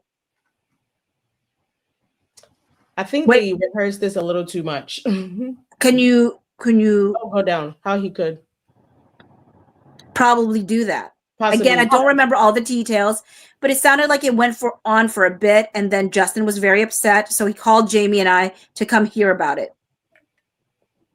Did Mr. Baldoni, if you know, ever apologize to Miss Lively? I believe he did, but I don't exactly recall. As the producer of a movie in which the lead actor has to live the lead actress, did you find anything offensive about Mr. Baldoni trying to find out how much she weighed? Objection. I don't know that I find it offensive. I understand it on a practical level, but she was a woman who had just had a baby and was clearly uncomfortable with her body and her weight. So it's more of an insensitive, stupid question that maybe we could have gotten the answer another way. So she was clearly... She wasn't asked! She wasn't asked! Literally. What other way? This was the other way. This was literally the other way. And I'm also going to mention again, so she was clearly uncomfortable with her body and her weight? Yeah, well, clearly. Very clearly. From the text messages she was sending Justin Baldoni, very clearly. Yes. Wow. Oh my God. Okay, let's take a short break. I may be about finished. The time is 5:27 p.m. off record, and then we actually go off record. Okay. I'll tell you now. I cannot do more. I'm exhausted. It's 3.5 hours. We've done three almost. I am so hungry for the rest of the depositions, but I cannot. I'm done. Same things. I'm ready for Justin's. This was 83 pages, and it took us. I mean, we paused to talk about point, which is the point of reading this way, for us to talk and make commentary and everything. But Justin's, if this is 83 pages, JB's Depo is so good. And but more than the one that I know his would be good. This was annoying. This was more annoying than good. Like, this wasn't a good deposition to me. It was actually very bad. If you're gonna be honest, the questions were leading. I could have literally done this exact depositions and given these exact answers, and I've never been on that set. Like, if the job was to make Blake look good and everything, I could have done the exact same thing. Somebody said I just got here. Look at the timestamp, my love. We've been here for half a work day. Oh, my word. Yeah, we gotta bounce. And I'm running on sleep from 2 days ago. Somebody said Bocce got her second win. No, she didn't. I mean, I might. Girl, if you got a Because second win, I'm hungry, but I kind of do want to read JB's. No, but Bocce, the energy I have is TikTok energy, like laying in a couch energy. I don't have sitting upright energy. I know. And you're yawning. Me neither, but I really do want to know what JB said. And I'm trying to download this whole thing. So this is more. This is even more. Yeah. Here's what we can do for Justin's. Because we cannot go through all 104 pages. We can talk. We can literally read the circumcision. Excuse me. We can read the circumcision part, and we can read the Taylor Swift part. Would that be okay? Let's do that. Because I don't know what these things are. Okay, so I'm literally we're gonna do the Taylor part. Let's see. 1 second. Because I know. Wait a minute. Ladybug says, I feel like a traitor. I was hopping between this live and Chris's live because he had Katie and Dave Neal. He had Dave Neal and Katie. Wait a minute, Chris? Like Chris, the PR guy? PR Chris? PR Chris? Mr. Chris. Oh, look at him doing some lives. Chris is doing lives now? Well, he did. Remember, he did that one live and he was trying to figure it out. Oh, look at Chris doing that. Chris been live for a hot minute. Has he been going lives? I only knew about that one time. But how he got Dave Neal? I love Dave Neal. Dave is cool. He used to feature my videos a lot in the beginning. And a lot of people will be like, hey, I'm here from Dave. I'm here from Dave. Yeah, I mean, I feel like a lot of people are doing lives these days. I mean, there's just a lot to discuss. There is a lot to honestly. Discuss. All right. So we're going to do a couple pages from there. So we're going to cover from Justin going to the apartment, talking about the circumcision, and then Justin pointing out the fact that he thinks Blake Lively was doing the Taylor Swift method. All right. And then guys. Wait a minute. Where is Chris doing these lives? Is it TikTok or YouTube? I don't know. Because I thought he did not want to be seen on YouTube. So is this TikTok? He doesn't want to be seen on YouTube? Yeah. I mean, that's why, like, when people asked about, like, that one thing that had happened, they're like, what, where is that? Where is that discussion between you and Chris? And I was like, one, it was not my live. But two, I never put up any videos without the people's permission. And I would not have ever gotten permission because that's one of the things that he's expressed, to not have it be on YouTube. He's like with Katie or someone. Which Katie? LA Katie Pope? LA Katie or which Katie? Anyway. I think Katie and KC. Right? Or wait, but Katie and KC would be with Lauren right now, right? Lauren is done. Lauren is done. Oh, okay, then maybe it's Katie with KC. All right. So let's pick up. You ready? Sure, if you show me. Okay. Okay. Weird. Now I got so used. I got so used to the other one that this literally hurt my eyes. When I opened it, I did the same thing. I reacted. I was like, what is happening now? I got used to the other faint Karol, you're gonna writing. have some work. You're gonna have some work here. You might need to stay alert. All right. So we're gonna pick up on page 140. You're Justin? Okay, not myself. Did Wayfair Studios? You guys are gonna notice the difference with this font for the Depos versus the other one. It's so much better. All right, not myself. Okay. Did Wayfair Studios pay for people's salaries, compensations on the film It Ends With Us? I would imagine so. And you as a director and co-studio head have the authority to hire, fire, remove, and discipline people on a set if you chose to do so. Shapiro? Yes.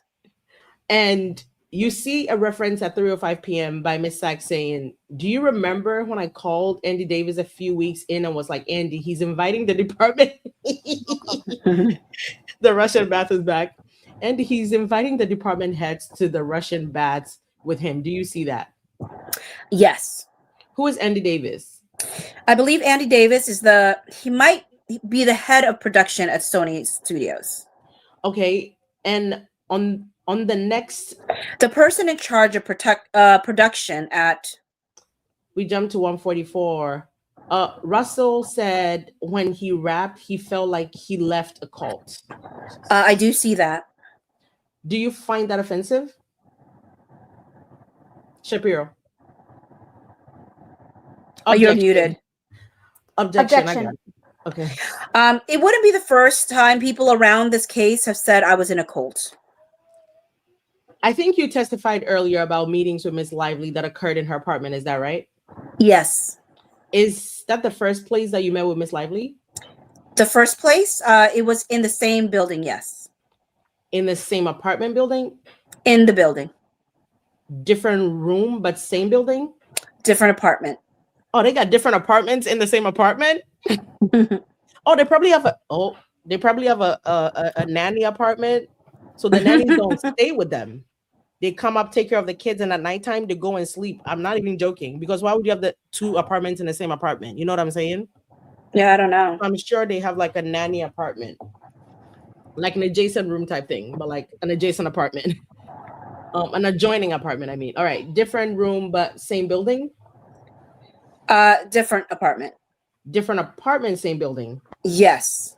Okay. Am I done with this? Sure. When was that meeting? The first meeting? Sometime in December before Christmas. Sorry, I think it was December 22. And when you first, and I believe it's December 14, 2022, not December 22nd. So, and when you first met with Miss Lively, she had not yet agreed to play the role of Lily in the. First of all, she was always going to agree to play this. She needed this job. Okay. But when you first met with Miss Lively, she had not yet agreed to play the role of Lily in the film. Is that right? Yes. And you had not yet decided whether you were sure if you wanted to play the role of, you wanted her to play the role of Lily in the film. Is that right? Correct. You thought you did though, right? Objection. Objection. I thought I did what? Wait, no, me. That's me. I thought I did what? When you went to that meeting, traveled to that meeting. Yes. You prepared for that meeting. Yes. And you discussed the meeting in advance with certain people. Yes. Like Mr. Heath? Yes. And others? Witness nods head. And it is fair to say that you were hopeful that you and Miss Lively would reach an understanding and she would agree to play the role of Lily in the film? Objection. Yes. And at that point in time, had you made a decision that along with directing the film, you would play the co-lead in the film? Yes. Is that the role of Ryle? Yes. And before I asked you if you were a producer and you said no, you're an executive producer, is that correct? Yes. Okay. I was, but eventually I wasn't. You were for some period of time? Yes. Okay, in the first meeting, along with other topics, you and Miss Lively discussed your families, is that right? Yes. And at this time, Miss Lively was pregnant? Very pregnant. No, don't say that, Justin. No, I think he literally, because he goes on to talk about how they were laying in, like sitting in a couch, because this is December. She was literally about to give birth. I know, but you know how offended she is by being pregnant. And so to be very pregnant, very pregnant. She's going to use this against him. Oh, for sure. Very pregnant, yes. She was soon to give birth? Yes. And that would not be the first. This was such a stupid question. Gottlieb is not a very bright man. And that would not be the first time Miss Lively had children already, right? Yes, they were all over the apartment. Okay, that's proof that they have soft parenting rather than gentle parenting. But just you wait. And Miss Lively was pregnant with a boy. Is that right? Yes. And the two of you discussed certain things about Miss Lively's baby? Objection. Objection. Unborn baby, yes. Among other things, you discussed whether Miss Lively's baby would be circumcised, right? Objection. That was a conversation, yes. And in the context of that conversation, did you at any point share with Miss Lively whether you were circumcised? Yes. Did Miss Lively ask you whether you were circumcised? Directly, no. Who was present at the moment when you relayed to Miss Lively that you were circumcised? There were people going all around. Mr. Reynolds was in and out of the conversation. She had, I think, 2 nannies. I felt, oh, don't bring up the nannies. I felt like there was a housekeeper there. Her assistant was walking around. I think she had 2 assistants there. Her and I were sitting on the couch, but there was people all around.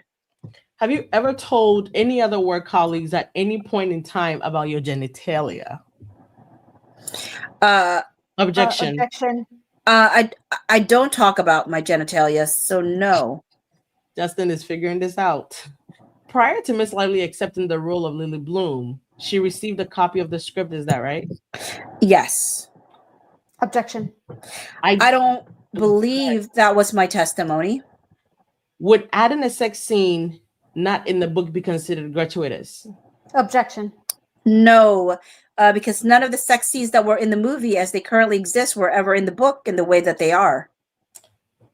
If you flip to page 81 of the script, which is Baldoni 3724, are you there with me, sir?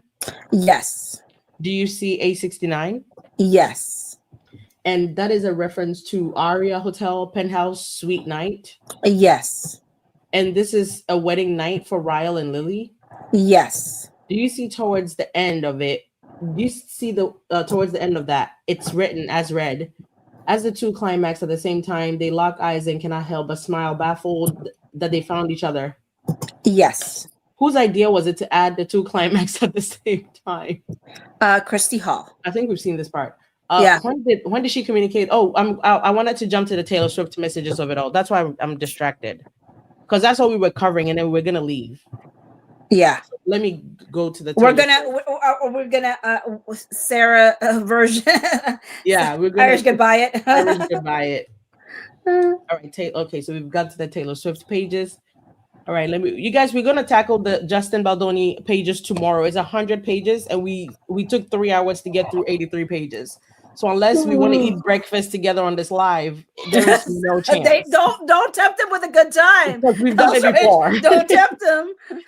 Let me not threaten y'all with a good time. But we do not want to be here for breakfast. I haven't slept in 48 hours. So, all right, I'm gonna pick it up from here because I need to make sure we get to the. I was about to go. I was about to say something so crazy. Blake would see me. I was about to say we need to get to the climax together. Because there's a point where it crescendos. All right, there's a point where it crescendos. So, all right, we're just going to pick it up from here. How do you know that this is not a list that Miss Lively read from her phone in that meeting on January 4th, 2024? For one, she never used the wording "no more." So that's how I know, first off. Damn, I kind of want to go up. I always wondered if she was using that language. So you know that it's not the same list per se, and it was a Ryan Reynolds production. No more, no more, no more. Okay, all right. So we're gonna pick it up from here. During that meeting, did Miss Lively read a list from her phone? She did. Do you have a distinct memory of her reading a list of incidents or items from her phone to the group during that meeting? I do.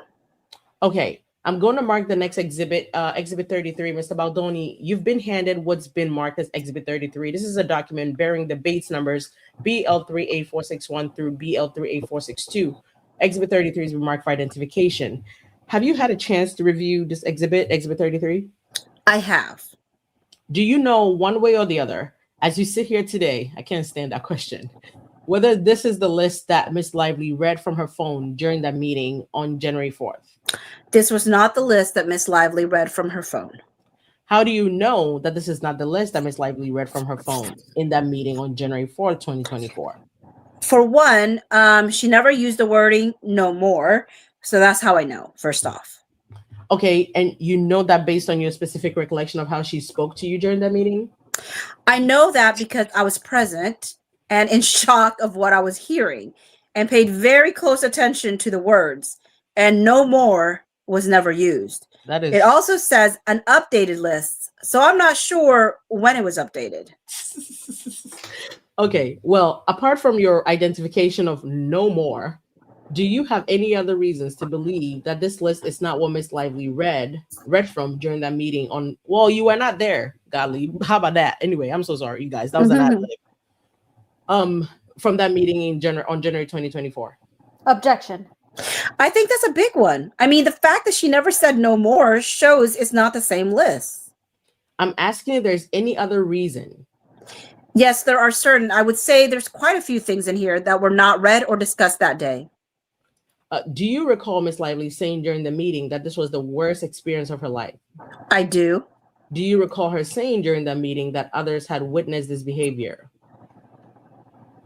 Objection. I don't remember those exact words. No. Do you recall the words creepy or abuse being used in reference to your behavior? I definitely don't remember the word abuse. I think I remember the word creepy. Which tracks with everything he said down to the text message he sent Rain. Mm-hmm. Do you recall feeling embarrassed while Miss Lively was reading out these items? I think that could be accurate for one of the things I was feeling. Yeah. I want to mark another exhibit before I go on, Mr. Baldoni. I can't remember if Angie Giannetti is one of the people whose deposition you listened to. Yes, completely. You see here, the word creepy and abused were used in reference to me and my behavior. I do see that, yes. And you see a little bit later, you say that you were, as read, unable to respond. Mr. Heath did a beautiful job apologizing. You were embarrassed that you were unable to formulate the correct words to apologize and honestly felt like a bad person. Do you see that? I would beat myself up a lot, clearly. You said, as read, it's hard to feel so much of what they believe about me is false because they're also convinced that it's so real. Do you see that? I do. Did it occur to you that they might be, oh, you're shitting me. Oh, they might be right. Mm-hmm. It's right there. Okay. Did it occur to you that they might be right? Yes, along with her husband and her best friend. So we jump now. And the kind of that wasn't the answer to the question. That wasn't the answer to the question. No. Yeah. So along with her husband and her best friend, and I say, and the kind of person who could help get the message, the important message of your movie out, right? I'm assuming now they're probably encountering the second time he went to the house or something like that, because it makes sense for him to say husband and best friend. So the second time he went to the house or something like that, when Taylor would have been there. So he best friend. Okay. Yeah. And the kind of person who could help get the message, the important message of your movie out there, right? So probably talking about the fact that Taylor and Ryan or whoever could have helped together. All right, Shapiro, objection? Objection. Yes, I hope that would be a big part of it.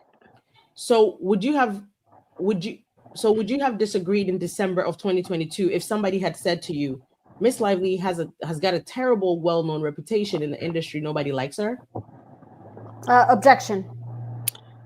Nobody told me that. If Katie Case or Brianna Coslow had told you that in December of 2022, if Katie Case or Brianna Coslow had told you that in December of 2022, would you have found that very surprising? Objection. I don't think I can speculate on that. Okay.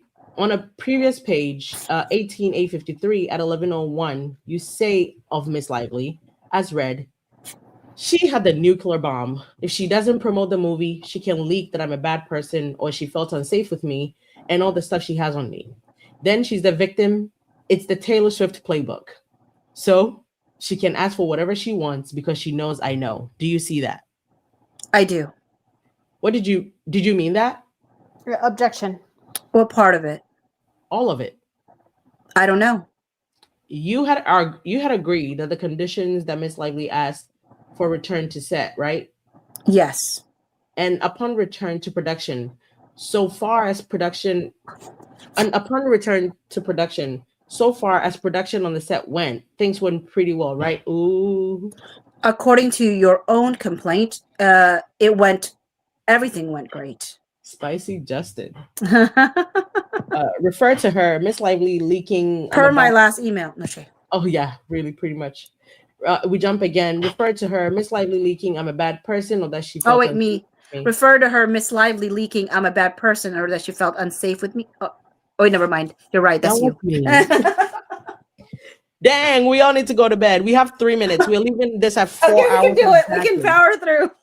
We have exactly 3 minutes to finish this and play a song. Okay. Choose a song. Karol, pick a song. Once we get there. Refer to her. Of the newer album. So the new one. So like I don't know them yet. Don't Settle, Buried. Please don't settle. Okay, Don't Settle. Let's do Don't Settle. All right. We gotta get to trial, so please don't settle. Oh my God. All right. Refer to her, Miss Lively leaking, I'm a bad person, or that she felt unsafe with me. Objection. Objection. Oh, okay. I think when you are somebody small in the industry like myself, and you're dealing with a titan like Miss Lively and some of the most, yeah, and some of the most powerful people in the world, which are her best friends, and you're in the situation that I was in, I think is very reasonable, especially at this point, to be concerned about what's possible and what's not. I was spitting at this point. Is there anything else you can think of other than the material contained within the 17-point list, or the list that Miss Lively read from on January 4, 2024, that as you sit here today, you might have been referring to when you refer to a nuclear bomb that could be leaked? Objection. Nothing about the 17-point list, but I assure you that the list that was read to me contained complete fabrication of the truth. So I very well could have had that be a part of what I felt scared of, lies. But I didn't know. I didn't know anything. I knew that at this point, my gut feeling was that she was going to take over the film. Lies? When you say lies, you mean lies insinuating that you had made Miss Lively feel unsafe? No, that's not what I mean. Lies insinuating that you had sexually harassed Miss Lively? Objection. No, I'm speaking about lies in general. You're the co-head of Wayfarer Studios, are you not? I am the co-chairman. The co-chairman of Wayfarer Studios, but the executive answer to you and Mr. Surowitz. Objection. Twice, girl. Yeah. Shapiro's pissed. That's 2 objections. Objection. The executive's answer to our CEO, and our CEO reports to me and Sarowitz. And you testified earlier that you could fire the CEO if you wanted to. I imagine I could do. Yeah, I imagine I could. And it's Mr. Sorowitz's money that financed this particular project. Is that right? Co-financed. Yes. If you had wanted to, you could have just decided not to go forward with the movie, right? Objection. At what point? At any point. Not necessarily. As of February 23rd, 2024, could you have pulled the plug on the movie? I don't believe so. Even you don't believe you could have done so without inviting litigation? Is that what you're saying? Objection. I believe this was the biggest project that we've ever invested in, ever had, and we had a tremendous amount of money invested in it, and so did Sony, who were our partners. So we had an obligation, a fiduciary obligation to Sony and to Steve's family to not pull out of the film. To not lose that money. Objection. It wasn't just about money. It was one of the major factors. Yes. Jesus Christ. Oh my God. Okay. One of them. Oh, okay. But nonetheless, you're the co-founder of the studio, right? Yes. You're the director of the film, right? Yes. You're the co-lead actor, right? Yes. You're an executive producer, right? At that time, I was. That is a lot of accumulated power. Oh, shut up. Don't do that. That is a lot of accumulated power on one movie, is it not? Objection. It is. And also, I don't think it's unusual. Is that a typical arrangement that you're familiar with? To Mr. Heath, for what you were saying, we jumped to Mr. Heath for what you were saying the night before, right? At 2:23 p.m. on the 27th on page 33565. Yeah, I believe we could sum it up that way. And what you say is you've just come out of therapy and you're purging shit out and exhausted. And then you say so much fear of Blake coming out and going public about how I'm a bad person and I'm unsafe, not who I say I am. Do you see that? I do. And that's similar language to the fear that you described to Mr. Van Winkle in the document we just looked at a few minutes ago from February, right? Objection. I believe so. And you were very concerned that Miss Lively would go public with some of the materials or allegations that she had been contained, that had been contained in the 17-point list. And in that list you read on January 4th, right? Objection.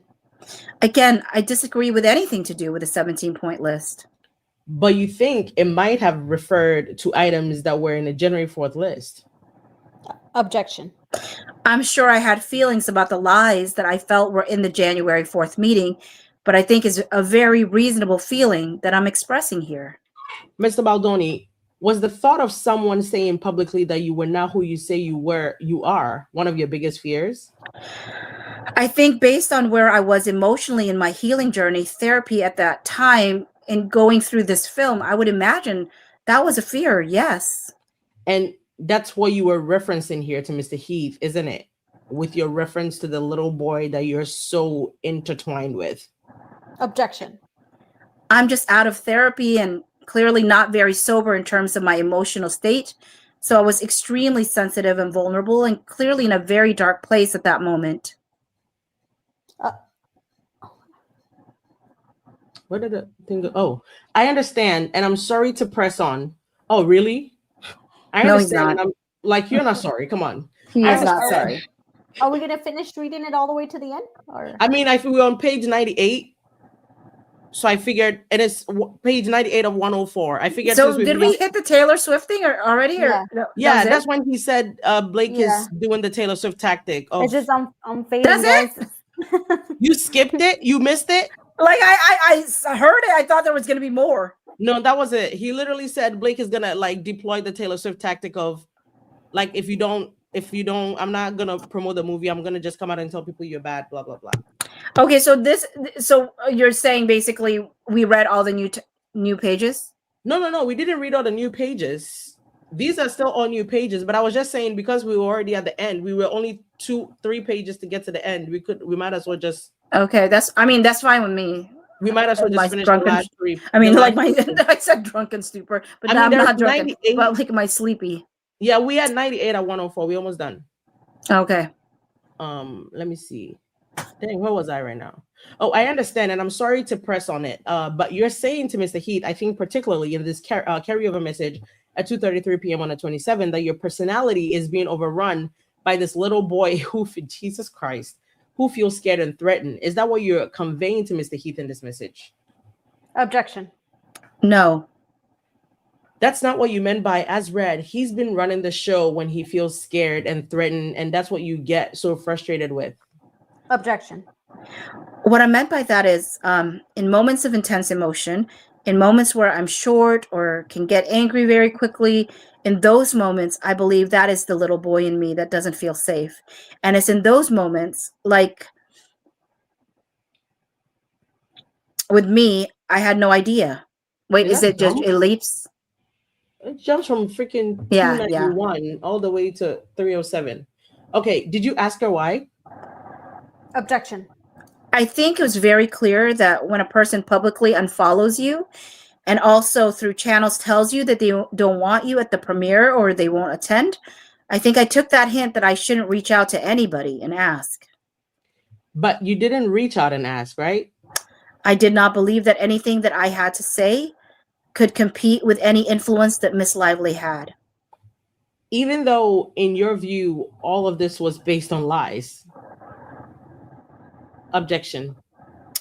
When you're dealing with arguably the most powerful couple in Hollywood with the most powerful friends in the world, mixed with someone who's extremely charming and personable and has so much to offer someone as young as her, by that point, there was nothing I believe I could have said to her that could affect any. Do you think your conduct on the set of It Ends With Us had anything to do with the decisions made by cast members, other than Miss Lively, to not want to follow you and not appear alongside you at the premiere? I am unsure if. Can you repeat the question? This is not working for me. Stenographer record reads as follows: Do you think your conduct on the set of It Ends With Us had anything to do with the decisions made by the cast members, other than Miss Lively, not wanting to follow you and not appearing alongside you in the premiere? I can't speculate and answer that question. You don't know what their motivations were? I think it's impossible to know what anybody's motivation is. Wow. And you didn't ask what their motivations were? I did not ask what anyone's motivations were. And notwithstanding that you were very concerned and very afraid, you did not initiate an investigation at this point in time to clear your name. Objection. Okay. I did not initiate an investigation at that time. Instead, you retained the agency group, right? Objection. I would not classify it as that. And you commissioned the scenario planning document to get ahead of what you thought might be coming? Objection. I just want to go back. I did not use the word instead of investigating. I just want to say that that's not it. I disagree. Like every other production. Oh, I know. So that's me. Like every other production, correct. Did you want reporters to know that? I was not hiding that. Is being called a scab a positive or a negative implication in your view? I'm not sure I can answer that. But you wanted reporters to go in that direction, right? Objection.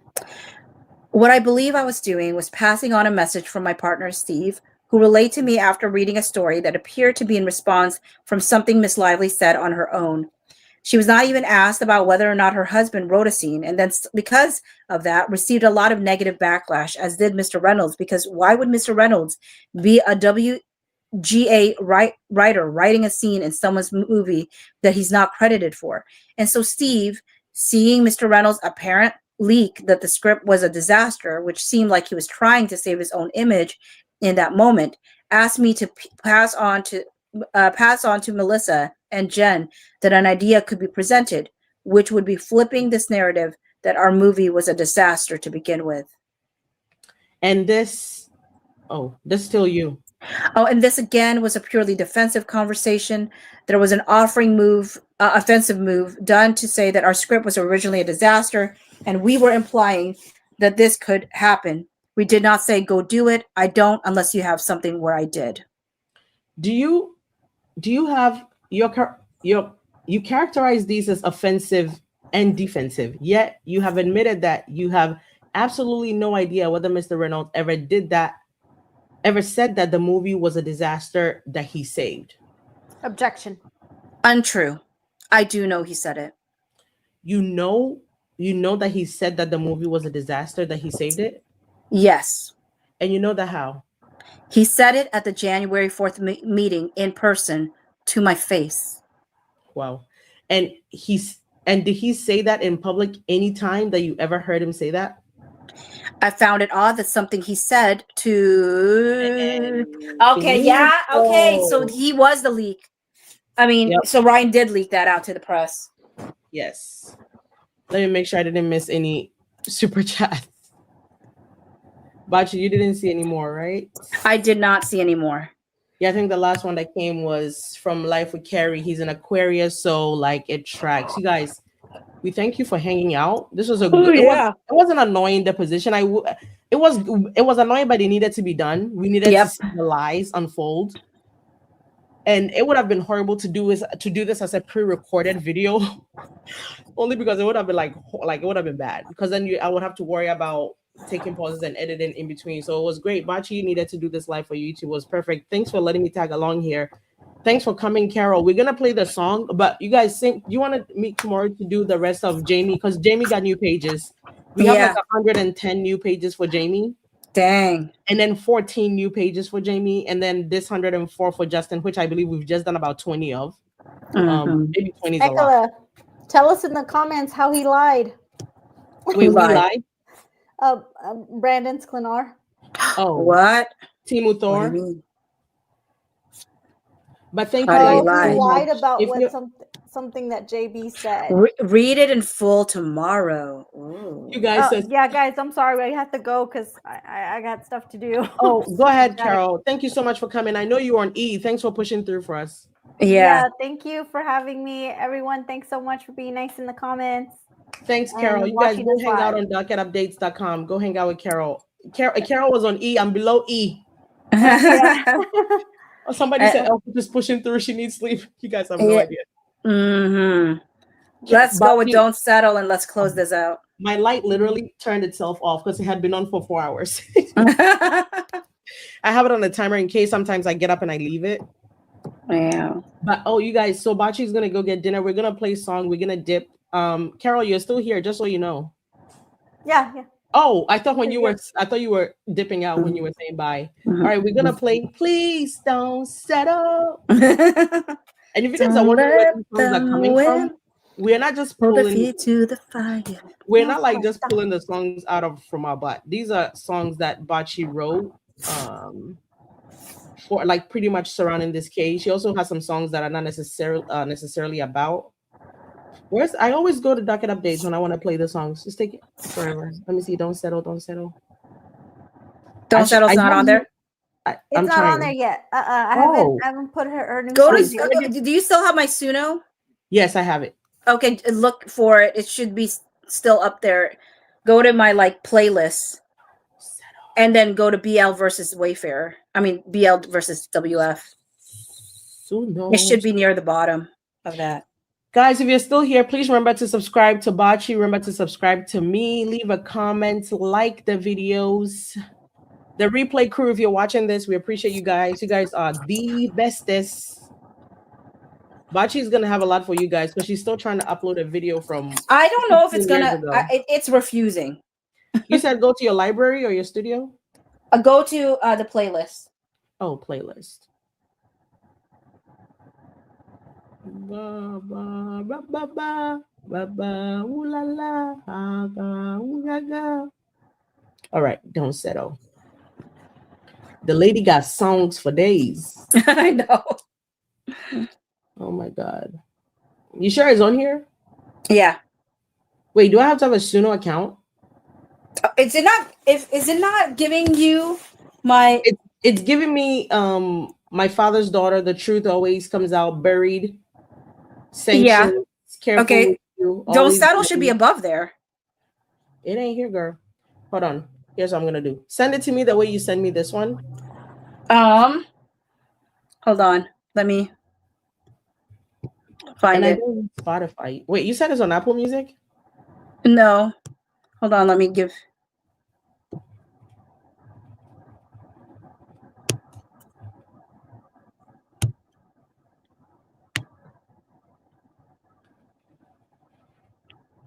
Thank you guys for still waiting in here to listen to our song, to Bocce's song. We appreciate it. Yeah. So send it to you via. Yes, just text it to me. But Don't Settle should have been right underneath My Father's Daughter. Let me make sure I didn't close my eyes and skip past it. But I'm looking at My Father's Daughter. Oh, Bocce, I'm a liar. Girl, I lied. That shit is right there. Oh, I'm so sorry. That's all right.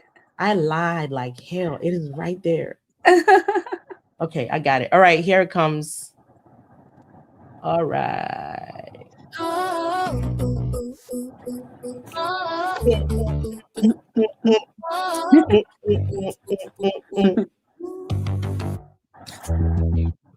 She's so predictable. We knew she would do this. Kick the can down the road. Delay the inevitable. I have never seen a victim try to hide her own words from the world. Please don't settle. Don't let them win. Hold the feet to the fire. The little pyro would love that. Hold them accountable. All these years they thought they became untouchable. Please don't settle, don't settle.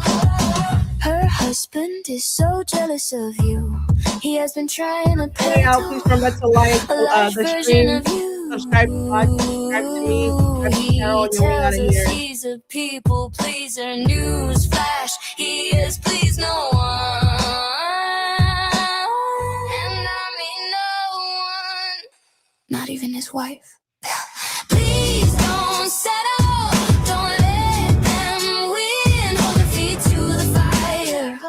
The little pyro would love that. Hold them accountable. All these years they thought they became untouchable. Please don't settle. Don't settle. When you don't have the strength to keep fighting, please look out to the sea of support here, rooting for you. You're not alone. We're lifting arms up. you battle. Please don't settle. People are asking if we're gonna do the depots tomorrow. Yes, we'll be back to read the depots tomorrow. I don't know what time I'll coordinate with Bocce.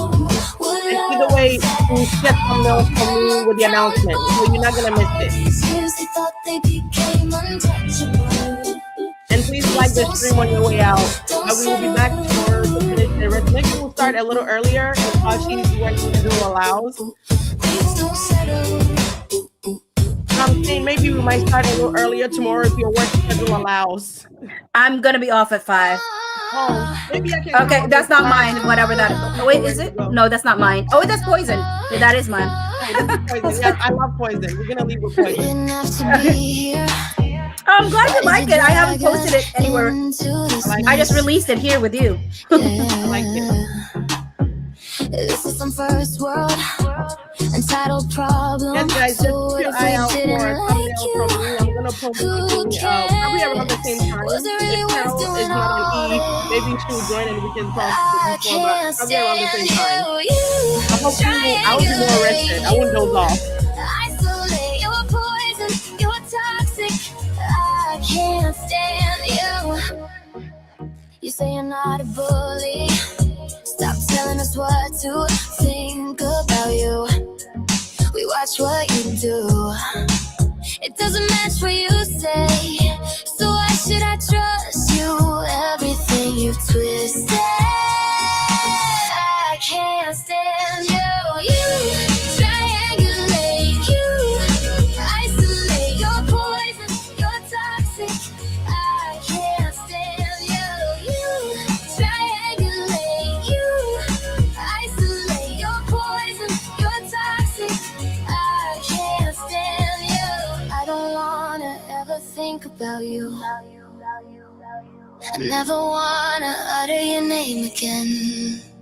You're not blacklisted, you're not even listed. You'll be forgotten. I love that part so much.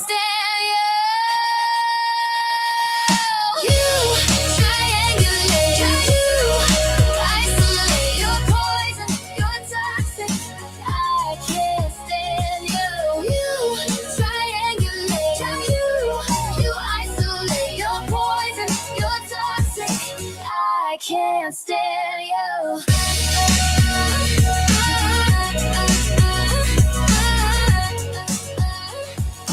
I can't stand you.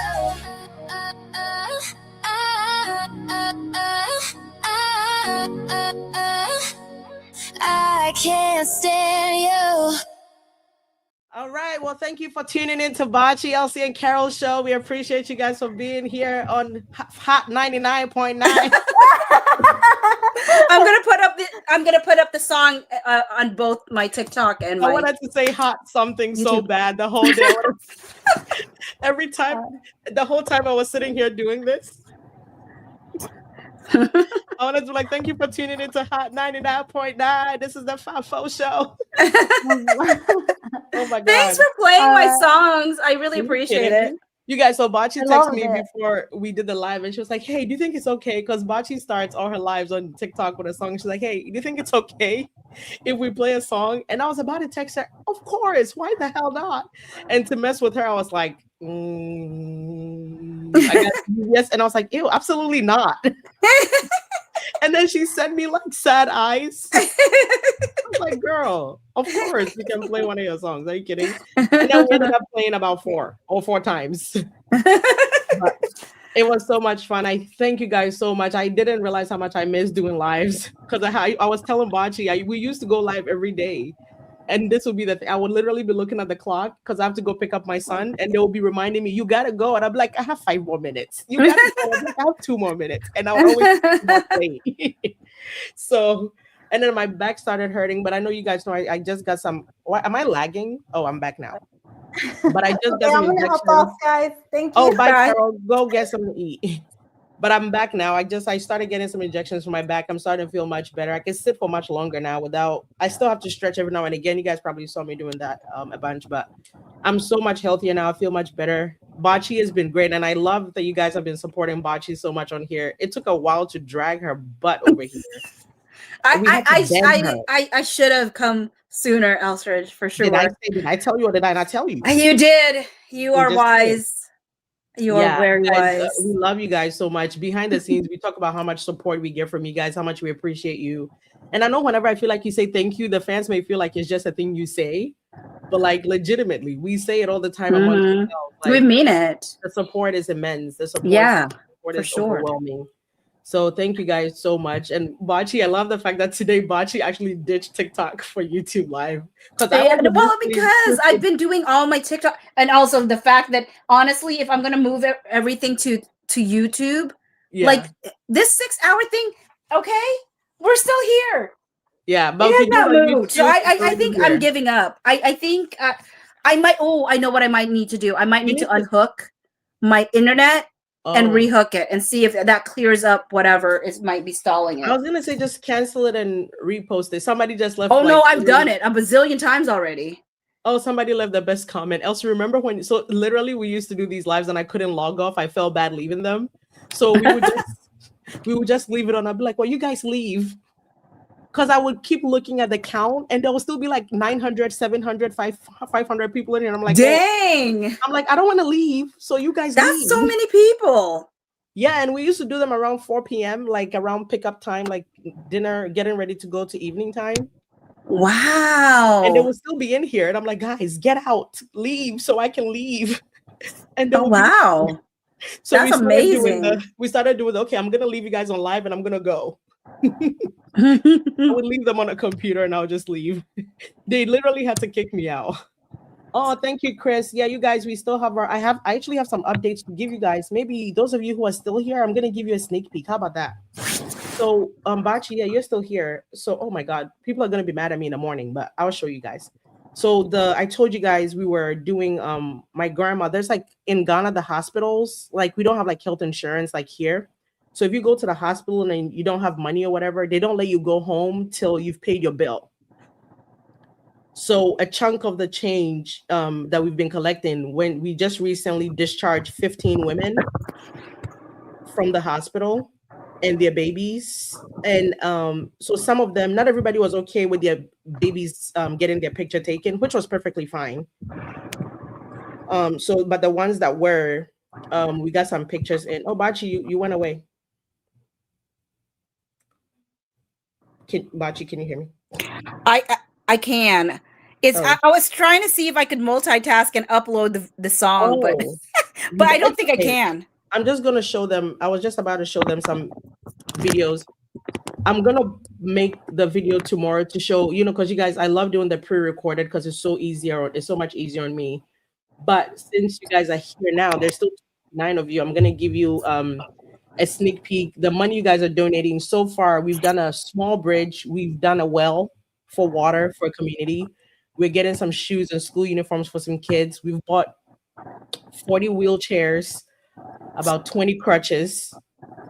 The crutches and the wheelchairs are getting delivered this weekend because I wanted to bring that kind of towards Christmas. That way it's like a present, for them, because that's something we've been able to, we're helping 40 widows, 40 women who are like not in working conditions, but their husbands have died. Nobody is supporting them.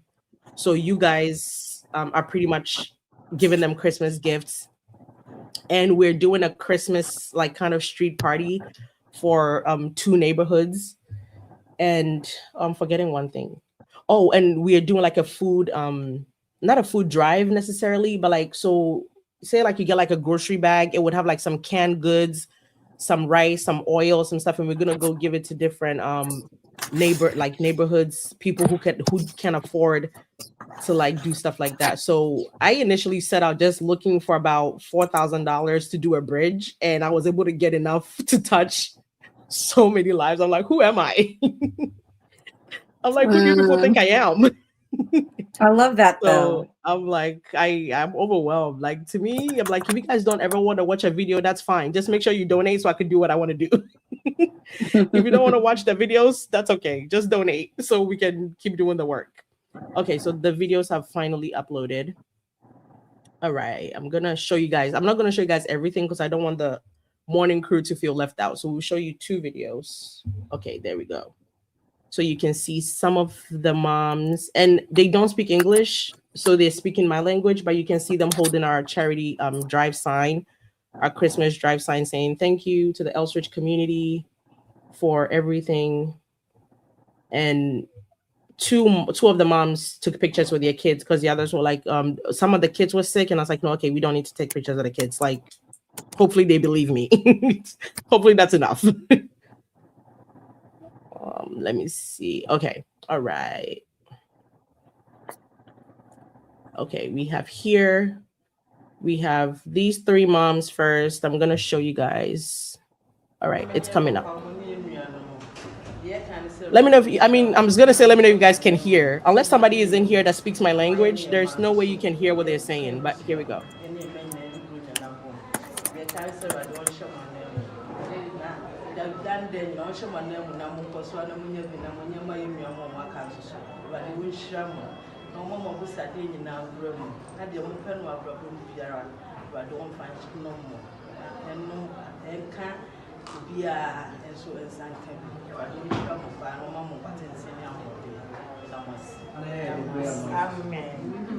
So at the end, they said amen. Hopefully everybody understands amen. But they pretty much are praying over everybody who donated and said, like, God bless you, wherever you're. So there's, in my country, if you give somebody money or something big, they kind of pray over you, say wherever the money came from, that you got the strength to donate. Hopefully you get it back tenfold.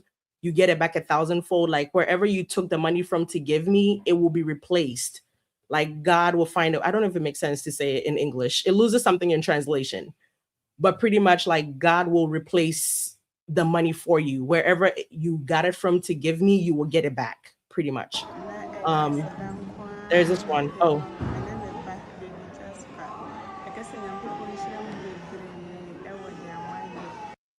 Oh, so she said her son's name is Jasper. I don't know if you heard baby Jasper, but she's like, thank you so much. We would never, because they were at the hospital. They didn't know when they could go home. Their families can't afford it. They were just sitting there hoping someday somebody can come get them out. But the thing is, the bill accrues the longer you're there. So somebody had been there since September and she didn't know. Like they keep the baby there. They will take care of the baby and you have to come and pay your bill little by little.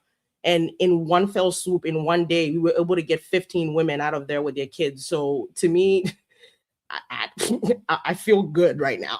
I'm like, we've done the damn thing. This is another one of the moms.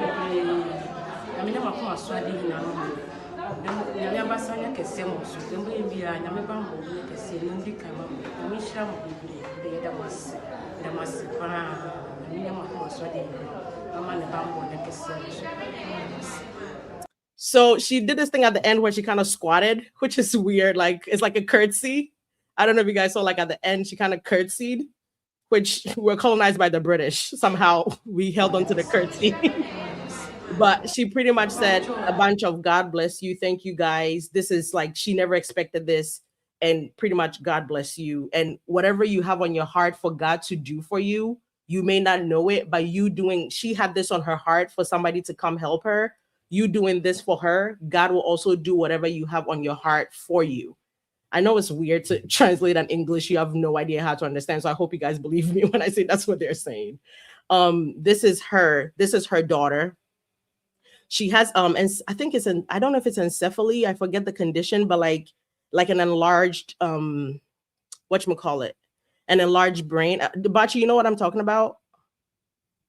It's not encephaly. It's not, I forget the condition. I need to look it up, but she has like an enlarged head, like when like the child's brain and head is bigger than the rest of their body. So they're always like constantly sick, constantly in the hospital.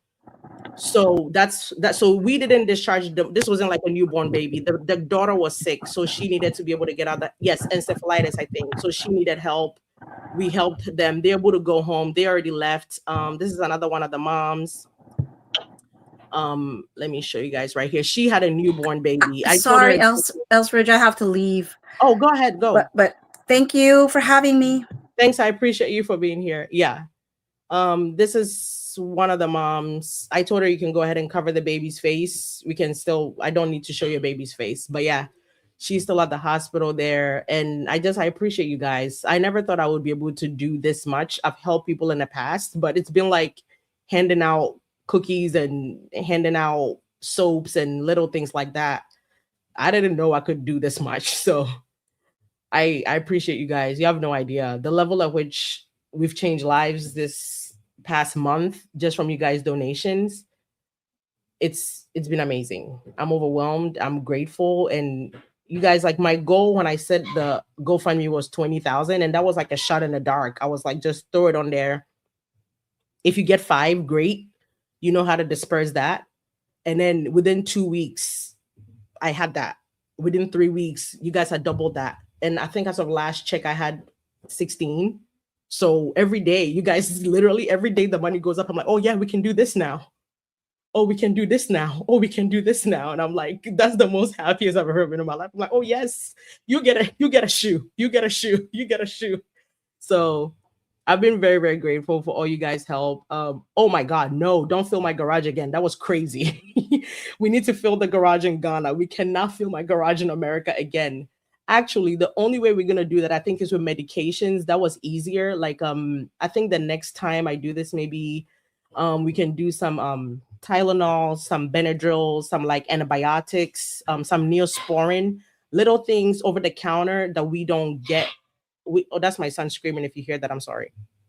But that's what I think I can do moving forward, because those are little enough that I can just put in a suitcase and fly with it versus the big things that I had to ship. That was crazy. It was appreciated, but it was my mind was blown. So I know that was long-winded, but I can't begin to thank you guys. And I can't even leave. I'm back to being me again. Everybody left me here. And all of a sudden I have energy. I could go for another hour. I really can't. But yes, so we definitely need to, I think that's what I'm going to do next time. Focus on, I already bought some with the money you guys donated. I already bought some Benadryl and some antibiotics, like over the counter, and Neosporin, because a lot of the kids get hurt and like they get sores and wounds and they can't cover it up. So a lot of that. But I love you guys. We'll be back tomorrow. Well, it's 1 a.m. now. And you guys keep an eye out. I have a video coming for you at 5 a.m. around 6 a.m. I have to go edit that now before I go to bed. Brr. My son is still awake for some reason. I don't know. I think my husband fell asleep and now he's running amok all around the house. I can hear him. He's safe. He's fine, guys. He knows his way around the house. But I appreciate you guys so much. I thank you for the donations. Anybody who has given $1, $5, $100, $200, I'm grateful. I love you guys so much. I thank you. Kenny, Christina, Lara, Michelle, Leo, all my day ones, MB, all of you guys. I love you guys so much. I'll see you tomorrow. I can't leave. Kick me out, please. This is why I can't do lives, guys. I have no self-control. I have no freaking self-control. Oh my God. Thank you guys so much. And so I was going to tell you guys this later, but somebody told me just go ahead and do like a nonprofit. I'm going to set that up. And throughout the year, because I do this throughout the year, just Christmas is just kind of special because people don't get to celebrate Christmas a lot. So and from next year, if you guys want to come to Ghana, I want to set it up enough where I can plan the trips with you guys and you can go without me. I want to set it up to where I have things in place where if somebody wants to go to Ghana and, you know, support any of these orphanages, even if I'm not there, Chris said, I have faith in you to end the live after this message. Yeah, because I want to make sure next year, if you guys want to come with me or if you want to go by yourself, there's like a sure path you can take to go without even needing me. Or if get a minister license. I curse too much. I don't think they would give me one. I curse a lot. Hit the kill switch, Christina.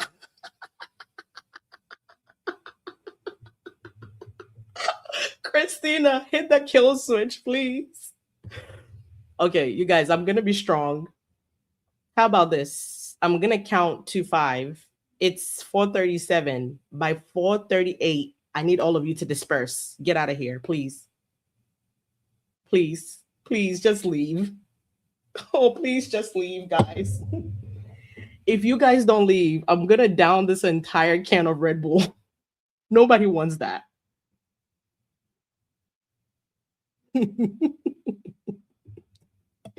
You guys, How is there still 261 of you in here? Leave, get out. Go.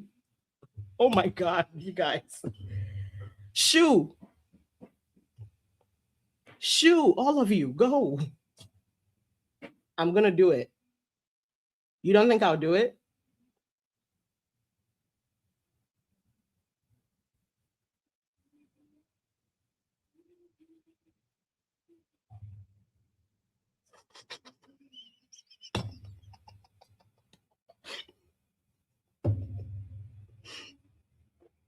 Why are you guys watching me drink it? You're supposed to go.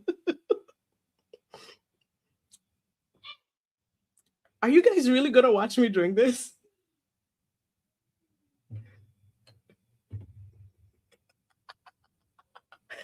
How are there still 254 people in here?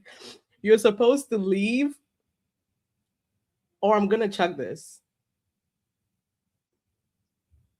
Red Bull gives you wings.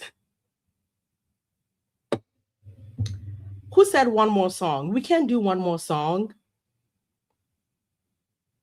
You guys, see? Okay, we got 4 people. Oh, Bocce's back. Oh, Bocce's back to release me. See? Okay, we got 4 people. Bocce, oh, Bocce's back. Oh, Bocce's back to release me. See? Okay. Oh, no. Oh. I was just unhooking mine because it was still going on my channel. So I was just coming back to say, because then people might be like, why do you have it still going? No, I need to wait. So you've been hearing everything that's happening? Yeah. So I was like, I better unhook this. Bocce, unhook it. You end it. You end it. Well, I already ended it in my live, but I can't end it on your live. So you don't have the kill switch? I do not. Okay, you guys, how about this? In 3, 2, I love you guys so much, but in 3, 2, 1, all of you are dead to me. Bye. Bye. Oh, dang, I missed it. I hit the thing. 3, 2, 1, this time I'm for real. I'm killing it. Bum, bum, bum, bum. That girl so scandalous. Okay. Let me see that thong, baby. That thong, da, thong, thong, thong. I love where I would go. I love where I would go. Oh my God, this is gonna go on Bocce's live. Wow, I'm so sorry, Bocce. I'm sorry. Okay, goodbye, guys. Leave your comments down there. All right. That thong, da, thong, thong, thong. Oh, damn it. I keep missing the button.